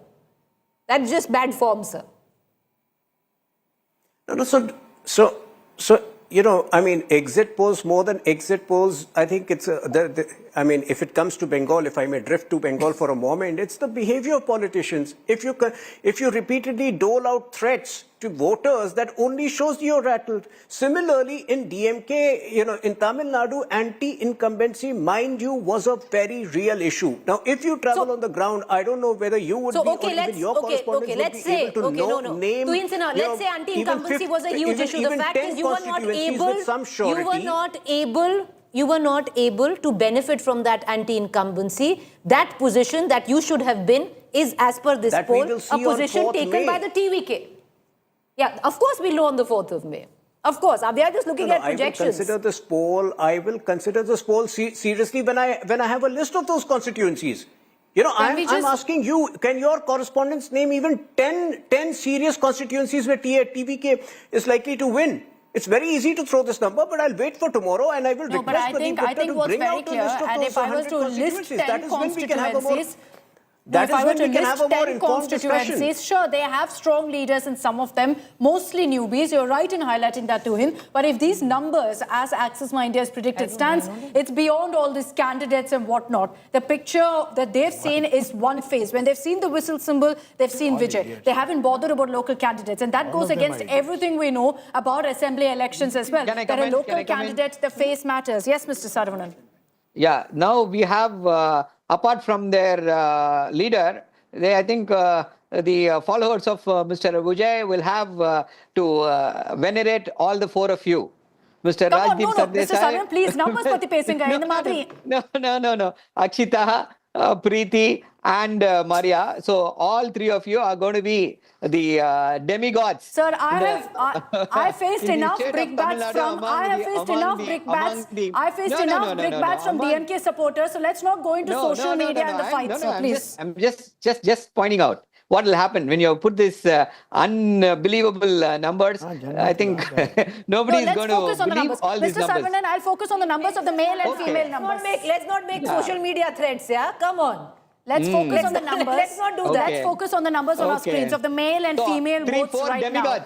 4 demigods for the TVK. Now you're trolling us on the numbers are not us. We are not the sophologists. We are putting out numbers. You are the... He's having fun. He's having fun. Okay, Mr. Saravanan, we get it. You're having fun with this. Akshita, all the 4 of you are defending him like this. Sir. Nobody even from your party will do this. Journalistic inquisition. One second, sir. Mr. Saravanan, journalistic inquisition. We'll have fun with you. I'm not passing judgment. I'm only saying what will happen. We'll have fun with you, sir. Let's bring it back to the numbers. All the 4 of you are going to be very, very popular in the state of Mr. Saravanan, let's move away from him and bring in Professor Sandeep Shastri. Professor Sandeep Shastri, Rajdeep says that actor Vijay wanted that mystique to be around him, and that is the reason why he did not give interviews. He wanted that aura, or should I say enigma, around him as to what he is thinking. And that may be also one of the reasons why the Gen Z moved towards him, because they like that suspense. What makes women, or women who are largely driven by welfarism, move away from a party which has been nurturing them for all these 5 years to move away to a new factor? Professor Shastri. Okay, we don't have Professor Sandeep Shastri. Will you take that question? No, look, let me play for a moment an analyst to just try to understand this Vijay phenomenon. Because I think if these numbers hold, and again, it's a big if. Because I don't recall when in an exit poll have 10 exit polls predicted someone 24. No, all 9 of them are in one direction and only one is a total outlier of a kind that I haven't seen. Two are saying AIDMK. Two are saying AIDMK. No, I'm just saying in terms of Vijay. No, but it also tells you how difficult it is, this election to call or if these numbers hold, it shows that that there is an element of change which is novelty. You know, change is not always anti-incumbency. We normally associate state that people are angry with a particular party and therefore are voting against it. What this Vijay phenomenon is showing that there is an element of novelty. Now, a film star has his celluloid appeal, so he gets his fan clubs and has that appeal around him. But to translate that into actual votes suggests that there is a novelty factor, there is a timing factor. Rajnikant, for example, for years thought about entering politics, much bigger star than Vijay, but that time Karunanidhi and Jayalalitha were overwhelming figures. Tamil Nadu has suffered from a political vacuum ever since the exit since the death of Jayalalitha and Karunanidhi. Who was going to fill it? Now, Kamal hasn't tried. You see, but the truth of the matter is what Vijay has done is Vijay has become he's a populist star. Kamal Hassan was not a populist star. Kamal Hassan was a great actor. Yes, he was I an agree. actor. There's two different superstar definitions. MGR also was 25 years in the Dravidian movement. Annadurai, there's a great book called Image Trap, made him do roles that would fit in as the boy who's going, as the do-gooder, as someone always there for the poor. It's not as if Vijay has done those roles only. He's been, someone who's become a Gen Z phenomenon. I think if these numbers hold, as we've been discussing, Mahila vote in election after election, and we'll probably discuss it in the context of Bengal where it's going to be important, there is the youth vote. This Yuva vote, this Yuva anger, restlessness, I don't call it anger, restlessness. Kuch naya karna hai, impatience. I think there's an impatience that the young who've never seen Jayalalitha, never experienced Karunanidhi, who are saying, I have no memories of either, who are saying, I want to see something new. Now, that won't happen in most states. But maybe in Tamil Nadu, because the cinematic experience provides something so new and different to them, Vijay has been able to capture that if these numbers hold. I keep saying it's a big hole. Mr. Sarvanan will be able to throw egg on all our faces. He's smiling at the moment. And so this isn't our exit poll. No, it's not our exit poll. But since we are giving it, he will clearly try and throw Pradeep Gupta into Marina Beach, into the sea of Marina Beach. No, he won't do that. Don't do that. He might want to do it to us. But I'm just saying, if these numbers hold, I think the message is the Yuva of this country wants to see something new. And that's why, Narendra Modi, one of the things he does quite successfully, yesterday you saw him play football in Sikkim. He keeps himself engaged with newer, younger voters. So that they don't feel a sense that, yaar, ye 75 saal ka but so did Stalin. No, Stalin tried, he was but it doesn't come naturally. He did a campaign called Vibe with MKs. But please, it doesn't come naturally to MK Stalin. He's doing it. It comes naturally to Prime Minister Modi. No, Mr. Modi has a whole team who does it for him. But for Vijay, that's who he is, right? That's his fan base. No, but it's not just his fan base. I didn't think that the fan base, the fan base is the core. Then you have the women who also feel perhaps that, okay, we are getting all this from these parties, but, maybe we want something new. I'm just saying that Tamil Nadu voters seem very restless this time. No, they'll tell you one restlessness is coming out. Again, Sarvanan, you're a good lawyer. I'm just trying to make a case for our numbers. So I could be very wrong and you could throw the egg on my face. I'll be happy to have it on that day. No. Beautifully, the way with which Vijay has, flown below the radar without getting into the crosshairs of the DMK and the BJP, AIDMK at all. Otherwise, trying to disturb his calculus, DMK could have gone overboard and used these state instruments to ensure that he doesn't have a safe sort of... In fact, I've been speaking to some leaders within the DMK, and their assessment was that before the Karur tragedy, actor Vijay was around 40% plus. Post this tragedy, his numbers did come down. But if we look at this projection of Access My India, it's been months and it's only down by 5%. No, I visited Karur. You know, when I went to Karur, what I found shocking, you could say, is that I visited some of the victims' families. This was a family of someone who had lost a 2-year-old in that stampede. What did they say? They said, we don't blame Vijay at all. We will vote for Vijay. The only thing we expect from him is that he comes and visits us.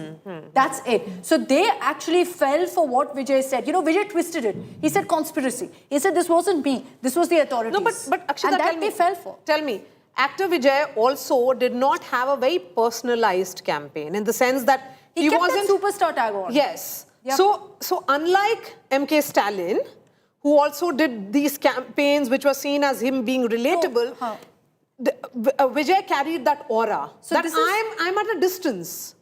Even in that famous imagery of him being on a cycle, the moment somebody approaches him, he runs away. That goes viral.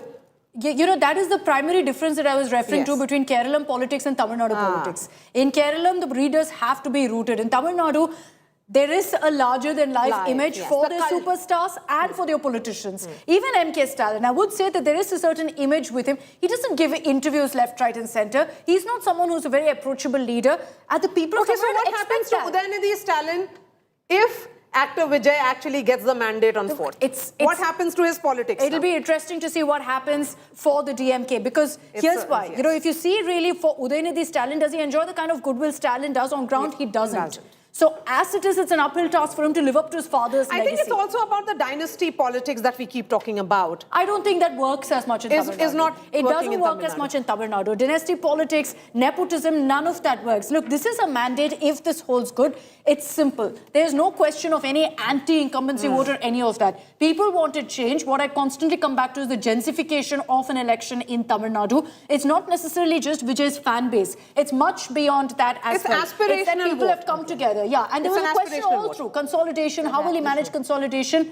This is very clearly, if these numbers hold good, a wave, Rajdeep. Okay, that's a good way to, you know, we've had every exit poll, you want that one state to throw up excitement. And we still haven't even come to West Bengal, which Pradeep Gupta says he wants to wait for 24 hours. And if you look at the numbers, at least 4 important exit polls are giving BJP a majority in West Bengal. 2 are giving it to Mamata. So even in West Bengal, there's a split verdict, and you never know what West Bengal will throw. But the big story at the moment is clearly that if the Access My India exit poll turns out to be true, we've seen one of the biggest ever political debuts in this country, arguably the biggest ever since NTR in 1983. An actor, superstar, turned politician could well be Tamil Nadu's latest blockbuster hit hero. So we'll wait and see if Pradeep Gupta is right or whether Access My India will have to stop turning towards Chennai for any succor after this. They will have to find some other place to move around with. But really fascinating to see the Vijay phenomenon play out like this. I appreciate all my colleagues joining me and my guests. In a moment, we'll be back with the news at 9.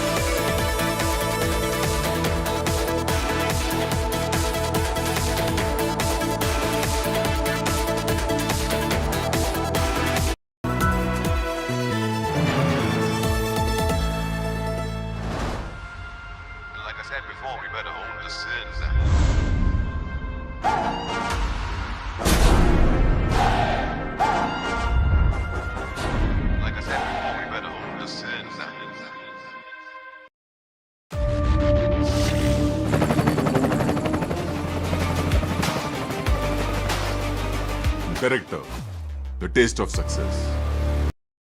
AU current account के साथ मिलता है free UPI QR overdraft facility और एक ही app से bank के सारे काम। AU सोच बदलो और बैंक भी।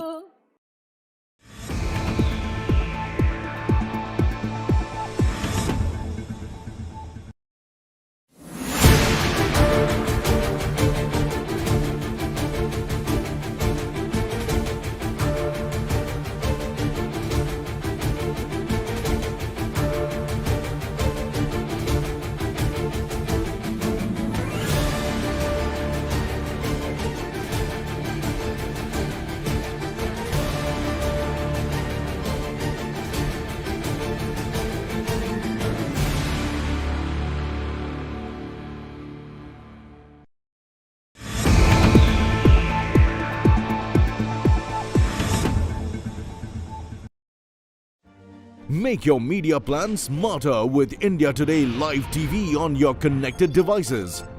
Amplify your brand with 100 million smart internet viewers. To advertise, mail us at sales@aajtak.com.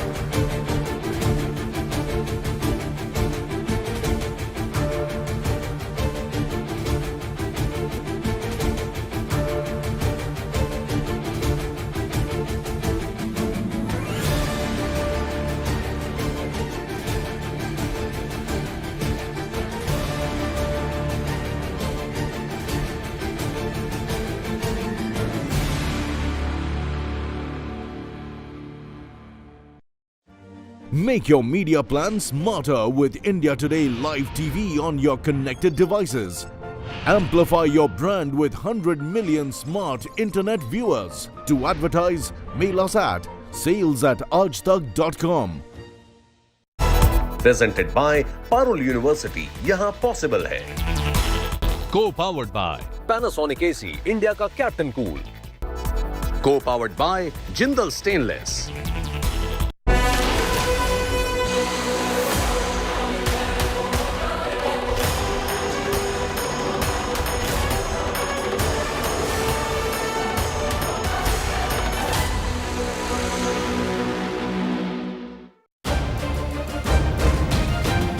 Good evening, hello and welcome. You're with the news today, your primetime destination news, newsmakers, talking points.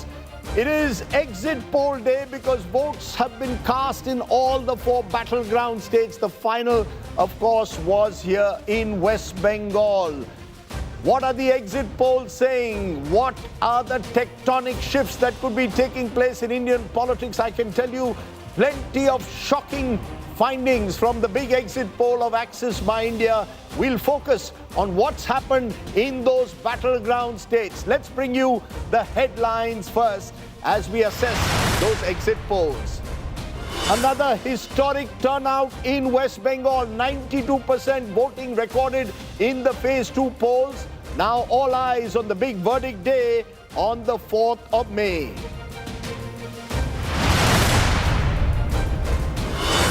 Axis My India projects a blockbuster debut for actor Vijay's TVK. TVK predicted to win 98 to 120 seats in the 234-member Tamil Nadu Assembly. DMK closed behind at 92 to 110 seats with its allies. AIDMK and NDA may bite the dust at third place.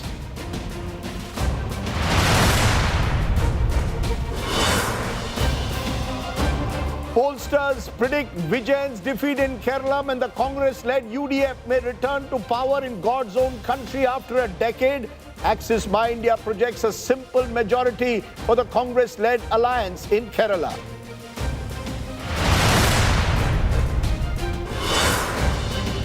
In the tea state of Assam, Axis My India projects Himanta Biswa Sarma set to get a big majority and stay in power with a complete sweep and score a hat-trick. NDA projected to hold on to power in Puducherry. AI, NRC, BJP, AIDMK alliance likely to win the coastal union territory. Congress DMK alliance may lose again.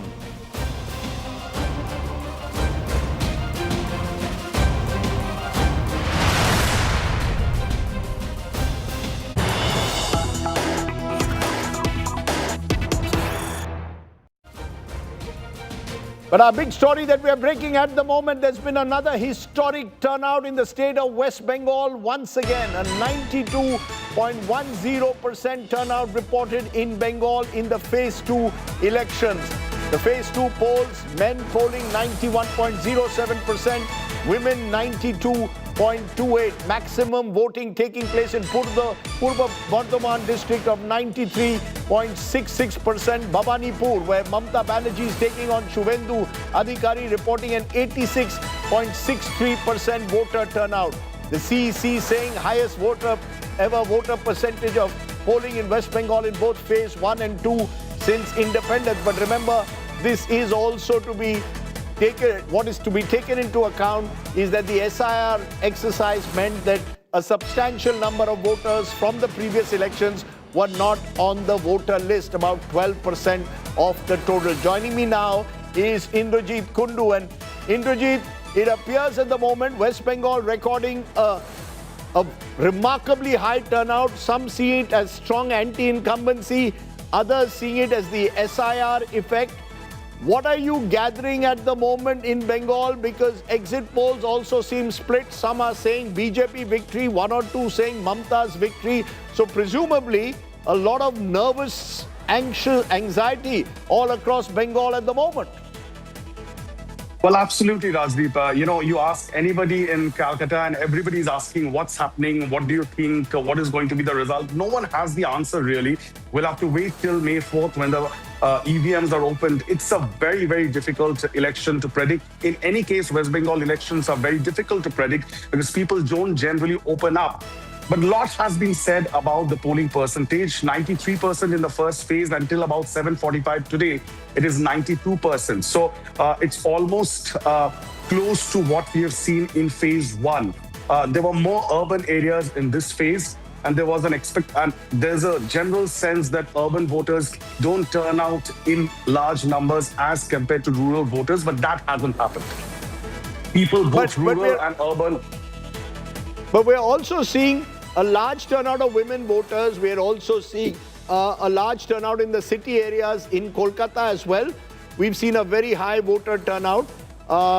There are signs that this could indicate anti-incumbency. There are signs that this could indicate some voter consolidation with both groups bringing out their voters in full force. Right. You've been speaking to all the leaders. How confident or underconfident do they appear?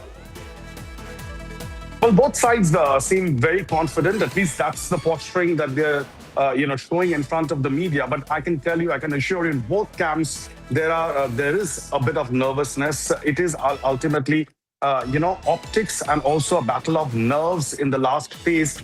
But as far as this entire situation is concerned, there are two major factors that will remain the headline of this 2026 election. One, of course, is the SIR factor, for which, due to the squeezing of the voters list, we see an arithmetically there is a jump and spike in voter percentage. That's a given. But at the same time, there is high levels of anti-incumbency, especially in the urban areas, which is extremely palpable and vocal. So I think the spike in voting percentage in both these phases can be explained as a combination of these two factors.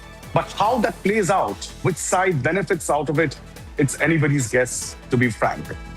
Okay, Indrajit Kundu, let me leave it there. We'll wait to see. Remember, Pradeep Gupta of Axis My India says he's not giving the West Bengal numbers today. He wants to wait a day to try and get a sense of really if more voters will speak on camera. Remember, there's always been the fear factor also associated with elections in West Bengal. Joining me now, Sanjay Kumar, psephologist and election analyst. Professor Maidul Islam, political scientist, joins me from Kolkata. Sandeep Shastri, election analyst and Vice President, Niti University.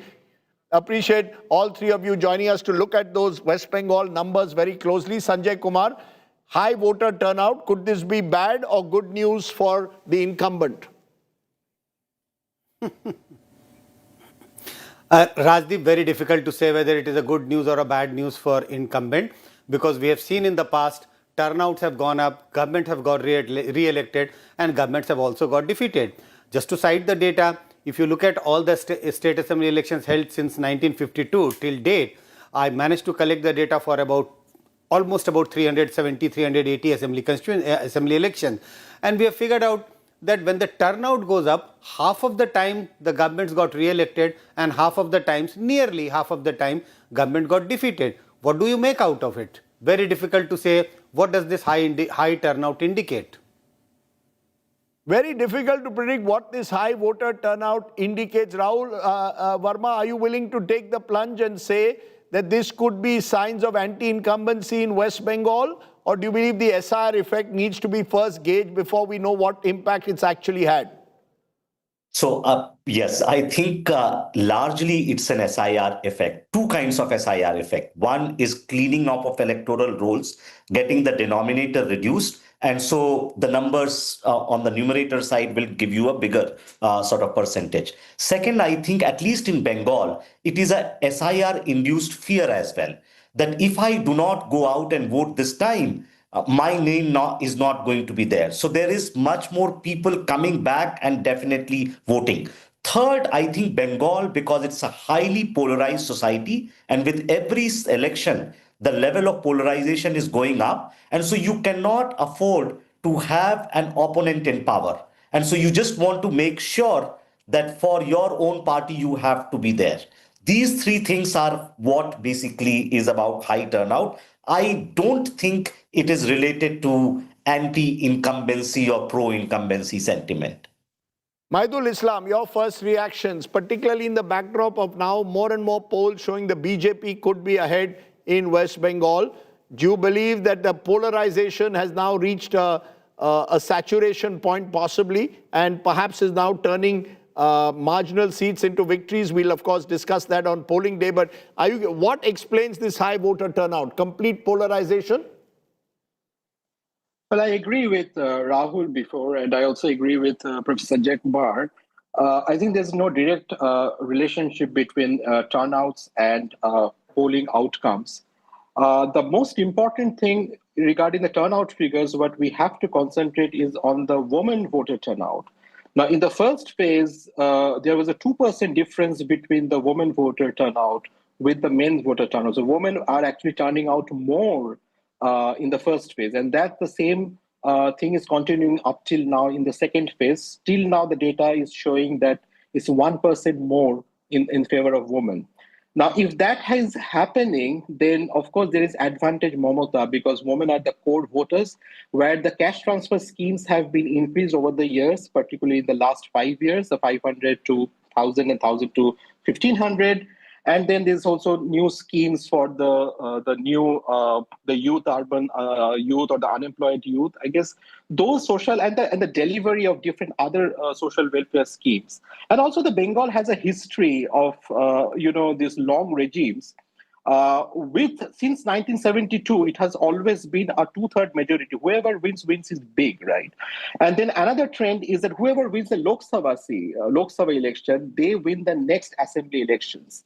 Now, in the last 2 years, the BJP of course lost the Lok Sabha elections in 2024, and there has been not very much anti-government movement, because in Bengal, generally overnight it doesn't change governments. You get a signal for, let's say, 5 years, 10 years. It has happened between the transition phase from the 67 to 77, and it has changed from 2008 to 11 if you switch post Singur Nandigram.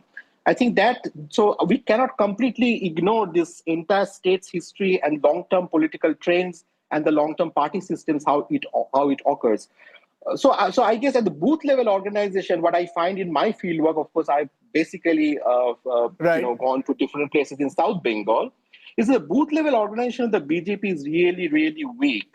Whereas you have booth level organizations of the Trinamool, and quite interestingly, the CPM still has certain booth level organizations. Now, if the SIR is a factor and the migrant labor is also coming back, just to turn out because they fear that their vote names will be deleted, then all parties are actually mobilizing their cadres or their supporters. So the CPM is also mobilizing, Congress is mobilizing, the ISF is mobilizing, the BJP, Trinamool, everyone is mobilizing because they think that their voters, their supporters, even if they don't win, their supporters and their voters just get turnout so that their names should be there in the next summary division. Okay, so SIR, of course, remains a major X factor. Sandeep Shastri, do you believe that this voter turnout suggests that Mamata Banerjee is in serious trouble and possibly after 15 years anti-incumbency has set in? Rajdeep, I would not move to making that conclusion just on this principle.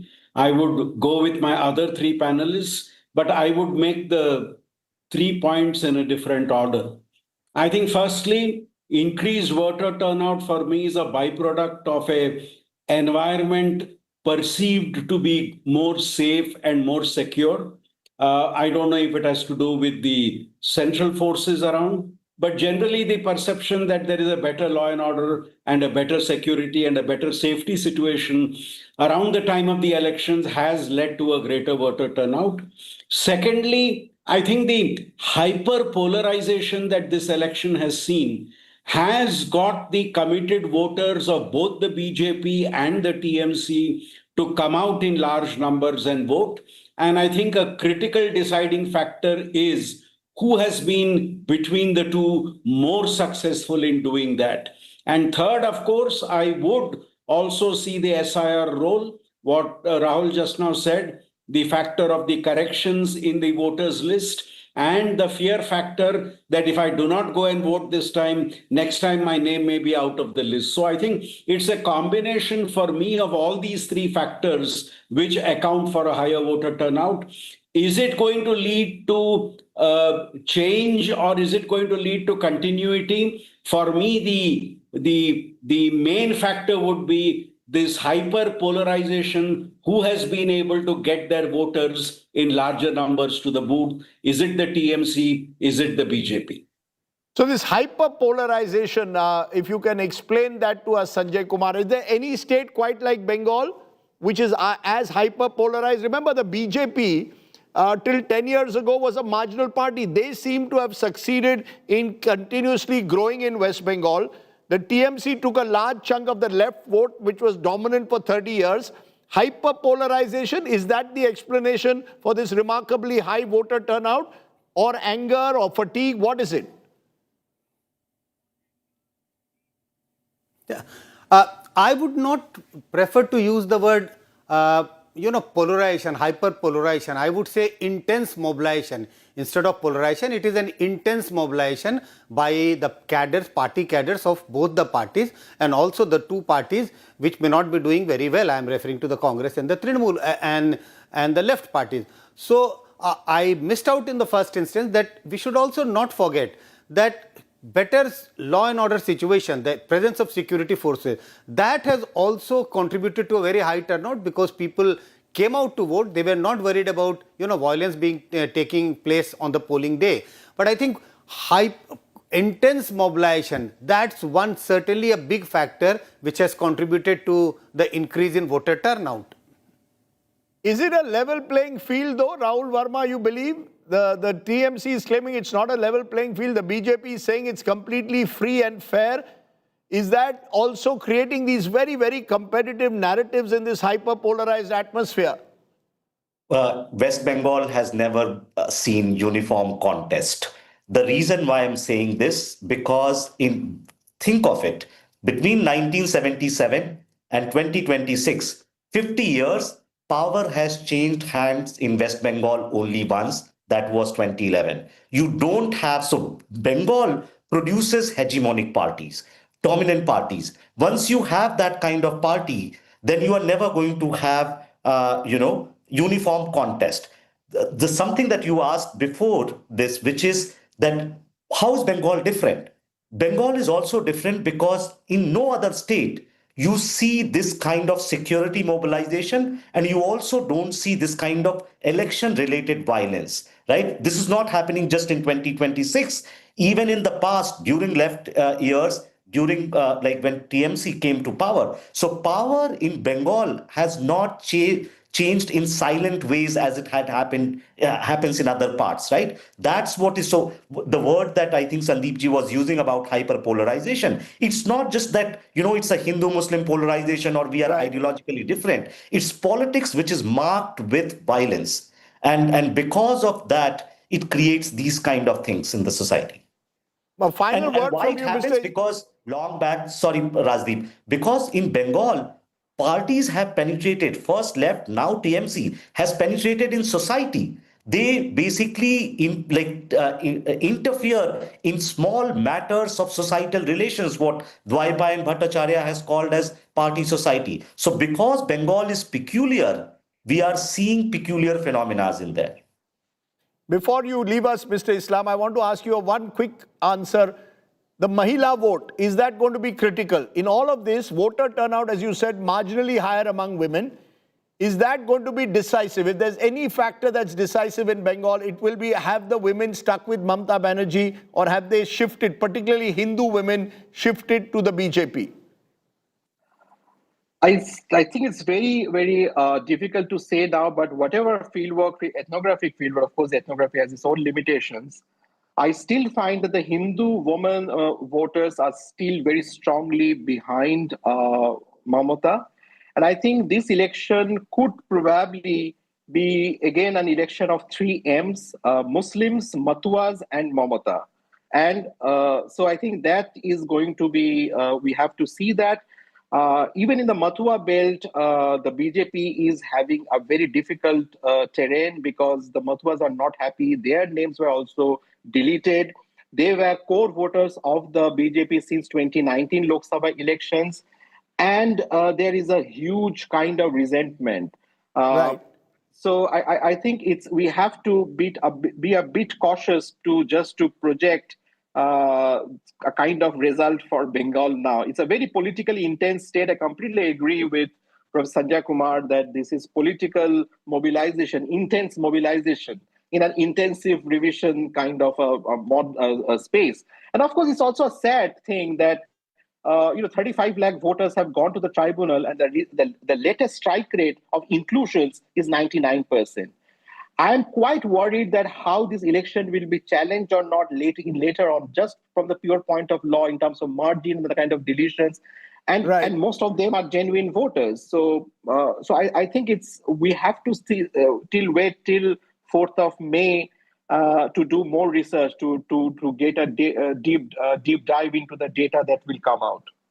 I'm going to leave it there for you on West Bengal. Appreciate your joining us, Professor Islam. My other three guests still stay with me, because from West Bengal, I want to turn to the other big battleground state, the exit poll, for which we have the Axis My India and the Post poll. And this is easily the most dramatic exit poll finding in years. Axis My India's exit poll for Tamil Nadu, vote share, DMK and its allies 35%, AIDMK 23%, TVK an astounding 35% as well.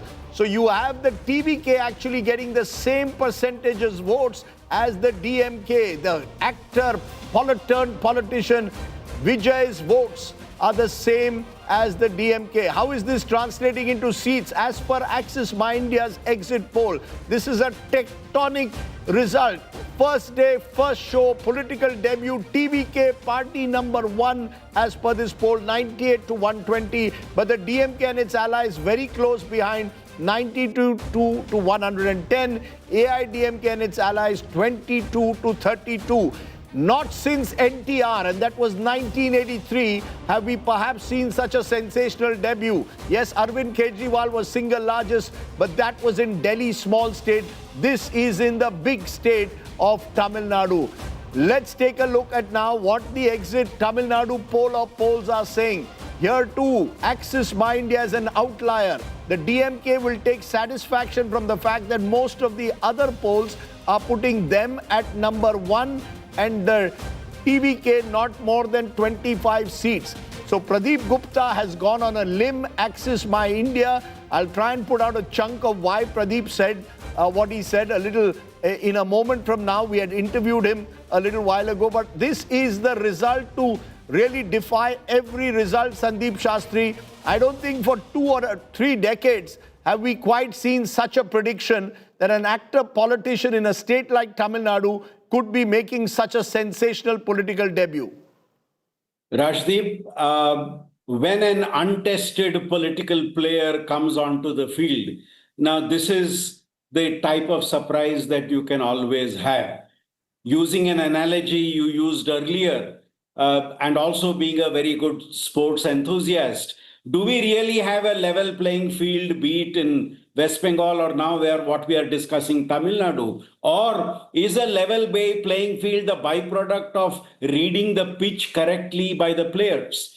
And I think if the Axis My India results are what is going to be seen on the 4th of May, I think Vijay has understood the ground situation correctly. He sees himself as the right person at the right place. And I would still be a little hesitant to fully back what the Axis My India says. I would believe that the actual performance of the newcomer may be a little more, a little less than what is projected, a little more moderate, and I feel that this will be a transition election in Tamil Nadu, where Tamil Nadu moves from a bi-alliance competition to a tripolar competition. So I have a little hesitation in fully endorsing what the exit poll projected on India Today would say. I would believe it is a slight overreach and that is because this is an untested player. It's difficult to really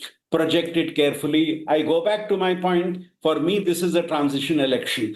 Also, if you give me 30 more seconds, I would say, let's remember in 1977, another untested player in a party, MGR, was able to get 130 of 234 seats. And NTR in Tamil Nadu in Andhra in 1983 was able to do a landslide 202 out of 294 seats. Now, it is not this type of projection we are making. We are making a projection of a marginal majority, even if you take the upper limits. So I would be a little cautious and say this is likely to be more a transition election.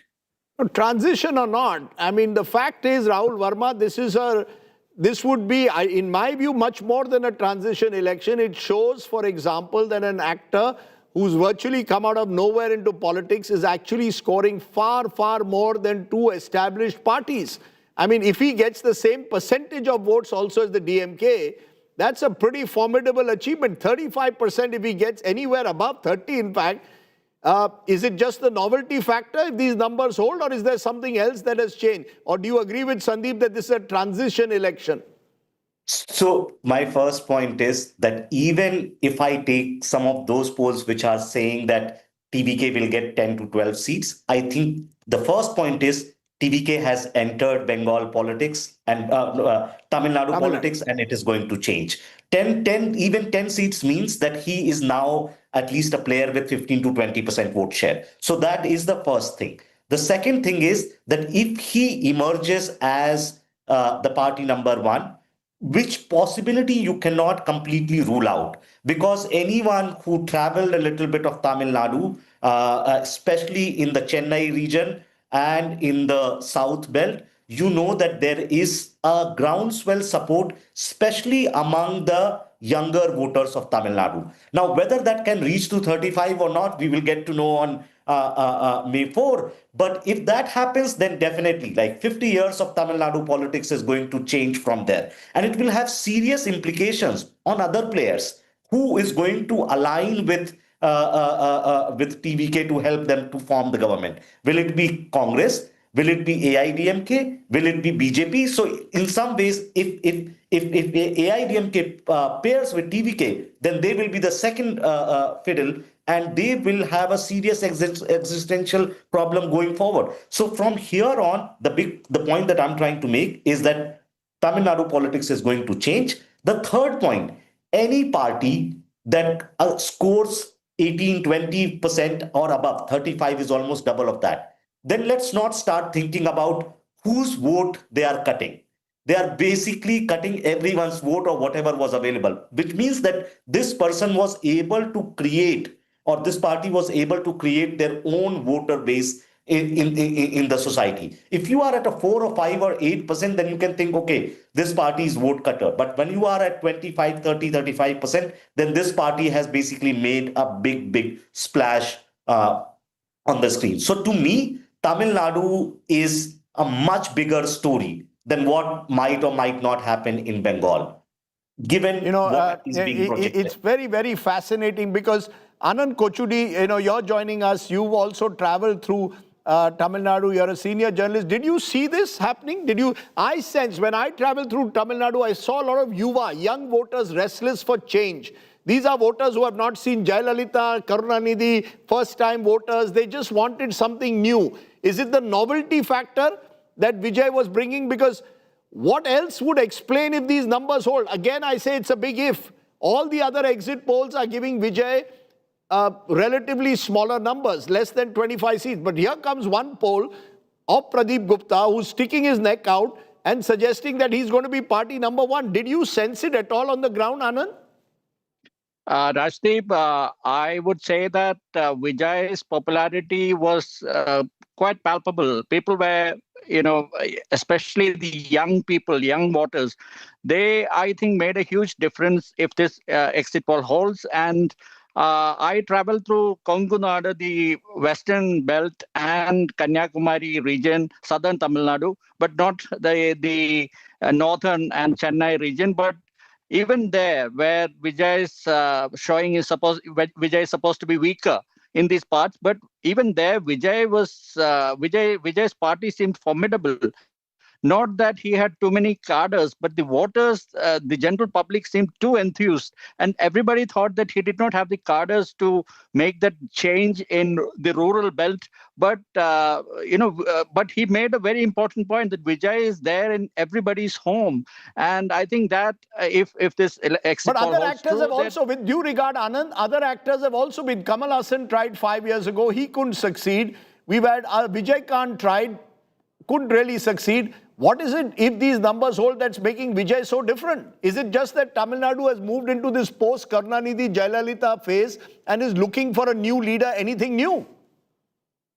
Rajdeep, I think Vijay is in the prime of his career. So he had at least 10 years left as a superstar. He could have continued in films. I think people saw that he was willing to give all that up. Kamal Hassan, to be fair, he had almost completed 50 years in cinema, and he joined politics at the fag end of his career. I don't know if it's fair to say that, but he was his career was he had a transition from an actor to a politician at a later stage. Right. But Vijay, even though he's not a very young man, but he is still in the prime of his career in Tamil Nadu. And Vijay Kant too, he had made the transition much later. So I would say that unlike MGR, who had a base in the DMK, Vijay, who came in without any such political legacy of sorts, he managed to cross that threshold of whatever, whether he ends up with even 25%, next election he's going to be the party number 2 and Right. the likely winner. So I think this election he has managed to make that, he has managed to project himself as the leader in waiting in Tamil Nadu, which has been going from 1967, going from the DMK to the ADMK. I think that space that was there, he managed to corner that. Right. I just wanted a moment to go to Pradeep Gupta, who I spoke to earlier. Remember, because he's really stuck his neck out on this one. It's one thing for a pollster to go along with the wind, to give numbers which may be in a 5-10% range away from the others. But here it's been a dramatic shift. What explains this? Listen in to what Pradeep Gupta told me, why he believes Vijay is becoming such a phenomenon in this election. So, Rajdeep, let me give you the vote share also. We are predicting 35% for both DMK Alliance and TVK both, 35% vote for both.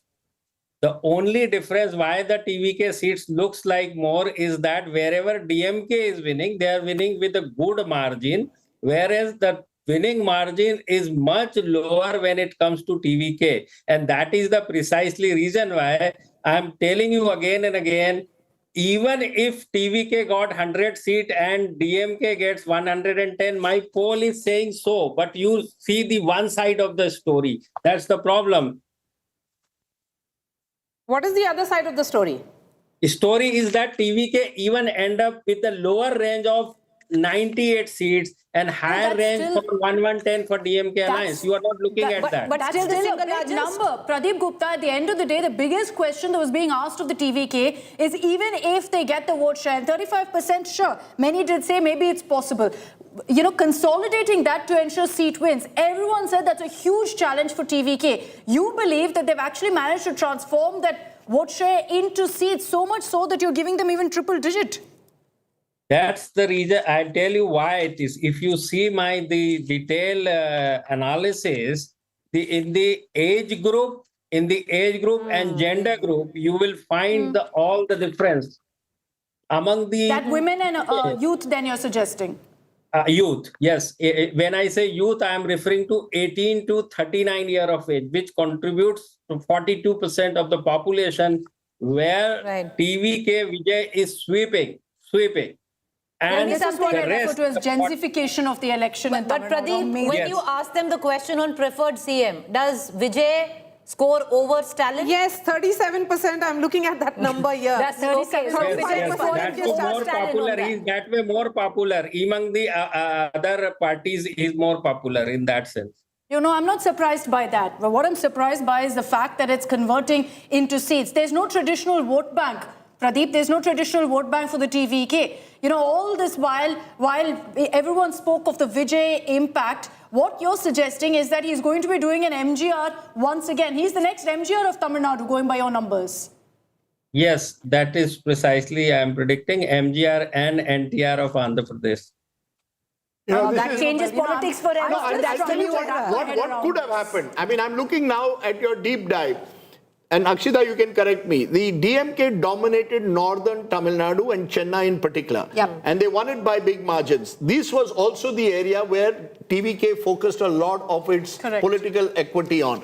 So the traditional belief, what the TVK seems to have done, if Pradeep's numbers hold, They have cut into the anti-incumbency vote, particularly in Western Tamil Nadu, where the AIDMK is strong, and prevented the AIDMK from winning some of the seats that they used to traditionally win in areas like Erode, Salem, where they would never lose. Those were their bastions. But if these numbers hold, they've obviously swept urban and semi-urban Tamil Nadu. That's the whole. What Pradeep's numbers are surprising me is that you're seemingly claiming that even in rural Tamil Nadu, where there was a belief that the TVK would struggle because they don't have the organizational machine to match the DMK and AIDMK, they are winning there. This is a wave. Whichever way, even though it's 35%, it's a bit of a wave because they are winning across parts of Tamil Nadu where you wouldn't have expected them to win. If these numbers hold. Rajdeep, hear me out.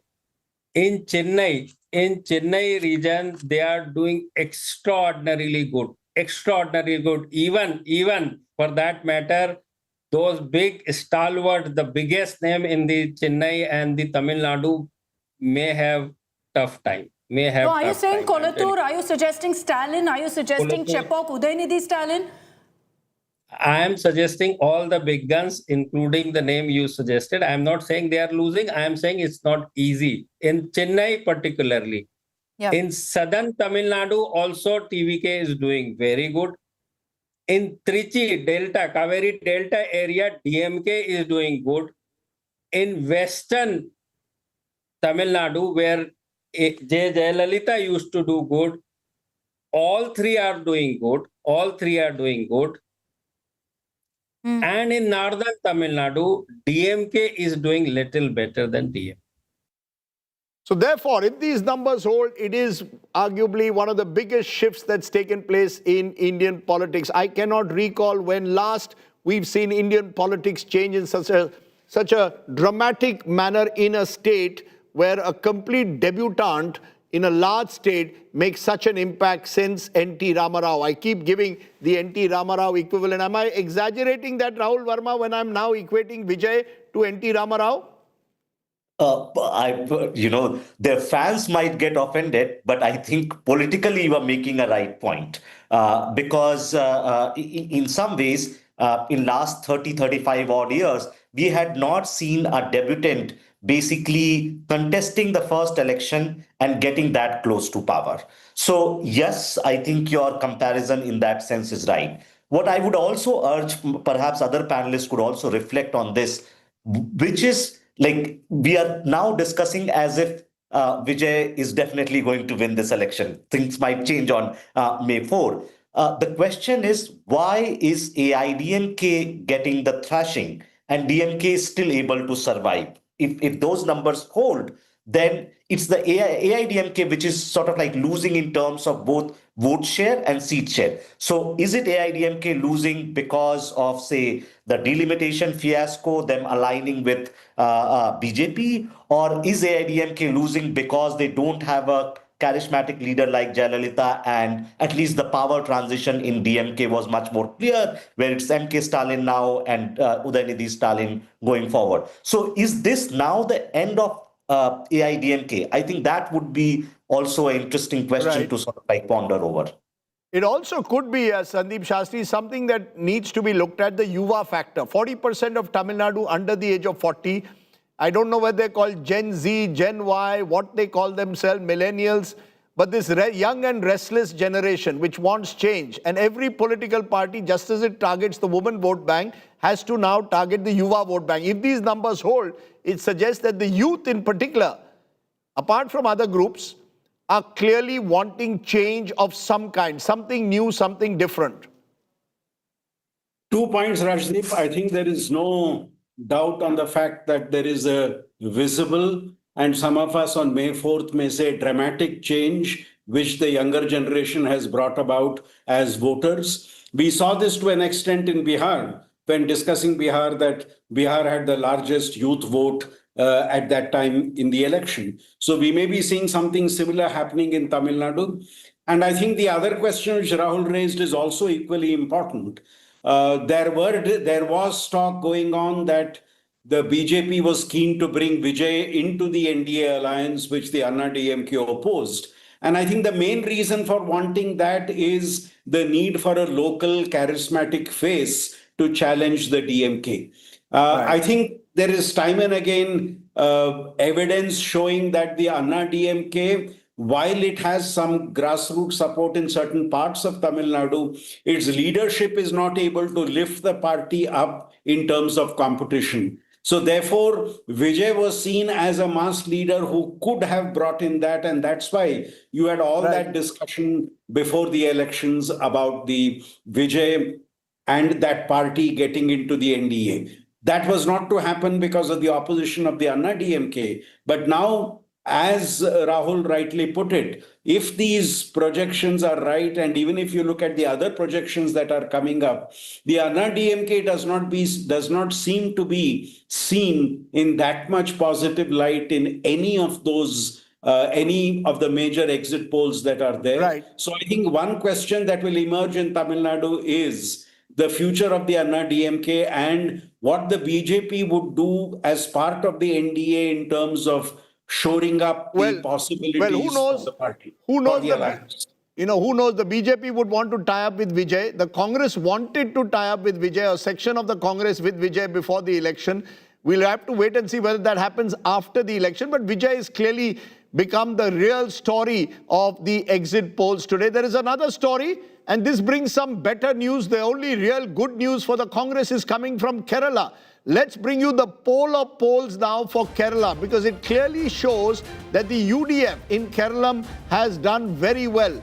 Take a look at all those numbers that are coming up. Poll Mantra 88 to 92, Axis My India 78 to 90, People's Pulse 75 to 85, Matri 70 to 75, JVC 72 to 84, Vote 5. All these polls are clearly putting in the 140-member Kerala Assembly the UDF above the halfway mark. No one here is giving the left a majority. Every poll going in one clear direction, advantage to the UDF in Kerala. So the big story coming in there, Anand, from Kerala, is that this is UDF's moment. And clearly, for once, the Congress seems to have got its act together. Whether it's KC Venugopal in Delhi, whether it is Satishan and Ramesh Chennitala in Kerala, the factionalized Congress has managed to get its act together, and 10 years anti-incumbency could have set in. So Stalin appears to be struggling, and in Kerala, it could be end game for Vijayan.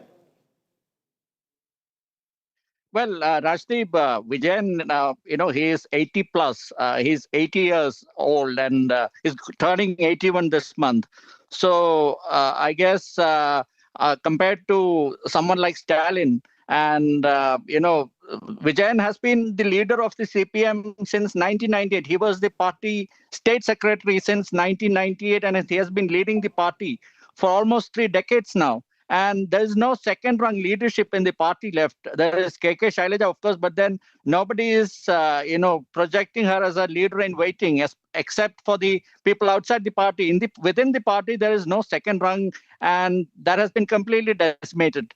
And now, I guess the CPM will have a huge challenge finding their next leadership, the next generation of leadership, because from P. Rajiv to M. Swaraj and M.B. Rajesh, they're all, they're all equals. There is nobody who is slightly ahead in that race. And with the UDF, they, unlike Haryana, they waited for the election to be over to fight among themselves for the chief minister's chair. Once the election was done, Ramesh Chennitala, V.D. Satishan, they all started making claims, and then KC Venugopal himself threw his hat in the ring.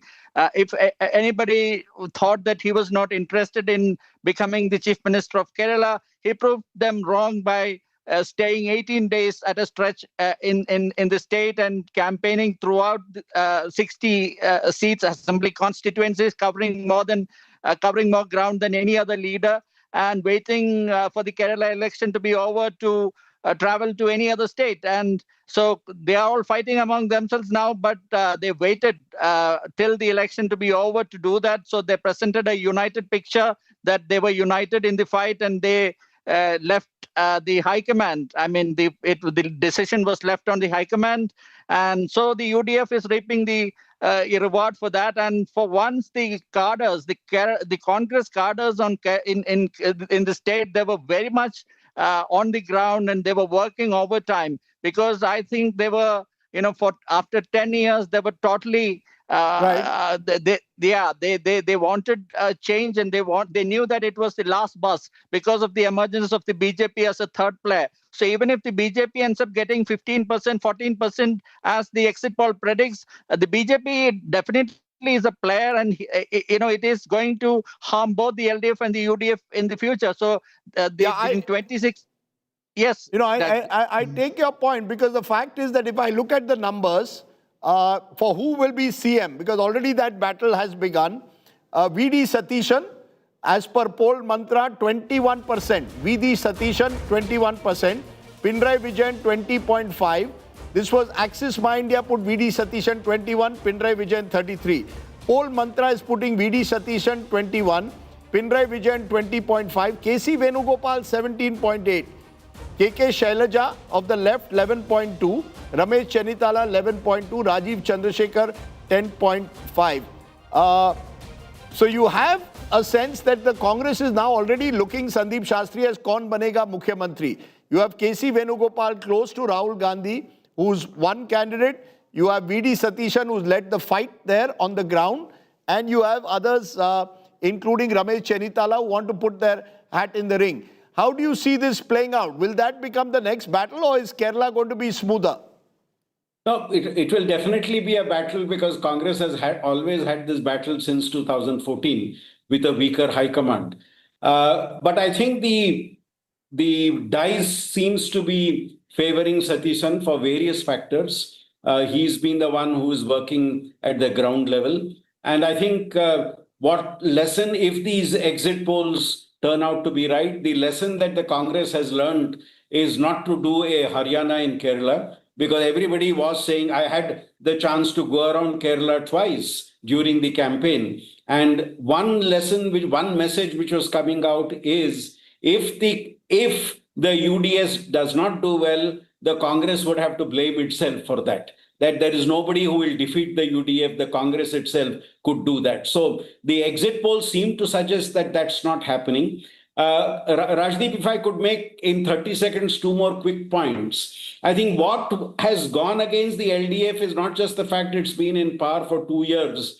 If you look at the posters which the party created across the state, it was posters with only the image of the chief minister being projected, which is very much against the ethos which the CPM has believed in. And I believe that personalization of the whole campaign was something which possibly went against the party. Finally, the exit polls also put the BJP at the highest, even in the highest poll in single digits. None of the exit polls put them in double digits, but I think they had a long-term plan, and their aim is to emerge as the major challenger to the UDF, and that's what I think they will look at after this result. The BJP, on the other hand, Rahul Verma, has not done as well in Kerala as they did in the Lok Sabha. They were 20% there. They're now down, as per this poll, to 14% Axis My India. So it's one of the states where the BJP has not been able to make the kind of breakthrough. If anything else, they might have helped the UDF here by taking some of the Hindu vote away from the LDF. Do you believe that this is the one state where the BJP finds life tough? No, there are many other states. West Bengal is one of them. So first point, yes, it's a tough state for BJP, especially because of the demographic composition. If you add Muslims and Christians, both those groups would account for 45 to 48% population. BJP does not have any traction among those two communities. So it basically leaves them with only half of the state. The second point is UDF is largely they have a bigger share. So Muslims are largely consolidated behind UDF. Part of Christian voters are also behind UDF. And LDF in that sense in Kerala is largely a Hindu party. And so what you are right about this, that BJP, by taking away a chunk of Hindu vote, actually hurt the LDF. The third point, which is we have seen this in 2019 and 2024, BJP tends to do better in Lok Sabha election.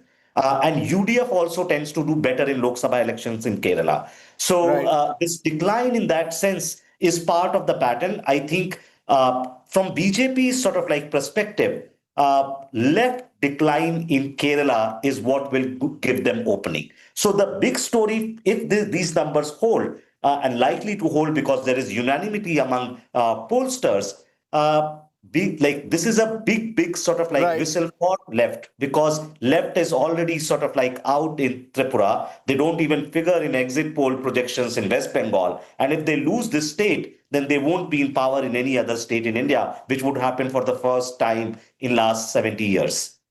Okay, so I'm going to leave it there. As I said, interesting to see how this is all playing out at the moment.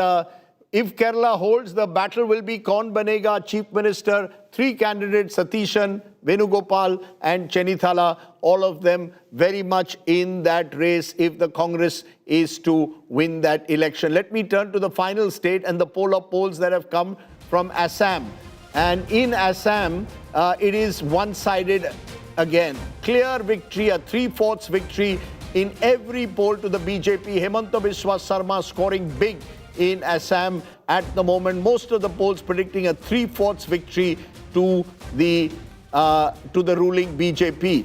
Are you surprised at all by those numbers, Rahul Verma? Or is this in pattern with what was being seen even in the Lok Sabha elections? The BJP has become a dominant party in Assam. The gerrymandering of seats, some would call it delimitation, less Muslim-dominated seats, Upper Assam versus Lower Assam, Assamese versus outsiders, all of that has worked in favor of the BJP. So absolutely. See, I think in Assam, what seems to be happening that multiple factors are coming together to give this kind of dominant status to BJP.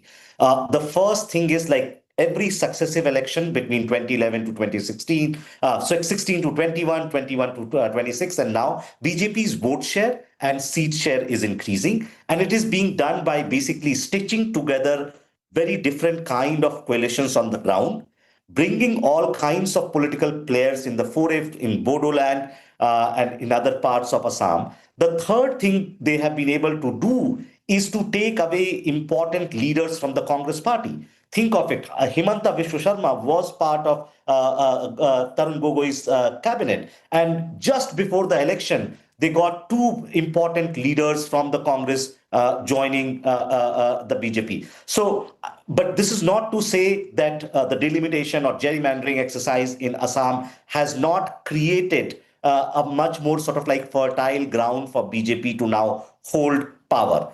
But we have to also equally see the decline of Congress organization in state like Assam, where they were in power for 3 terms between 2001 to 2016.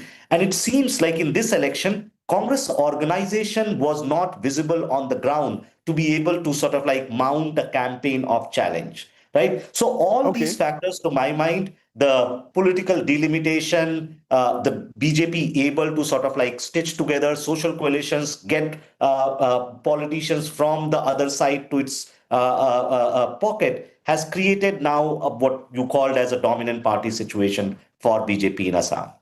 Fascinating, because this is the big change that's taken place in a way in Indian politics.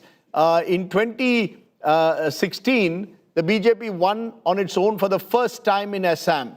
10 years later, if these numbers hold, and if again, they are poised for a hat-trick of victories. And the Congress previously had won for 15 years in a row in Assam. So Assam in a way reflects just how much the map of India has changed in recent times. If you look at it, barring southern India, and even there, Karnataka has, of course, seen the saffron sunrise. By and large, the BJP is making gains right across the country, Assam being the latest example of the BJP's growing, in a way, growing footprint across India. So the numbers as we stand, as per Access by India, Assam going to the BJP, Tamil Nadu, possible hung assembly, but Vijay could be king or kingmaker with the DMK close behind. You've got Kerala, which is going the way for UDF, and then the battle could be Kaun Banega Chief Minister with Ramesh Chennitala, KC Venugopal, and VD Satishan, 3 prime candidates. So the Congress getting some hope there. And of course, you've got Puducherry, where again the NDA is in the lead. All of this leaves us with the state of West Bengal. Now, Pradeep Gupta and Access My India are saying they're not giving the numbers of West Bengal yet because they need to do more research. But remember, many of the exit polls today have given the BJP the edge there. So who knows? You could have another tectonic change in India on the 4th of May. There's just one caveat. All of these are exit polls. The real results will come on the 4th of May. But there's plenty of talking points that have been raised by these polls. For watching, thank you very much. Stay well, stay safe. Shubhratri, Jai Hind, Namaskar.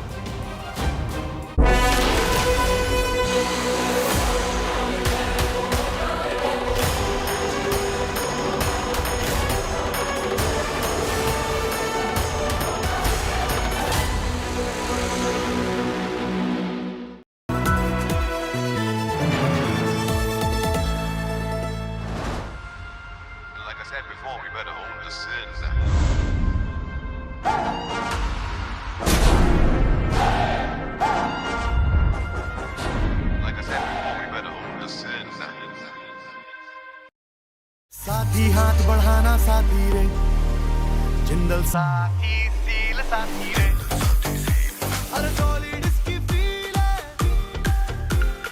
Jindal साथी seal है दोस्त की stainless steel है quality में दम है साथी रे बिजनेस करेगा ग्रो साथी रे टाइमलेस इसका लुक है साथी रे और जिंदल साथी जिंदल साथी सील है तो असली स्टेनलेस स्टील है। तो जब भी आप stainless steel pipes and tubes खरीदें, जिंदल साथी सील जरूर चेक करें। Jindal stainless, India's leading producer of stainless steel.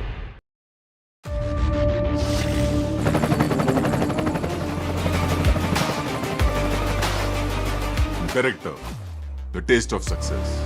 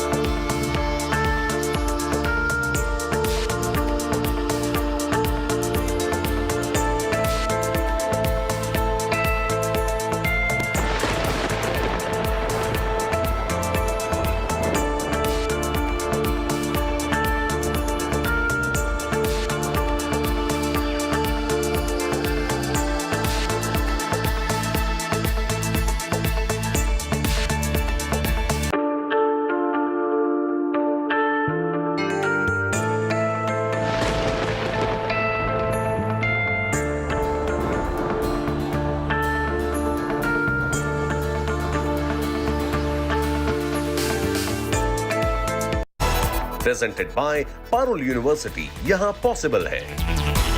Co-powered by Panasonic AC, India का Captain Cool. Co-powered by Jindal Stainless.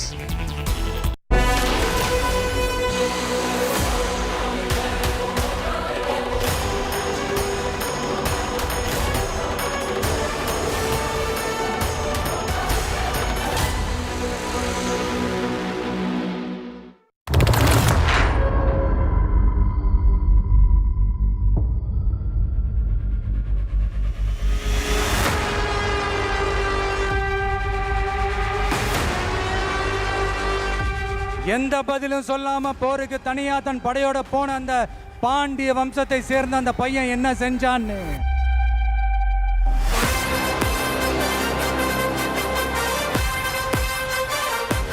கழக வேட்பாளர்கள் பட்டியல். பெரம்பூர், திருச்சி கிழக்கு, சி ஜோசப் விஜய்.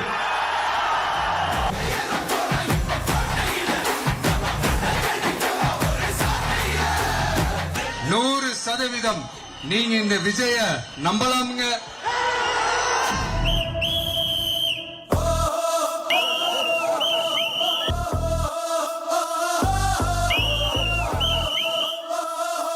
இது ஒரு தலைமுறைக்கான ஒரு தேர்தல்.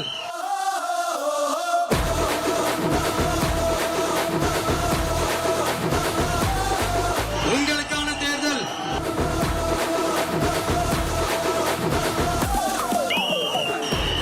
இது ஒரு விசில் புரட்சி தேர்தலா இருக்கணும்.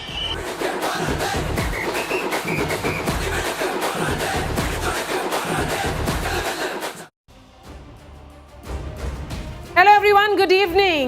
The biggest surprise of all the exit polls is coming in from Access My India, which has predicted TVK's not just debut, but a phenomenal one at it in this election. Tamil Nadu's political script seems to be changing, and this time it's not the usual players rewriting it. For decades, remember, the battle has been predictable. DMK versus AIA, DMK largely the two Dravidian parties, but 2026 is shaping up to be very different because a superstar has stepped in, and what once looked like a dramatic entry is now turning into a serious power play.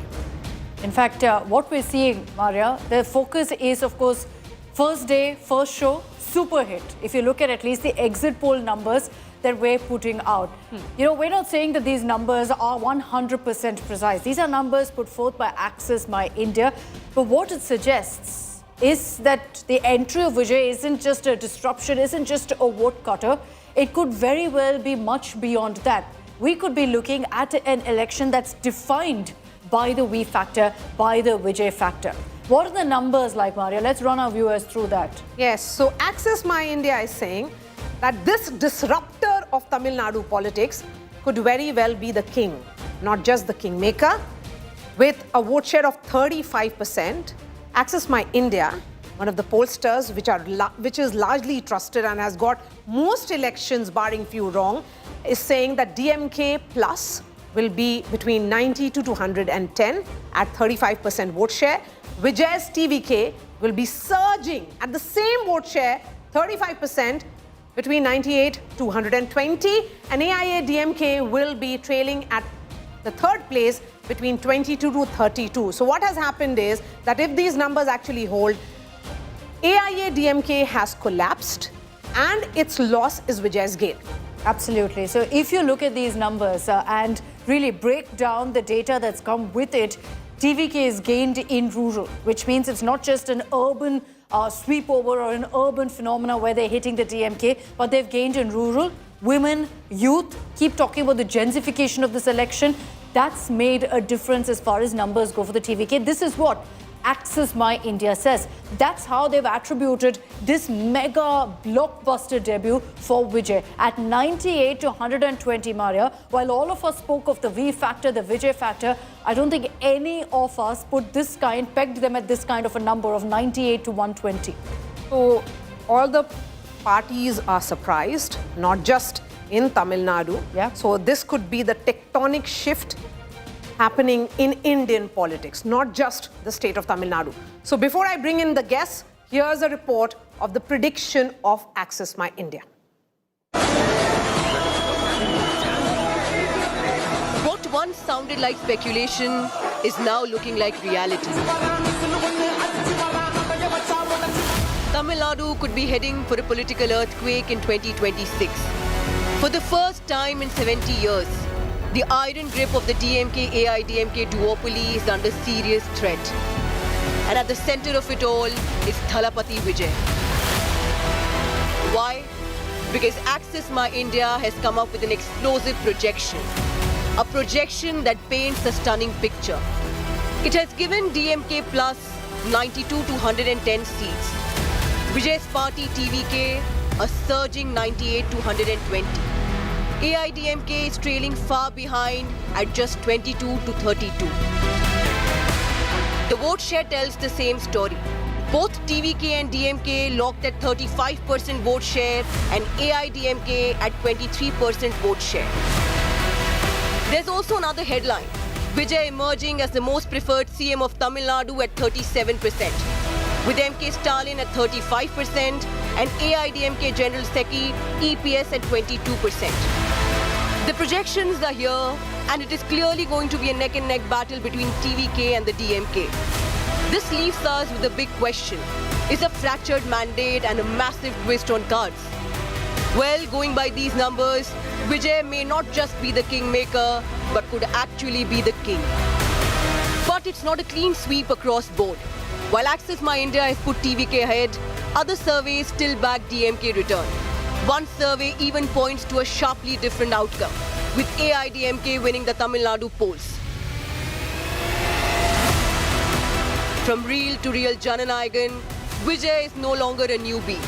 He's here to shape outcomes, and 2026 could be his ultimate blockbuster. Bureau Report, India Today.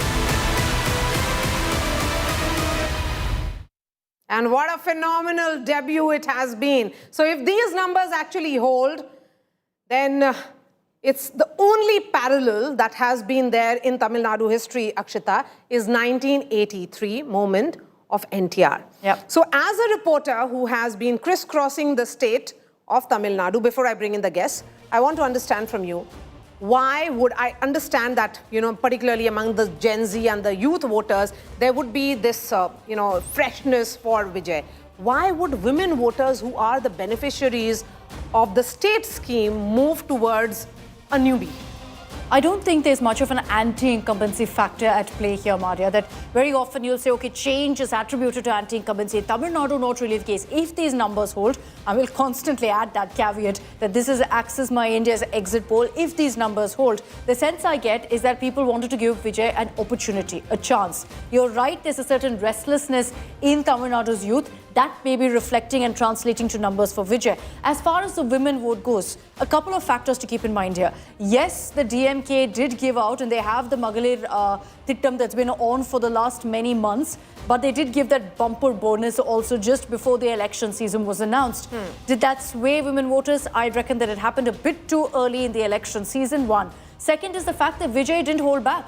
He also went ahead and promised exactly what the DMK, or for that matter, the AIDMK promised. He knew full well that those are game-changer schemes. And so as much as he's promised a different kind of politics, those are the variables on which it's pretty much the same constant that he's followed as well. So he's played his cards right in that sense, where he's projected himself as a unique choice, but where it mattered, he's followed the tune, he's followed the route of the Dravidian parties. So for the women, they don't lose out by voting for Vijay. They get those perks, plus they get the change they seek. Yes, and at the same time, Akshita, as observers of politics, we have seen a great degree of caution in his campaign also. When he attacked the chief minister, there was no cultural attack, because he understood that as far as the Dravidian politics is concerned, he is also as much the custodian of it, but perhaps he wants to look at the Dravidian politics with a fresh lens. Let's bring in columnist R. Rangarajan, who joins us. We also have Pula Rao joining us on this broadcast, political analyst. Pula Rao, beginning with you, if these numbers hold of Access My India, then what are we seeing in the context of Tamil Nadu? What would you say, what has happened? Well, first of all, it seems very simple. He must be if, a big if. You have rightly said the pollster has done some good surveys, on some bad surveys. If it is, obviously, TVK has gained the allies of DMK and ADMK. You can cross-check that. All those weak people he might have taken over. Secondly, it is very easy to say the opposition was divided. Perhaps all the ADMK vote transferred here because they didn't want a divided opposition. And yet, I would still say it is not such a simple state, Tamil Nadu. The same kind of politics have been going on for 100 years. The same factors are there. And you rightly put it that Vijay did not culturally distance himself from anything, from all the Dravidian stuff. But it's very hard to believe. And if he has made some success, he must have defeated all the allies. Because even in Perambur, where he is standing, he is facing PMK. So therefore, that's what we have to look for. Perhaps the DMK did suffer a little bit because of the 60 MLA seats which they gave the allies, just as the ADMK was forced to fork out another 70 seats to allies who are weak but who had bargaining power. Therefore, that's the only thing I can understand. He has not made any great inroads. He's not, nice to say the youth Mr. and women Pullarao, you look at the details, and since, we've had that 1 hour breather or so to go through the data that Pradeep Gupta has put out to back these numbers of 98 to 120. Many would say, it's outlandish to give these figures to Vijay. Here's how he's backed it. He says it's not just the urban vote, but also the rural vote that's very clearly swung in Vijay's favor. There were a lot of questions about whether the TVK and Vijay's popularity would actually seep down to the rural pockets. According to him, it very much has. So while you see him cutting DMK's vote in urban pockets, Chennai, for example, which the DMK in 2021 swept, all 16 went to the DMK. This time there's a Vijay factor. And then in the Kongu belt, which is where the AIA-DMK usually holds fort, there too Vijay has managed to seep in and sweep. So if you look at these factors, it looks like, yes, he's dented the DMK and AIA-DMK. To me, Maria, the fact that you're seeing a bigger impact on AIA-DMK essentially translates to this, that the AIA-DMK simply couldn't afford any impact or any factor really denting them. They were weak on their own. And then you add a factor like Vijay, who's already powerful, influential, very big face. Everyone is talking about what kind of an impact he will have. So then you have a weakened party further being weakened by this external element that's come in. No, that's what explains what's happened to the AIA-DMK. To look at this 2021 data, the vote share gap between the DMK and AIA-DMK is just 6%. Yeah, that's now, plus. If you actually look at it, it's 3 between the DMK and AIA-DMK. Yes, and TVK at 0% because that was really not a party. Now, the TVK is at similar vote share as the party in power, that is the DMK. That is as per the projection of Access My India. And if we were to break that data further down, be it the SC/ST, not just the constituency which was largely predicted that he will get the minority Christian vote. Here is TVK in its very first debut, Mr. Rangarajan, is actually winning across castes, across communities. So what do you think has worked for actor Vijay? Is it newness, freshness, enigma? How do you describe this phenomena? No, thanks for having me in the show. It is indeed a surprising exit poll. As somebody who has been following politics for many years, the first exit poll that I personally and many of us look forward to is Pradeep Gupta's poll because, he has built that credibility over years. But here it is much to the surprise of everyone. I mean, clearly, it was clear right from the beginning that Vijay and TVK party, they were not merely spoilers. They were definitely disruptors. But whether they could be challengers to this extent is something, and as Akshita was saying, there is always this 10% vote, 10 to 15% vote in urban areas. And I always have this theory that, the urban voters, middle class and upper middle class and many others, who are not largely dependent on state for their livelihoods, be it schools, be it colleges, be it healthcare. But they do want good governance. So they are looking for change. And there is this 10 to 15% vote for taking for anybody who gives a different narrative in the urban areas. So everybody expected TVK to do phenomenally well as a debutant in urban areas. But I think what has been surprising in this exit poll is the impact it is believed to have had even in the rural areas. As I told you, there's a lot of credibility for Access My India exit polls and Mr. Pradeep Gupta. But we'll have to take this with a pinch of salt and wait till May 4th. No, I 100% agree with you that we have to take this. Yeah, with a bag full of salt, if you will, because, these are exit polls. They're not concrete. They are predictions that sometimes we get right, sometimes we don't really. Yes, Mr. Rangaraju. Yeah, but what has worked for TVK and Mr. Vijay, he is a very, very popular star. I think you cannot compare him. There's no doubt about that. But quite honestly, I think youth has been supportive and the women have also been great. Youth and women is one factor. Youth and women definitely are factors, but can they help in a wave? Can they help in, dethroning the likes of DMK and AIADMK is really the question here. What doesn't add up to me, Maria, is if you look at the vote share. The vote share of the DMK plus and the TVK, according to Access My India, is at 35%. Both are at 35%. And the suggestion, therefore, from Pradeep Gupta, from Access My India, is that while both of them have the same vote share, it's actually TVK that's actually managed to convert that into a healthy, seat share. Seats. Yeah. Which, you look at it, the fact, no, I agree that there is usually that difference, but you'd think it'd be the other way around. The biggest challenge for Vijay is to actually consolidate, is to ensure that vote share translates to seat share. 35%, many would have said that, look, it's possible that Vijay can get that. The number of 98 to 120 is what stuns you, is what is astounding.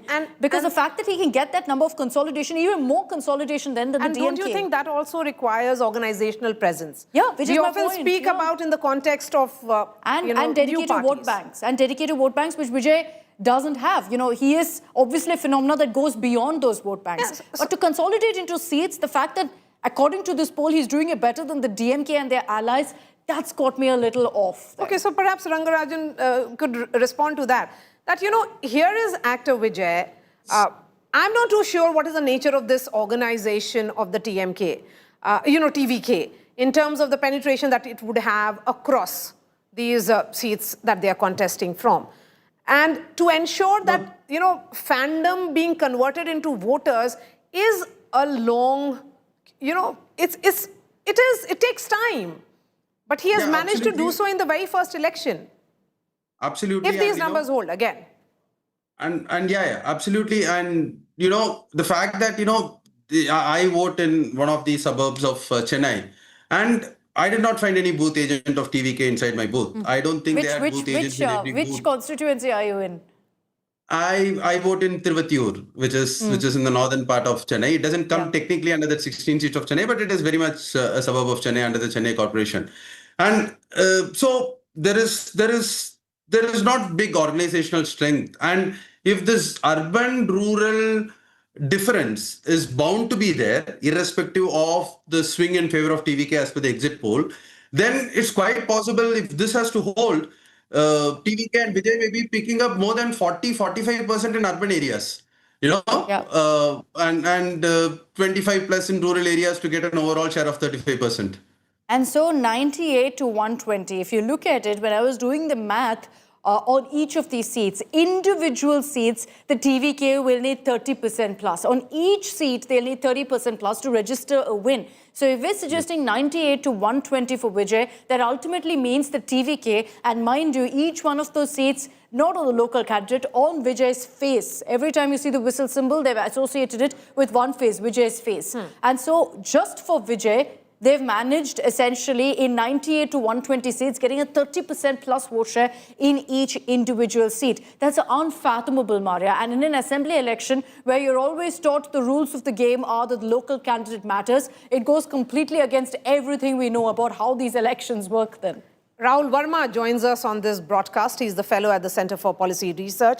We also have Professor Sandeep Shastri, election analyst and vice president of NITT University. Professor Shastri, of course, this is an outlier, something which has sent shockwaves across the country, not just in Tamil Nadu. What are the chances of this coming true? What do you think would have worked, and what all must work for actor Vijay to register this kind of debut? What you said and what Akshita said, I would not take it with a bag of salt or a pinch of salt. I will take it with a handful of salt only, which is, I see the trend which the Access by India poll shows, but I would not go to the level of intensity that it indicates for several reasons. Number one, this is a first-time player. This is an untested player, and to expect that untested and untried player capture more than one-third of the vote share, I have a challenge accepting that, especially when you have other Mr. Shastri, we're having a bit of a problem with your connection. We're going to fix that. But I like the way you've given us a measure of salt to understand what really people think of the poll. So if Mr. Rahul Verma is with us, Maria, can we ask him, what's your measure of salt, Mr. Verma, when you look at these numbers? Is it a handful, fistful, sack, bag of salt? Which is it? Pinch? I leave it to you, whichever measure you like, please go ahead. What do you think? I'm asking you, what do you think? Do you accept these numbers as they are? Do you think that, it's a little iffy? Like, these are projections, and I don't want to discuss projections as if they are final results, right? So there are many ifs and buts, and so whether this will hold or not, that's the first question. I think let's start with this. First point is that anyone who traveled through Tamil Nadu would know that TVK has a good sort of like traction. Now, whether that traction is 15%, 20%, 30%, or 35% as being projected, that's hard to know. And we will only get to know the real picture on May 4th. Second point, as far from this projection, what seems to be happening, that TVK is hurting AIDMK much more than DMK. And that, in some ways, is what the bag of salt is. Because in any situation, when a new player enters in this big way, there has to be a serious anti-incumbency against the government.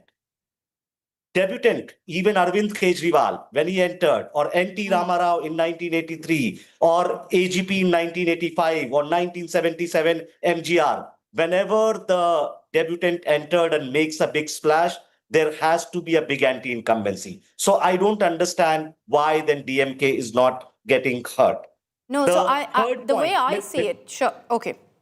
The third point is, if like a new debutant like TVK is likely to have much more resonance in urban areas. And yes, youth is much more likely to vote, especially TVK, given sort of like his popularity. And AIDMK is much more of a rural Tamil Nadu, Western sort of like Tamil Nadu. The data that we have on our television screens is actually very, very fascinating. That this recall or resonance that you're talking about, just look at it, Akshita, 18 to 19 age group, that is the first time voter, 68%, 20 to 29, perhaps the third or the fourth time voter is 59%. It's in that age group of 50 plus who are being cautious. This is for Vijay? No, this is, I think, the overall age-wise vote share. Yes, so for Vijay. Yes. We are looking at it in terms of actor Vijay. So it's essentially the first-time voter who's overwhelmingly in favor of. So Gen Z, and I don't know if this counts as Gen Alpha, but they're overwhelmingly for Vijay. The youth factor has worked for him. The women factor has worked for him. I think the other aspect of this is whether there was anti-incumbency against the DMK. Mr. Rahul Verma, to me, the sense is that there was anti-incumbency against the Dravidian parties. And this was anti-incumbency, you could say, of decades that's essentially built, that we need an alternative, we need a change in politics. You could argue that Kamal Hassan tried to bring that, but Kamal Hassan had different factors going for him and going against him. One was, of course, the fact that he was someone who isn't a superstar, larger than life, the manner in which Vijay is. Second is his timing, the fact that he entered during a general election of 2019. Akshita, so that's what didn't make him an alternative like Vijay did. Yeah. If you don't mind this, yes, there is some sort of like fatigue with 50-year-old Dravidian duopoly. I think Vijay also enters at a point of time when the two emotional anchors of Tamil politics, Karunanidhi and Jayalalitha. Both Yep, of them yes. died between 26. All about 16 and timing, I 20. agree. So it creates a opportunity. I'm not denying all of those things, right? But a similar sort of like RJD versus JDU fatigue could have developed, and Prashant Kishore could have walked in, and right. But Prashant Kishore didn't get even 4 or 5% of votes. So all I'm saying is, let's not have a theoretical argument about why this might be happening, because this may not happen on May 4th, right? So we should be. Rahul, since you're making that point about Bihar and Tamil Nadu, here in Tamil Nadu, actors are larger than life. And even politicians have that cult. Jayalalitha, Karunanidhi. And now even MK Stalin was in the process of trying to assert that kind of imagery of himself. In Bihar, politicians are not supposed to be godlike figures. In Tamil Nadu, this kind of phenomena works. And that is the reason why we are seeing this kind of conversion, perhaps, which we have not seen in the state of Bihar. The kind of resonance that PK may have had, but it did not really translate because it's a different state. The state is looking at a different kind of politics totally. Let's not like, I was trying to argue against the point of like fatigue with two existing parties. I understand that Andhra Pradesh and Tamil Nadu has an yearning, like in some ways, cine stars are much more likely to do better there, right? But yes, NTR and MGR got that kind of entry. Did Chiranjeevi got that entry? Did Kamal Hassan got that entry? Did Vijay Kant got that entry? Right? So for every argument, there is some limited evidence that can be used, right? Like, let's not use all evidence for same thing. No, so okay, so in this case, if we go by the Access My India numbers and we focus particularly on how Vijay has done and the fact that, we're talking, at least looking at these numbers at this particular forecast in this exit poll, that Vijay could get somewhere between 98 to 120 with a 35% vote share. And I were to compare it to the other superstars who entered politics, Mr. Pulla Rao, would you deem Vijay's performance as an MGR 2.0? Because yes, there are comparisons and then there aren't. Because for MGR, it wasn't really a first day, first show miracle like we could see for Vijay. Actually, MGR had a monopoly literally. The DMK had 60% of the vote. Then the Congress was on the decline. And there was no Kamraj Nadar, nobody. There was no charismatic Congress figure. So MGR's situation was different. Here, one factor, the DMK alliance never gelled well. The Congress was unhappy, other parties were unhappy. And the ADMK alliance was just formed before the elections. That must have helped Vijay immensely. The allies must have switched their votes wherever possible out of bitterness and to sabotage their main partners. That is definitely you'll find that. Because there was nothing. There was no cohesion in both the alliances. Neither the ADMK was able to command it, neither was the DMK. I believe Rahul Gandhi never even visited together with Stalin anywhere, as you know. Yes, there was no joint campaigning. Yes. So, Professor Shastri, come in here. In comparison to 2021, there has been a slide, certainly, of the DMK vote share, but it is AIA DMK, which is the biggest, if these numbers actually hold. We have to constantly say that, Akshita, because, yes, add that caveat because we have to wait till 4th. So, Professor Shastri, it is the AIA DMK which is certainly not gaining the anti-incumbency vote. Since the Jayalalitha days, the DMK has not been able to recover to what it was earlier. And a lot has to do with the capacity of the leadership to be able to elections. I don't think that capacity has been visible. And this explains why in the parliament election, the BJP decided not to go with the NRDMK, go it alone. But this time around, because the aim was to defeat the DMK, they went in for the alliance. But then it's clear, not just this exit poll, if you look at other exit polls, it is the NRDMK which does not seem to be doing very well. And in a sense, Vijay's success, if the Access My India poll turns out to be right, or even the other polls turn out to be right in terms of the lesser number of seats they are projecting, Vijay's success is linked to this factor. fact that to challenge the DMK and the outside, there is no real charismatic leadership. And No, I Vijay- agreed. And that is the biggest void that Vijay is trying to fill. We're still having a problem, sir, with your audio, so apologize for butting in. But I just want to, Maria, if we could put out a poll of polls to see what the numbers really look like, because there is a very sharp contraster on that. So if we put out the poll of polls, just look at those numbers. I mean, it's astounding. The fact that Access My India is saying 98 to 120 for Vijay, whereas all of the others, the maximum that's gone to Vijay is from PMark, if I'm not wrong, at 26. Yes. So you look at the stark difference there, Maria, and it tells you what we're bracing for come Monday. Yes, but it's fascinating. Yeah, I think really is. it's a freshness that we look at, some kind of magic which has worked in some state. I think it's definitely got us more excited. Like most states have been very traditional in their approach. It is Tamil Nadu which is coming up with some kind of sparkle there with actor Vijay. If those numbers actually hold, he will be the biggest story, and that will be the biggest story that is coming in from Tamil Nadu. It'll be interesting to see for sure. And what will you say? What worked then? Which one? The Did numbers? you see it coming? No, 100%. I did say that there is a Vijay factor. Sitting in the newsroom versus on the ground, when I was in the newsroom, I was very apprehensive about whether Vijay would work. I said, there's too much of Dravidian politics driving Tamil Nadu for any newcomer to make an impact. But then when I got to the ground, the buzzword on ground, let's be very clear, Maria, was Vijay.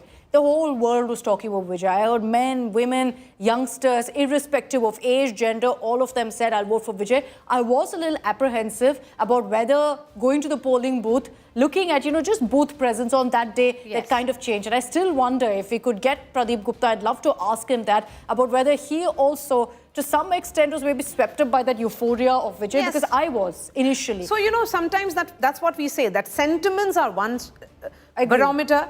The other barometer is to ensure that this fandom gets converted into votes, and that requires an organizational presence.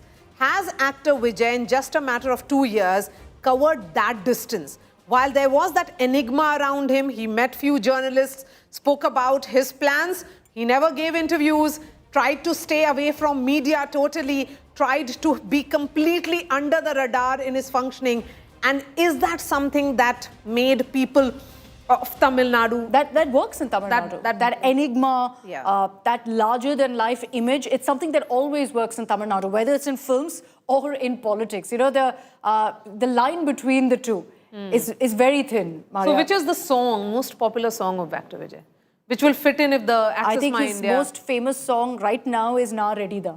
Which is? So I think that is the best song to go for, which says I am ready. I am always ready. Is he really so ready? So it works for him for that in that sense. But he's got a lot of movies that really fit into this context, and I think Sarkar is one that definitely fits into this context. So that will be the big number we'll be watching out for on 4th. Access My India predicting that actor Vijay, the debutant, could very well be the king in Tamil Nadu if these numbers hold. That remains our top focus. A quick break. Lots more news and updates on the other side.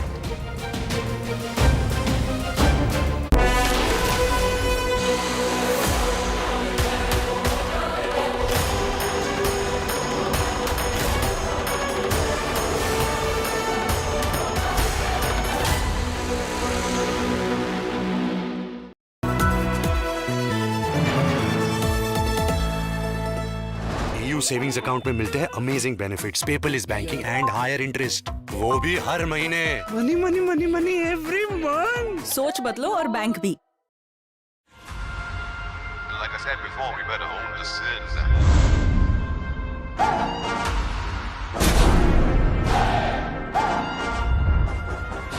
Like I said before, we better own the sins.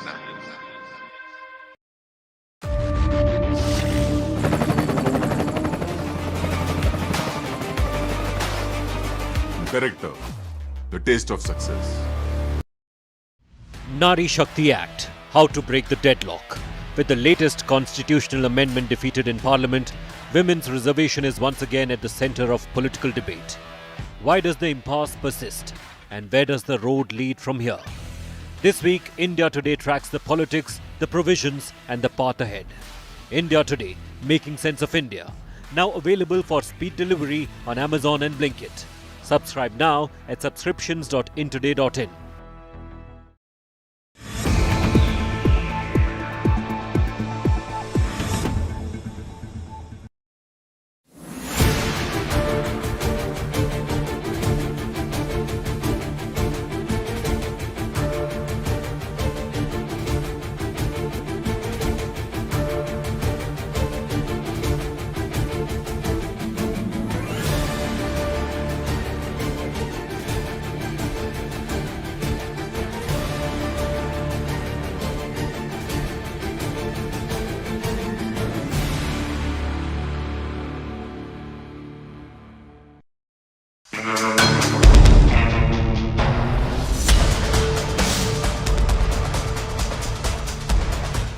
A whisper turns into a warning, and now a story comes alive on screen.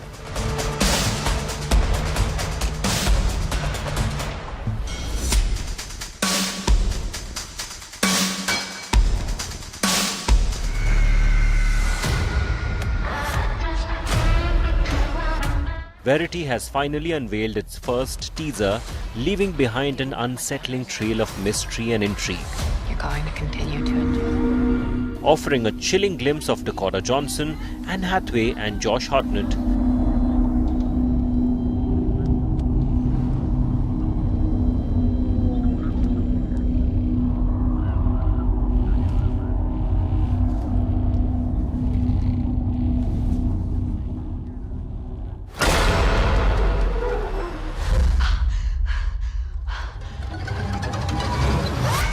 It sets the tone for a psychological, erotic thriller that promises to linger.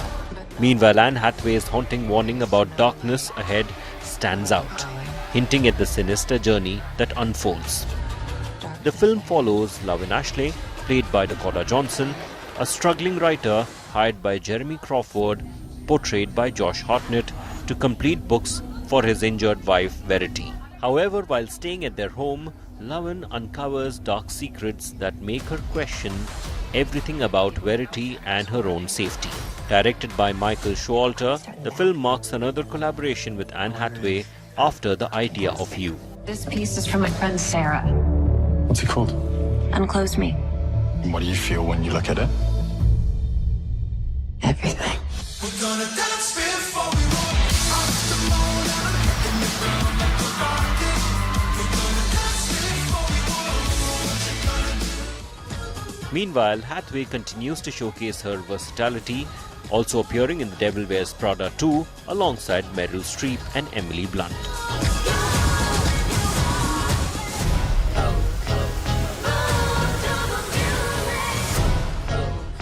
Am I having a hallucination? Hi, Emily. You also know her? We were at Runway at the same time, Miranda. Really? Where was I? Interestingly, this isn't the first time Colleen Hoover's work captures attention on screen. It ends with Us already proved to be a major success, starring Blake Lively, Justin Baldoni and Brandon Sklenar.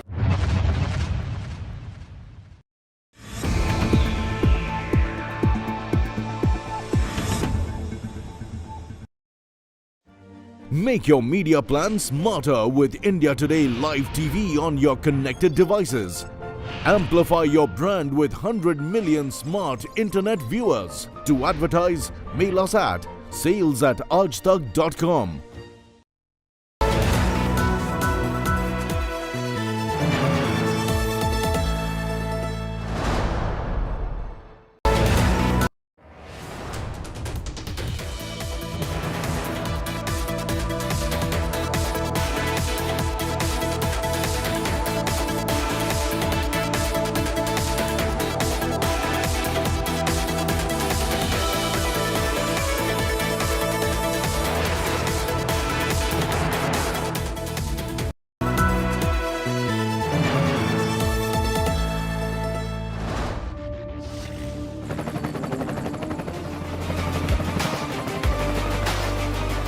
Character, the taste of success.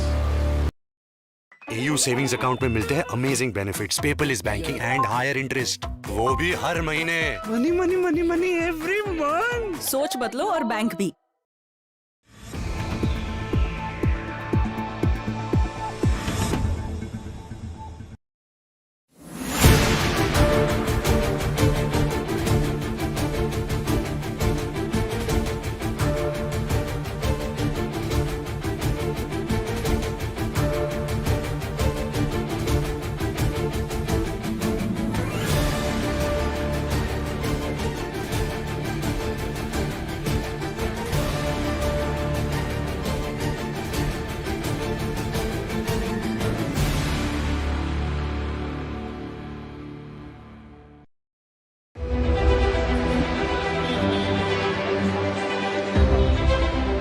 This summer, for millions of Indian families, the great holiday escape may no longer begin at the airport gate, but at the living room window. As airfares climb like a hot air balloon in a storm, the economics of leisure are shifting sharply. And the season of beach bookings may increasingly become the season of staycations, with staying home making more financial sense than taking off. Because India's holiday map is being overshadowed by the geopolitical firestorm in West Asia.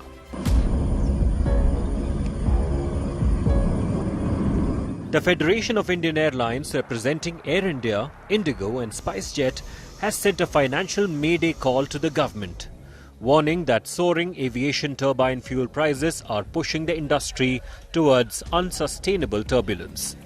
In a stark warning to the Civil Aviation Ministry, airlines have cautioned that unless fuel pricing pressures are addressed, grounded aircraft, reduced routes and cancelled flights may soon be operational reality.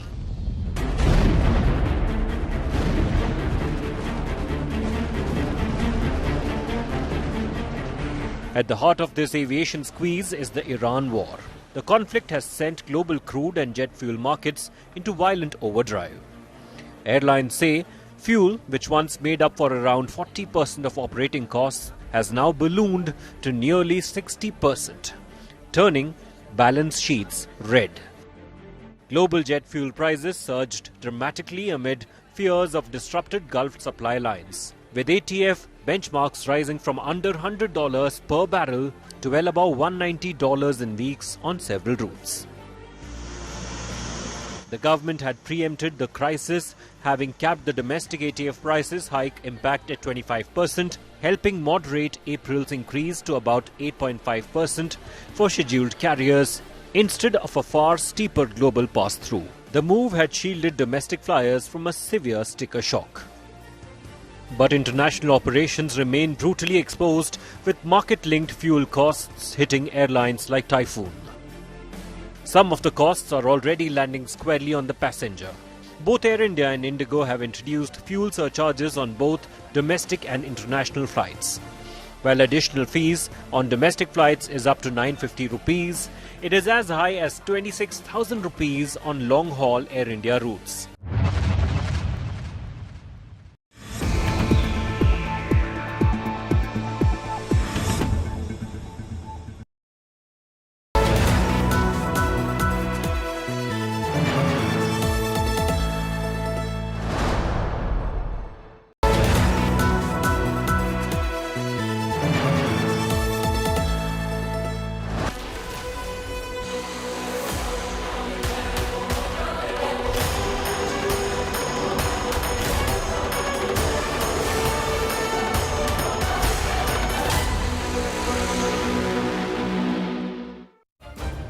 Welcome back. It is a prediction which has seen surprising reactions. Yeah, and unprecedented really. TVK is rejoicing. The DMK and AIDMK watching out closely. They've rubbished all of these numbers by Axis My India. But let's put the focus and the spotlight on Vijay. Yes, speaking of the man of the moment, if these numbers hold, it is about actor Vijay, a superstar who has long ruled the silver screen as a beloved abhineta or actor, has now stepped into a far more consequential role, that of a neta. He's been ruling the silver screen in Tamil Nadu, Kollywood, for the last 30 plus years. And after that has chosen now to switch over into politics. There's always been these questions, did he do the right thing? Was the timing right? Will he be a successful politician? Ultimately, you got the exit poll numbers, but we'll still have to wait for May 4th to find out. I wanna rock like a star, like a fire, like a... Give me some love, like a high, like a money, like a... Back in 2018, Tamil Nadu's biggest superstar walked onto a movie screen. Red criminal. And played a man who decided enough is enough. It's time to take on the Sarkar.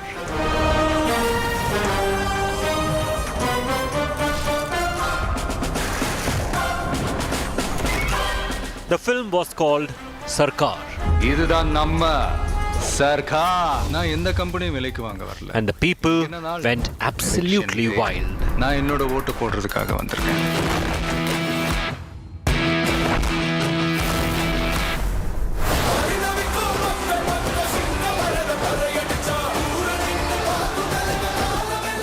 Fast forward to today, and life is imitating art in the most extraordinary way.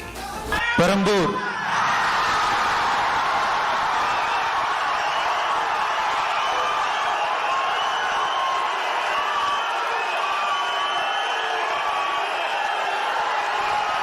C Joseph Vijay, Trichy கிழக்கு.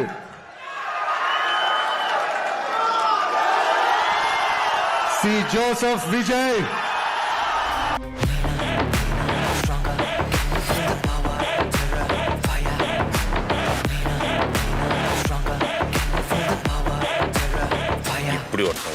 For 3 decades, Vijay, born as Joseph Vijay Chandrasekhar, has been nothing short of a phenomenon in Tamil cinema.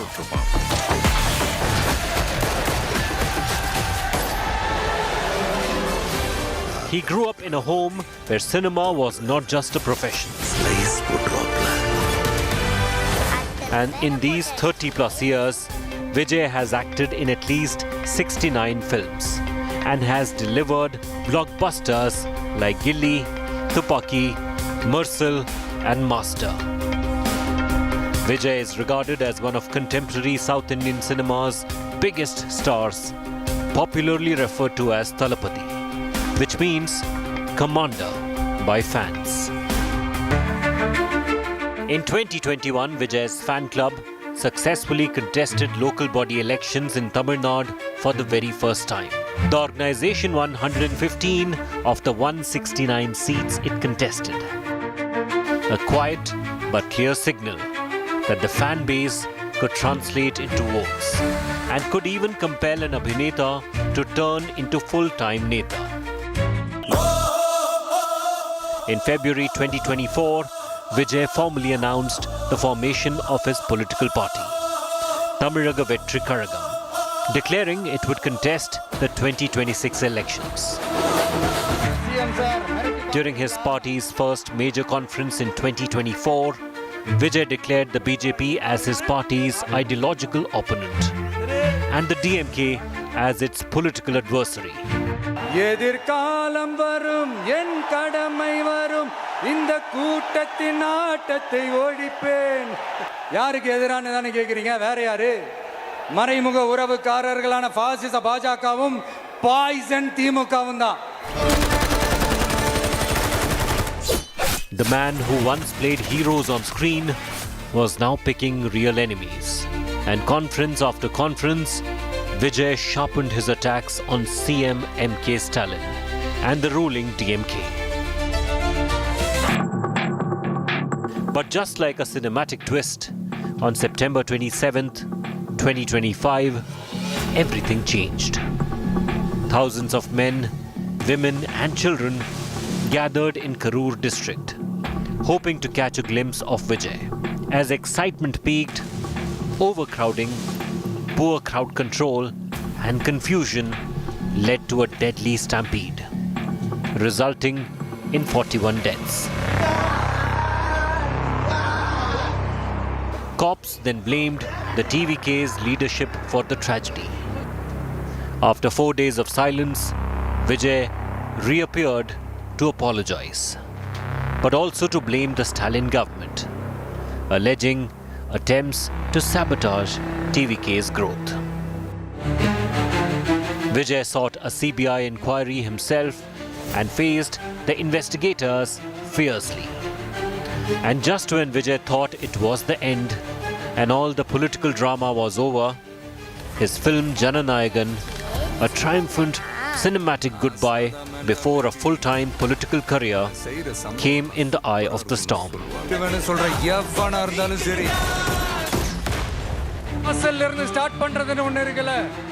But Vijay seems to be unstoppable. In a high-stakes political gamble, he has decided to contest from not one, but 2 constituencies, Perambur and Trichy East, both DMK bastions. I am coming. From whistles on the silver screen to a whistle-poured moment in politics. Can he deliver a blockbuster and rise like a real Jananayagan here? Vedasta Bharadwaj, Bureau Report, India Today.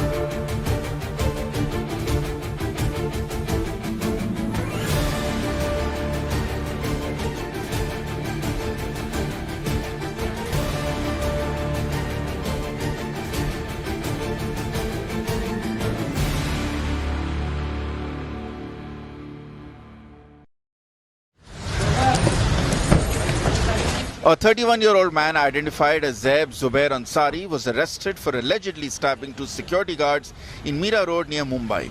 Reportedly, Ansari attacked two security guards, Rajeshwar Mishra and Subrata Sen, at an under-construction building around 4 a.m. on Sunday, the 26th of April. The duo were on duty at the time of the attack. Definitely, this is said to be a Pahalgam-like attack, but right now the case has been transferred from Mira Bhayandar Vasai Virar Police to the ATS, and now the ATS is probing the case. Authorities have recovered that the accused was watching ISIS videos. He was inspired by ISIS videos. Rajeshwar Mishra suffered serious injuries, including damage to his intestines, while Subrata Sen sustained minor injuries to his back. In the FIR lodged by Subrata Sen, he alleges that Ansari attacked him with a knife after confirming his religion to be Hindu. Sen got stabbed in the back but managed to escape and rushed to his supervisor Rajeshwar Mishra's cabin. While he was reporting the incident, Zeb reached there and allegedly asked Mishra if he was a Hindu and then asked him to recite the Kalma. When Mishra failed to do so, he was stabbed by Zeb. Sen reported to have fled the scene as soon as Ansari started to attack Mishra. He hid in the backyard of the building and only emerged from there once he was sure that there was no more commotion. The police were informed. Using CCTV footage from the area, the sleuths have identified Ansari. He was tracked to his rented residence in Nayanagar area. Police arrested Zeb Zubair Ansari within 1.5 hours of the incident. According to sources, Ansari studied in the United States until 2019 before returning to India and living alone in Mira Road on rent. Zeb Zubair Ansari was a coaching teacher. He was taking classes online of maths and chemistry, but from the past 2 months, his classes were closed and he was not able to earn a single penny, due to which a landlord has asked him to vacate this house, as we are outside this house right now and this house is safe. The ATS and NIA are probing the case. Ansari was remanded to ATS custody until the 4th of May by the court. With Dipesh Tripathi in Mumbai, Bureau Report, India Today.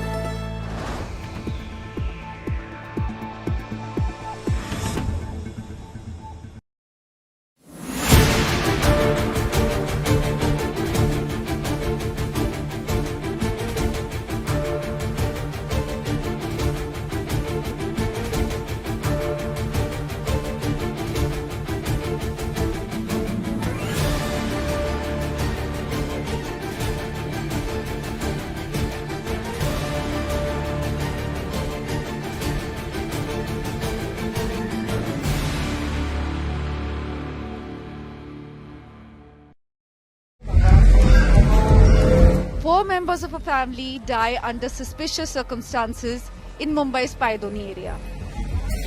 Abdul Dokadia, his wife Nasreen Dokadia, and their daughters Aisha and Zainab died early Sunday morning hours after they ate a watermelon. Earlier, they had hosted relatives for dinner where biryani was served. The police have registered a case of accidental death.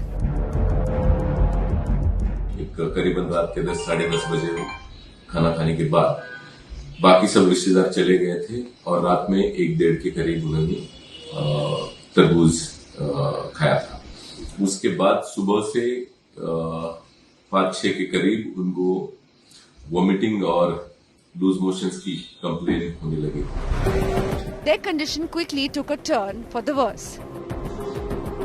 मैं जब scene पर पहुंचा तो घर में 4 लोग थे, उसमें 2 डॉटर हस्बैंड वाइफ थे। वो लोग ड्राउजी स्टेट में थे। उसमें एक जो लड़की थी छोटी, वो ब्रीदिंग गैस्प कर रही थी एकदम और फ्रॉदिंग भी चल रहा था उसके मुंह से, पल्स भी नहीं था उसका। तो एज ए डॉक्टर मैंने इमीडिएटली, मैं समझ गया सिचुएशन को, तो मैंने उसको सीपीआर स्टार्ट कर दिया।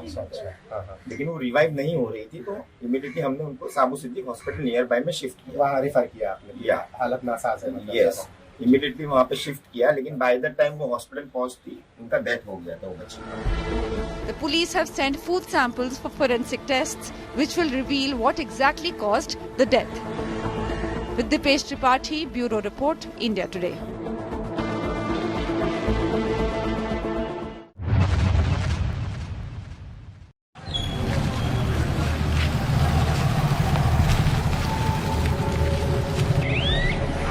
In Odisha, a story that shocks the conscience and exposes the brutal edge of poverty and bureaucracy.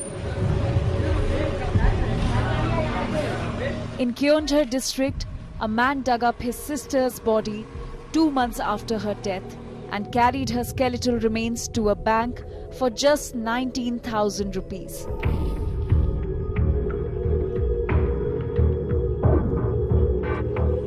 Jeetu Munda, a daily wager, had been trying to access the small savings his sister left behind, money earned from selling her cattle, her last asset.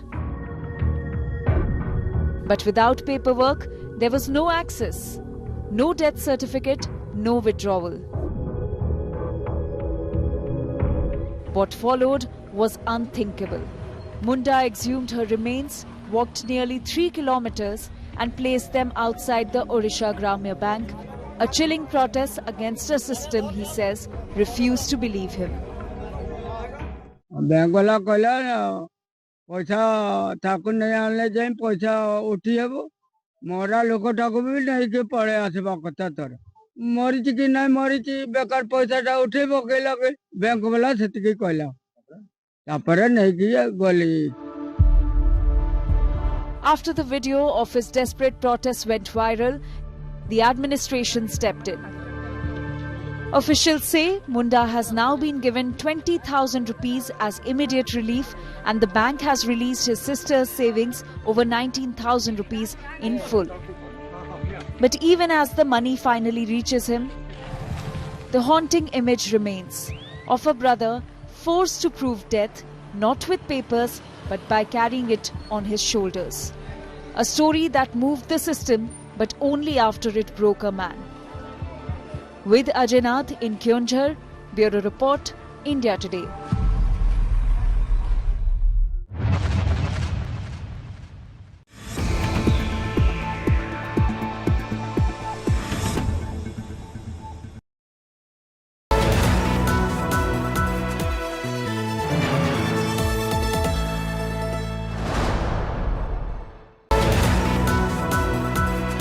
Presented by Parul University, यहाँ possible है।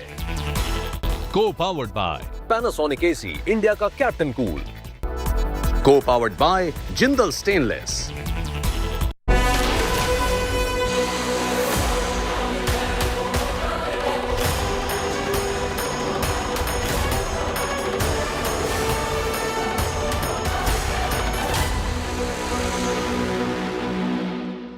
The biggest turnaround since NTR in 1983 No, he's the next in terms MGR of of Tamil debut. Nadu. Of course, Arvind Kejriwal was another example of someone debut, but in a smaller state like Delhi. This could be the biggest news that you have. Remember, last time you got Bengal wrong, Mamata Banerjee could have was infuriated. Now you will infuriate MK Stalin if these numbers hold. How confident are you about your Tamil Nadu numbers given this sensational number that you're giving at the moment?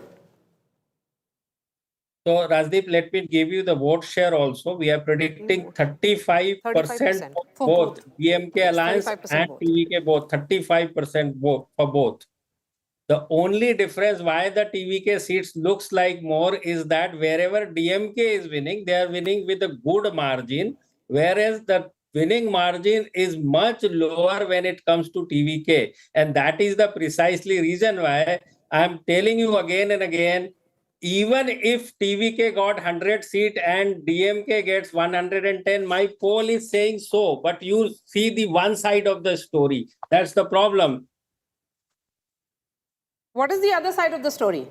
The story is that TVK even end up with a lower range of 98 seats and higher range for 1110 for DMK Alliance. You are not looking at that. But that's still a big number. Pradeep Gupta, at the end of the day, the biggest question that was being asked of the TVK is even if they get the vote share, 35%, sure. Many did say maybe it's possible. You know, consolidating that to ensure seat wins, everyone said that's a huge challenge for TVK. You believe that they've actually managed to transform that vote share into seats, so much so that you're giving them even triple digit. That's the reason. I'll tell you why it is. If you see the detailed analysis, in the age group and gender group, you will find all the difference among the that women and youth. Then you're suggesting.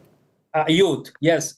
When I say youth, I am referring to 18 to 39 year of age, which contributes to 42% of the population, where TVK Vijay is sweeping. And this is what I refer to as gensification of the election in Tamil Nadu. But Pradeep, when you ask them the question on preferred CM, does Vijay score over Stalin? Yes, 37%. I'm looking at that number here. That's 37%. That's more popular. He's that way more popular. Among the other parties, he's more popular in that sense. You know, I'm not surprised by that. But what I'm surprised by is the fact that it's converting into seats. There's no traditional vote bank. Pradeep, there's no traditional vote bank for the TVK. You know, all this while everyone spoke of the Vijay impact, what you're suggesting is that he's going to be doing an MGR once again. He's the next MGR of Tamil Nadu, going by your numbers. Yes, that is precisely I am predicting MGR and NTR of Andhra Pradesh. That changes politics forever. No, I'll tell you what could have happened. I mean, I'm looking now at your deep dive. And Akshita, you can correct me. The DMK dominated northern Tamil Nadu and Chennai in particular. Yep. And they won it by big margins. This was also the area where TVK focused a lot of its political equity on. So the traditional belief, what the TVK seems to have done, if Pradeep's numbers hold, they have cut into the anti-incumbency vote, particularly in Western Tamil Nadu, where the AIDMK is strong, and prevented the AIDMK from winning some of the seats that they used to traditionally win in areas like Erode, Salem, where they would never lose. Those were their bastions. But if these numbers hold, they've obviously swept urban and semi-urban Tamil Nadu. That's the whole. What Pradeep's numbers are surprising me is that you're seemingly claiming that even in rural Tamil Nadu, where there was a belief that the TVK would struggle because they don't have the organizational machine to match the DMK and AIDMK, they are winning there. This is a wave. Whichever way, even though it's 35%, it's a bit of a wave because they are winning across parts of Tamil Nadu where you wouldn't have expected them to win. If these numbers hold. Rajdeep, hear me out. In Chennai region, they are doing extraordinarily good. Even for that matter, those big stalwart, the biggest name in the Chennai and the Tamil Nadu may have tough time. Are you saying Kolathur? Are you suggesting Stalin? Are you suggesting Chepauk, Udaynidhi Stalin? I am suggesting all the big guns, including the name you suggested. I am not saying they are losing. I am saying it's not easy. In Chennai particularly. Yeah. In southern Tamil Nadu also TVK is doing very good. In Trichy, Delta, Kaveri Delta area, DMK is doing good. In Western Tamil Nadu, where J. Jayalalitha used to do good, all three are doing good. All three are doing good. And in Northern Tamil Nadu, DMK is doing little better than DMK. And if we were to look at the other data which you have put out, Pradeep, he is doing phenomenally well, particularly among the students and housewives. Yes. Yeah, women And and even youth. private service. Women, youth. If I look at the caste factor here, Pradeep, am I then to assume that the Dalit vote has also gone to the TVK then? The Dalit vote, what I'm also looking at is that you've given them a good number when it comes to the Gaundur vote, which is also big because that means that, They've broken into they've done very They've well. broken into They've an broken into AIDMK bastion. AIDMK, So very they've much. basically broken both the main parties. They've But I taken, think hit in urban AIDMK. areas, they've hit the DMK. And in in rural, rural, semi-rural, they've hit the AIDMK. Their vote is coming not just from one particular region, which was the expectation in terms of winning seats. When you start winning seats, once you get over 30%, then in a three-cornered race, and this is Tamil Nadu's first genuine three-cornered race in a very, very long time. Once you get three-cornered at 30%, you start winning seats. So 35% translating into this. Of course, the fact is that DMK-led alliance and the TVK are virtually in the same range. And the Congress, a section of the Congress which was saying, I told you so, was pushing Rahul Gandhi to say, let's go along with Vijay. No, Rahul Gandhi was also for it apparently. Rahul Gandhi was for it. Yeah. Eventually, I think his mother, Sonia Gandhi, and a few of the older congressmen like Mr. Chidambaram prevailed and said, look, we cannot ditch our India alliance partner. But I know that Girish Chodankar, the General Secretary in charge, Praveen Chakravarti, their pollster, a couple of others were saying, let's go with TVK. This is not. But either way, they didn't know what was going to come. But clearly, this is a phenomenon. And I'm sure Praveen Chakravarti and others who are watching will say, I told you so, that Vijay is going to transform the map of Tamil Nadu. Now, that vote for Vijay, is it coming out of a sense of fatigue with these Dravidian parties or something else, Pradeep? What is the reason they are voting for Vijay? Is it a film star attraction? Is he seen as just a vote for change? Let's get something new, novelty factor. Because NTR was about Andhra Asmita, self-respect. This is not about Tamil self-respect. This seems to be more a vote for change, for something new. Change, Rajdeep, because if you see the demographic shift, particularly in the age group of 18 to 39, now this contributes 42%. 42% is almost half the population. Almost half the population. And also among the female, if you see the vote percentage among the female for TVK is 38%. 38% to 32. See the male and female gap among the TVK voters, 6-point gap. But if you see the DMK is getting more in male and less in female, and most importantly, AIDMK, which used to be J. Jayalalitha's, the women voters used to be J. Rajdeep, you're right. Jayalalitha's. No, Rajdeep, you're right. This is the worst possible news for AIDMK. So if TVK's vote share is spread across the state, Pradeep, will it actually lead to higher vote to seat conversion? Possibility of that? That's what we see, and that is the precisely reason why, Maria, if that is not happening and we don't know, I mean, that micro level thing, I mean, DMK can do 110 also and TVK 98 also. So that is another possibility which is definitely there. You must see that and talk about that also. No, so if basically that is not happening in some of the he's either the king or the kingmaker. He's definitely not someone who's, down and dwindled down to a single-digit number based on what Pradeep Gupta has put out. Because all of this while, the chatter was TVK will get, let's say, 25 to 30%. That's the max he can get a vote share. In numbers and seats, it would be under 10. Under 10 to look at the numbers that Pradeep Gupta has put out right now for the TVK at 98 to 120. And let's be very clear, Pradeep, in also the polling that you've done, I'm sure that everyone across Tamil Nadu didn't know who their candidate was. In assembly elections, your local face matters, your candidate matters. It's only Vijay, yes? No, and that's precisely why only for Vijay and Whistle. But Pradeep, that's why that is why now you can clearly say that this is a kind of a wave election. Because look at your rural and urban split as well. TVK is doing exceedingly well in the rural belt as well.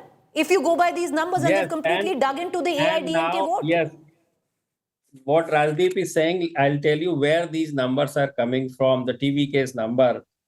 DMK is able to hold on to their 56%, meaning 34% going to TVK from DMK, and from AIDMK, 51% they are holding on to, 14 going to DMK and 32% going to TVK. So this is where both the major parties are conceding their votes to TVK. What's the biggest factor, Pradeep, based on your poll, that the DMK and AIADMK underestimated as far as Vijay goes? Because I'm sure you spoke to many of the leaders in DMK and AIADMK. Whenever I had that conversation, they said, sure, there's a Vijay impact. None of them anticipated the kind of numbers you've put out. So what do you think is the one factor they underestimated about him? So I'll tell you what is working in favor of Vijay. I don't know about the political party, what they do and what they think. See, first is the newness. Newness is always there in Tamil Nadu, and except this 2016 Jayalalitha repeat, they keeps on changing. And when it comes to the newness, the going to the other alliance, the AIDM line, they don't see any prospect kind of a thing in comparison to Vijay in particular. And the kind of efforts Vijay has put in for last 1 year or so, that is phenomenal. When you see in comparison with Kamal Hassan, what he tried to do that, particularly on ground and off the ground. See, here is the difference, on ground and off the ground. So this is something, the newness, people want change. Parivartan ke liye, they are 77% people are saying they voted for the change. The voter among the TVK voters, 77% they are saying for the change. And about 9% they are saying for the Vijay ke karan, PT Vijay ke karan, and Paki Thike development and all that. It comes down to the word we were referring to in the beginning, Rajdeep, of matru, change. I don't want to say I told you so, but you see my straight bad blog. Beware the Vijay factor. For the first time, I saw every young man, like I mentioned with those young kids who had just finished the marathon, young kids meaning 20 and above, first time voters, all of them. All of them said, we want to give Vijay a chance. And one of them said something interesting. He said, he can make 200 crores from doing films, but he's sacrificing all that to actually get into public life. Why should we not give him a chance? No. I'm just saying, I myself, it's the same NTR phenomenon of 30 years ago. I was hesitant to say that 20% could get 35. Pradeep Gupta, of course, his job is to poll. I don't think a reporter can take that challenge and say, look, it's going to be a sweep. This is not a sweep, but what it is not the a most... sweep, Rajdeep, I am telling you, otherwise the result it can be Pradeep Gupta, you don't worry. Why are you worried? I'm not going to make you cry. You will not cry. We will smile together. Constantly. Elections will come and go. All I'm saying is what you have predicted is an earthquake. What you have predicted is a political earthquake in Tamil Nadu. Why I kept you saying, Rajdeep? Because you love me the most among all the anchors. You love me the most. That is the reason. No, I know, because all I'm saying is it takes a lot of courage to make this prediction. Yes. As I said, I hope you make an equally courageous prediction for West Bengal as well. It's much tougher, as you've said. Some of the polls which are coming in have shown a BJP victory, but I will trust your poll much more than I will trust the others, because I know that you go to the ground and make that effort. Therefore, your Tamil Nadu poll will be taken very seriously at the moment, because it is a poll that completely redraws the map of a state which has seen a duopoly between the DMK and the AIDMK for 50 years. Oh Lord. A 50-year duopoly is being broken today. Not since 1971 have we seen an election like this. So Vijay is going where Kamal Hassan could not, Vijay Kant could not.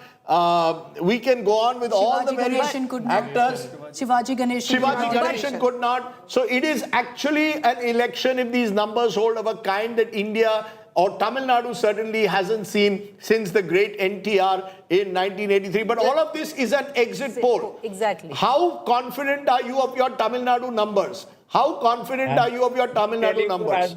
I am confident. My range will be stick to be there, which it may be 110 for DMK also. I keeps on saying again and again, and 98 for the TVK. But Pradeep, can I tell you why you're an outlier here? Because I'm going through some other polls that have come out. People are giving TVK 3 or 5 seats. Yes. So either Pradeep, you've hit it out of the park and you've nailed the Tamil Nadu election, or Pradeep Gupta will have egg on his face on D-Day. Because most other polls are not giving TVK more than 5 or 6 seats. And you've given them a minimum of a 98. I'm telling you, I don't want to comment on others. They are doing good job. Let them do it. But these numbers, it may be, I'm telling you, maybe 98, a little lower than that, but definitely not 10, 20, 30 types. How much lower? Now you're saying, what is the margin of error? Kitna low jayega 98 se agar gaya to? 98 से गया तो 70 के नीचे तो next to impossible है जाना. अच्छा तो 30 No, है plus and also what it is showing, Pradeep, is the wide variance between exit polls, and that's part of the problem. A lot of people are doing exit polls as fly-by-night operators, throwing numbers at you, and you don't know what their background is, whether they are actually doing it seriously. Because if someone is giving 3 to 5 for TVK, and then someone is giving 98 to 120. Just look at the range. No, but I have to highlight here that as far as Pradeep Gupta's poll is concerned, I think he's taken due care in Tamil Nadu. The methodology, you look at the sample size, is very different from the rest. And I think, Pradeep, you've ensured that focus on Tamil Nadu, looking at what happened in 2016. And also you refer to Bengal saying, nobody's speaking out. In Tamil Nadu, you have the other problem, which is that people say one thing to you and then do quite the opposite. So, that's one issue. So maybe, is there that margin of error that people are telling you, Vijay, but going ahead and, have voted for someone else, voted for another party? Is that a margin of error you're accounting for? Because that's an issue in Tamil Nadu constantly. That's what we are accounting for, because it's the first time, particularly to register in people's mind that symbol, it takes some time. And that is the precisely reason why you factored in. You factored in that margin of error. Factored in. That's what we have factored. Because it's amazing, Pradeep. I'm going through some more polls on Tamil Nadu. The maximum any poll is giving Tamil Nadu is 25. It starts from 0 and the maximum it goes to, and there are 5 or 6 polls, is 25. You're the only outlier here. Like I said, either Pradeep Gupta hits it out of the park and nails it come the 4th of May where Tamil Nadu is concerned, or Pradeep Gupta will have egg on his face. Either way, Pradeep, either way, I think what you've done is one of the bravest calls that I've seen in an Indian election, in a not a very easy state to predict. I hope you'll give us another call tomorrow on West Bengal as well. Whichever way, it is not easy again, as you said, because there are other elements and you're not getting all the respondents that you need. He promised us a surprise. Do you want to give us even a hint as to what you think will happen in West Bengal, or you don't want to give us even a hint? No hint. You don't want to go into the Bay of Bengal. You're happier. First phase का ही बता दो प्रदीप. नहीं तो मरीना बीच पे जाना पड़ेगा आपको वैसे ही. You have to. अभी अगर आपके नंबर गलत निकले तो वो मरीना बीच पे मुझे आपको भेजना पड़ेगा. क्या करें आपको? So you better choose between Marina Beach and Bay of Bengal. You and me will go to Marina Beach and dance there. Don't worry. No, we'll go and watch Chennai Super Kings play. We'll go and watch Chennai Super Kings play Kolkata Knight Riders. Yes. Rajdeep, you can take him to Panayur, which is where Vijay resides. Just last question. Among all the states that you have predicted and you will be predicting Bengal as well, is Tamil Nadu the most exciting? Yes, precisely till today in my whole career, after 2017, Punjab, Tamil Nadu is the next one. Okay, so Punjab. Okay. We're going to leave it there, Pradeep Gupta. Good to have you on the show. You promised a big surprise. And you have created a bit of give the numbers. Give the numbers tomorrow. I want to know one thing from you, Akshita, because these numbers, all of you are saying Palanisamy will be disappointed. Actually, Palanisamy, Pradeep will smile. I'll tell you why. Because he becomes the kingmaker. No, because, yes, and you are preventing the DMK from coming to power. Whatever happens, if these numbers are there, you will be in a situation, unless, let's say, one more situation. Vijay doesn't want to go with the BJP. Vijay doesn't want to go with the BJP. Let me give you one number. With Pradeep's numbers, let's assume they are right. Right, halfway mark 109. In a 120, 234, I need 117. Congress gets 10. Congress gets 10 and tells Vijay, we are ready to support you. Congress gets 10. Okay, so you're saying pull out of this side. Yeah, no, because that's what the Congress has been wanting. Sure. When I spoke to Vijay, he didn't agree to an interview. He was very keen on an alliance with the Congress. No, he was 100%. And he spoke to Rahul Gandhi 2-3 times. I'll tell you what he's known to be very close in the sense that Do you think that's possible, Pradeep? What is the most in a hung assembly? Possible.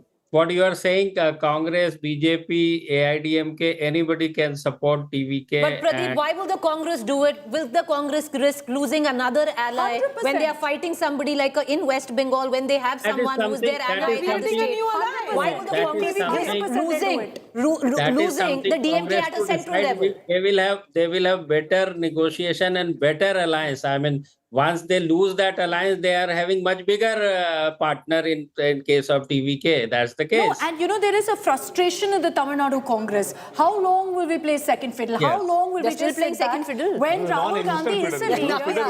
When Rahul Gandhi is a leader who's loved in Tamil Nadu, we have the area bandwidth to grow, and so there's constantly this chatter in Tamil Nadu Congress saying, how long? How long will we sit back and let the DMK take charge? Now, I think. I think we've been trying to get through to Pradeep is doing channel hopping. He's moving from one channel to the other, but he loves me so much he doesn't want to leave me. Yes. So Yes, Pradeep, you know, क्या करे? आप और हमारी जोड़ी ऐसे रहेगी. अगली बार studio में आओ, थोड़ा नाचेंगे. I'll be wearing a munda on to a Vijay song. I'll be wearing that on Monday, so you also can come in your Tamil dress, and we'll see how that plays. I'm being told, but Pradeep, you know, there's this 35, 22, 37 that you've done across the board. You don't want to give us a breakup of the alliances, right? How much is the Congress getting? Number crunching is on. We are trying to give the party wise also. Let me. You've not yet given us party wise within the DMK Party wise, plus. we are trying to give, and region wise also we are to give me some time. Pradeep, you sent shockwaves. TVK has gone into shock. We've been trying to get somebody on the phone line. Nobody's taking calls they're now. not in shock. They're celebrating. Nobody's taking calls right now. They're very, very happy with the numbers you've given. I can tell you that. Because a lot of them have messaged me saying, In wow, fact, the this is what we DMK, told you about. They're not coming But on we're going to let you go. wait it out. We're going to let you go now, Pradeep. Thank you very much.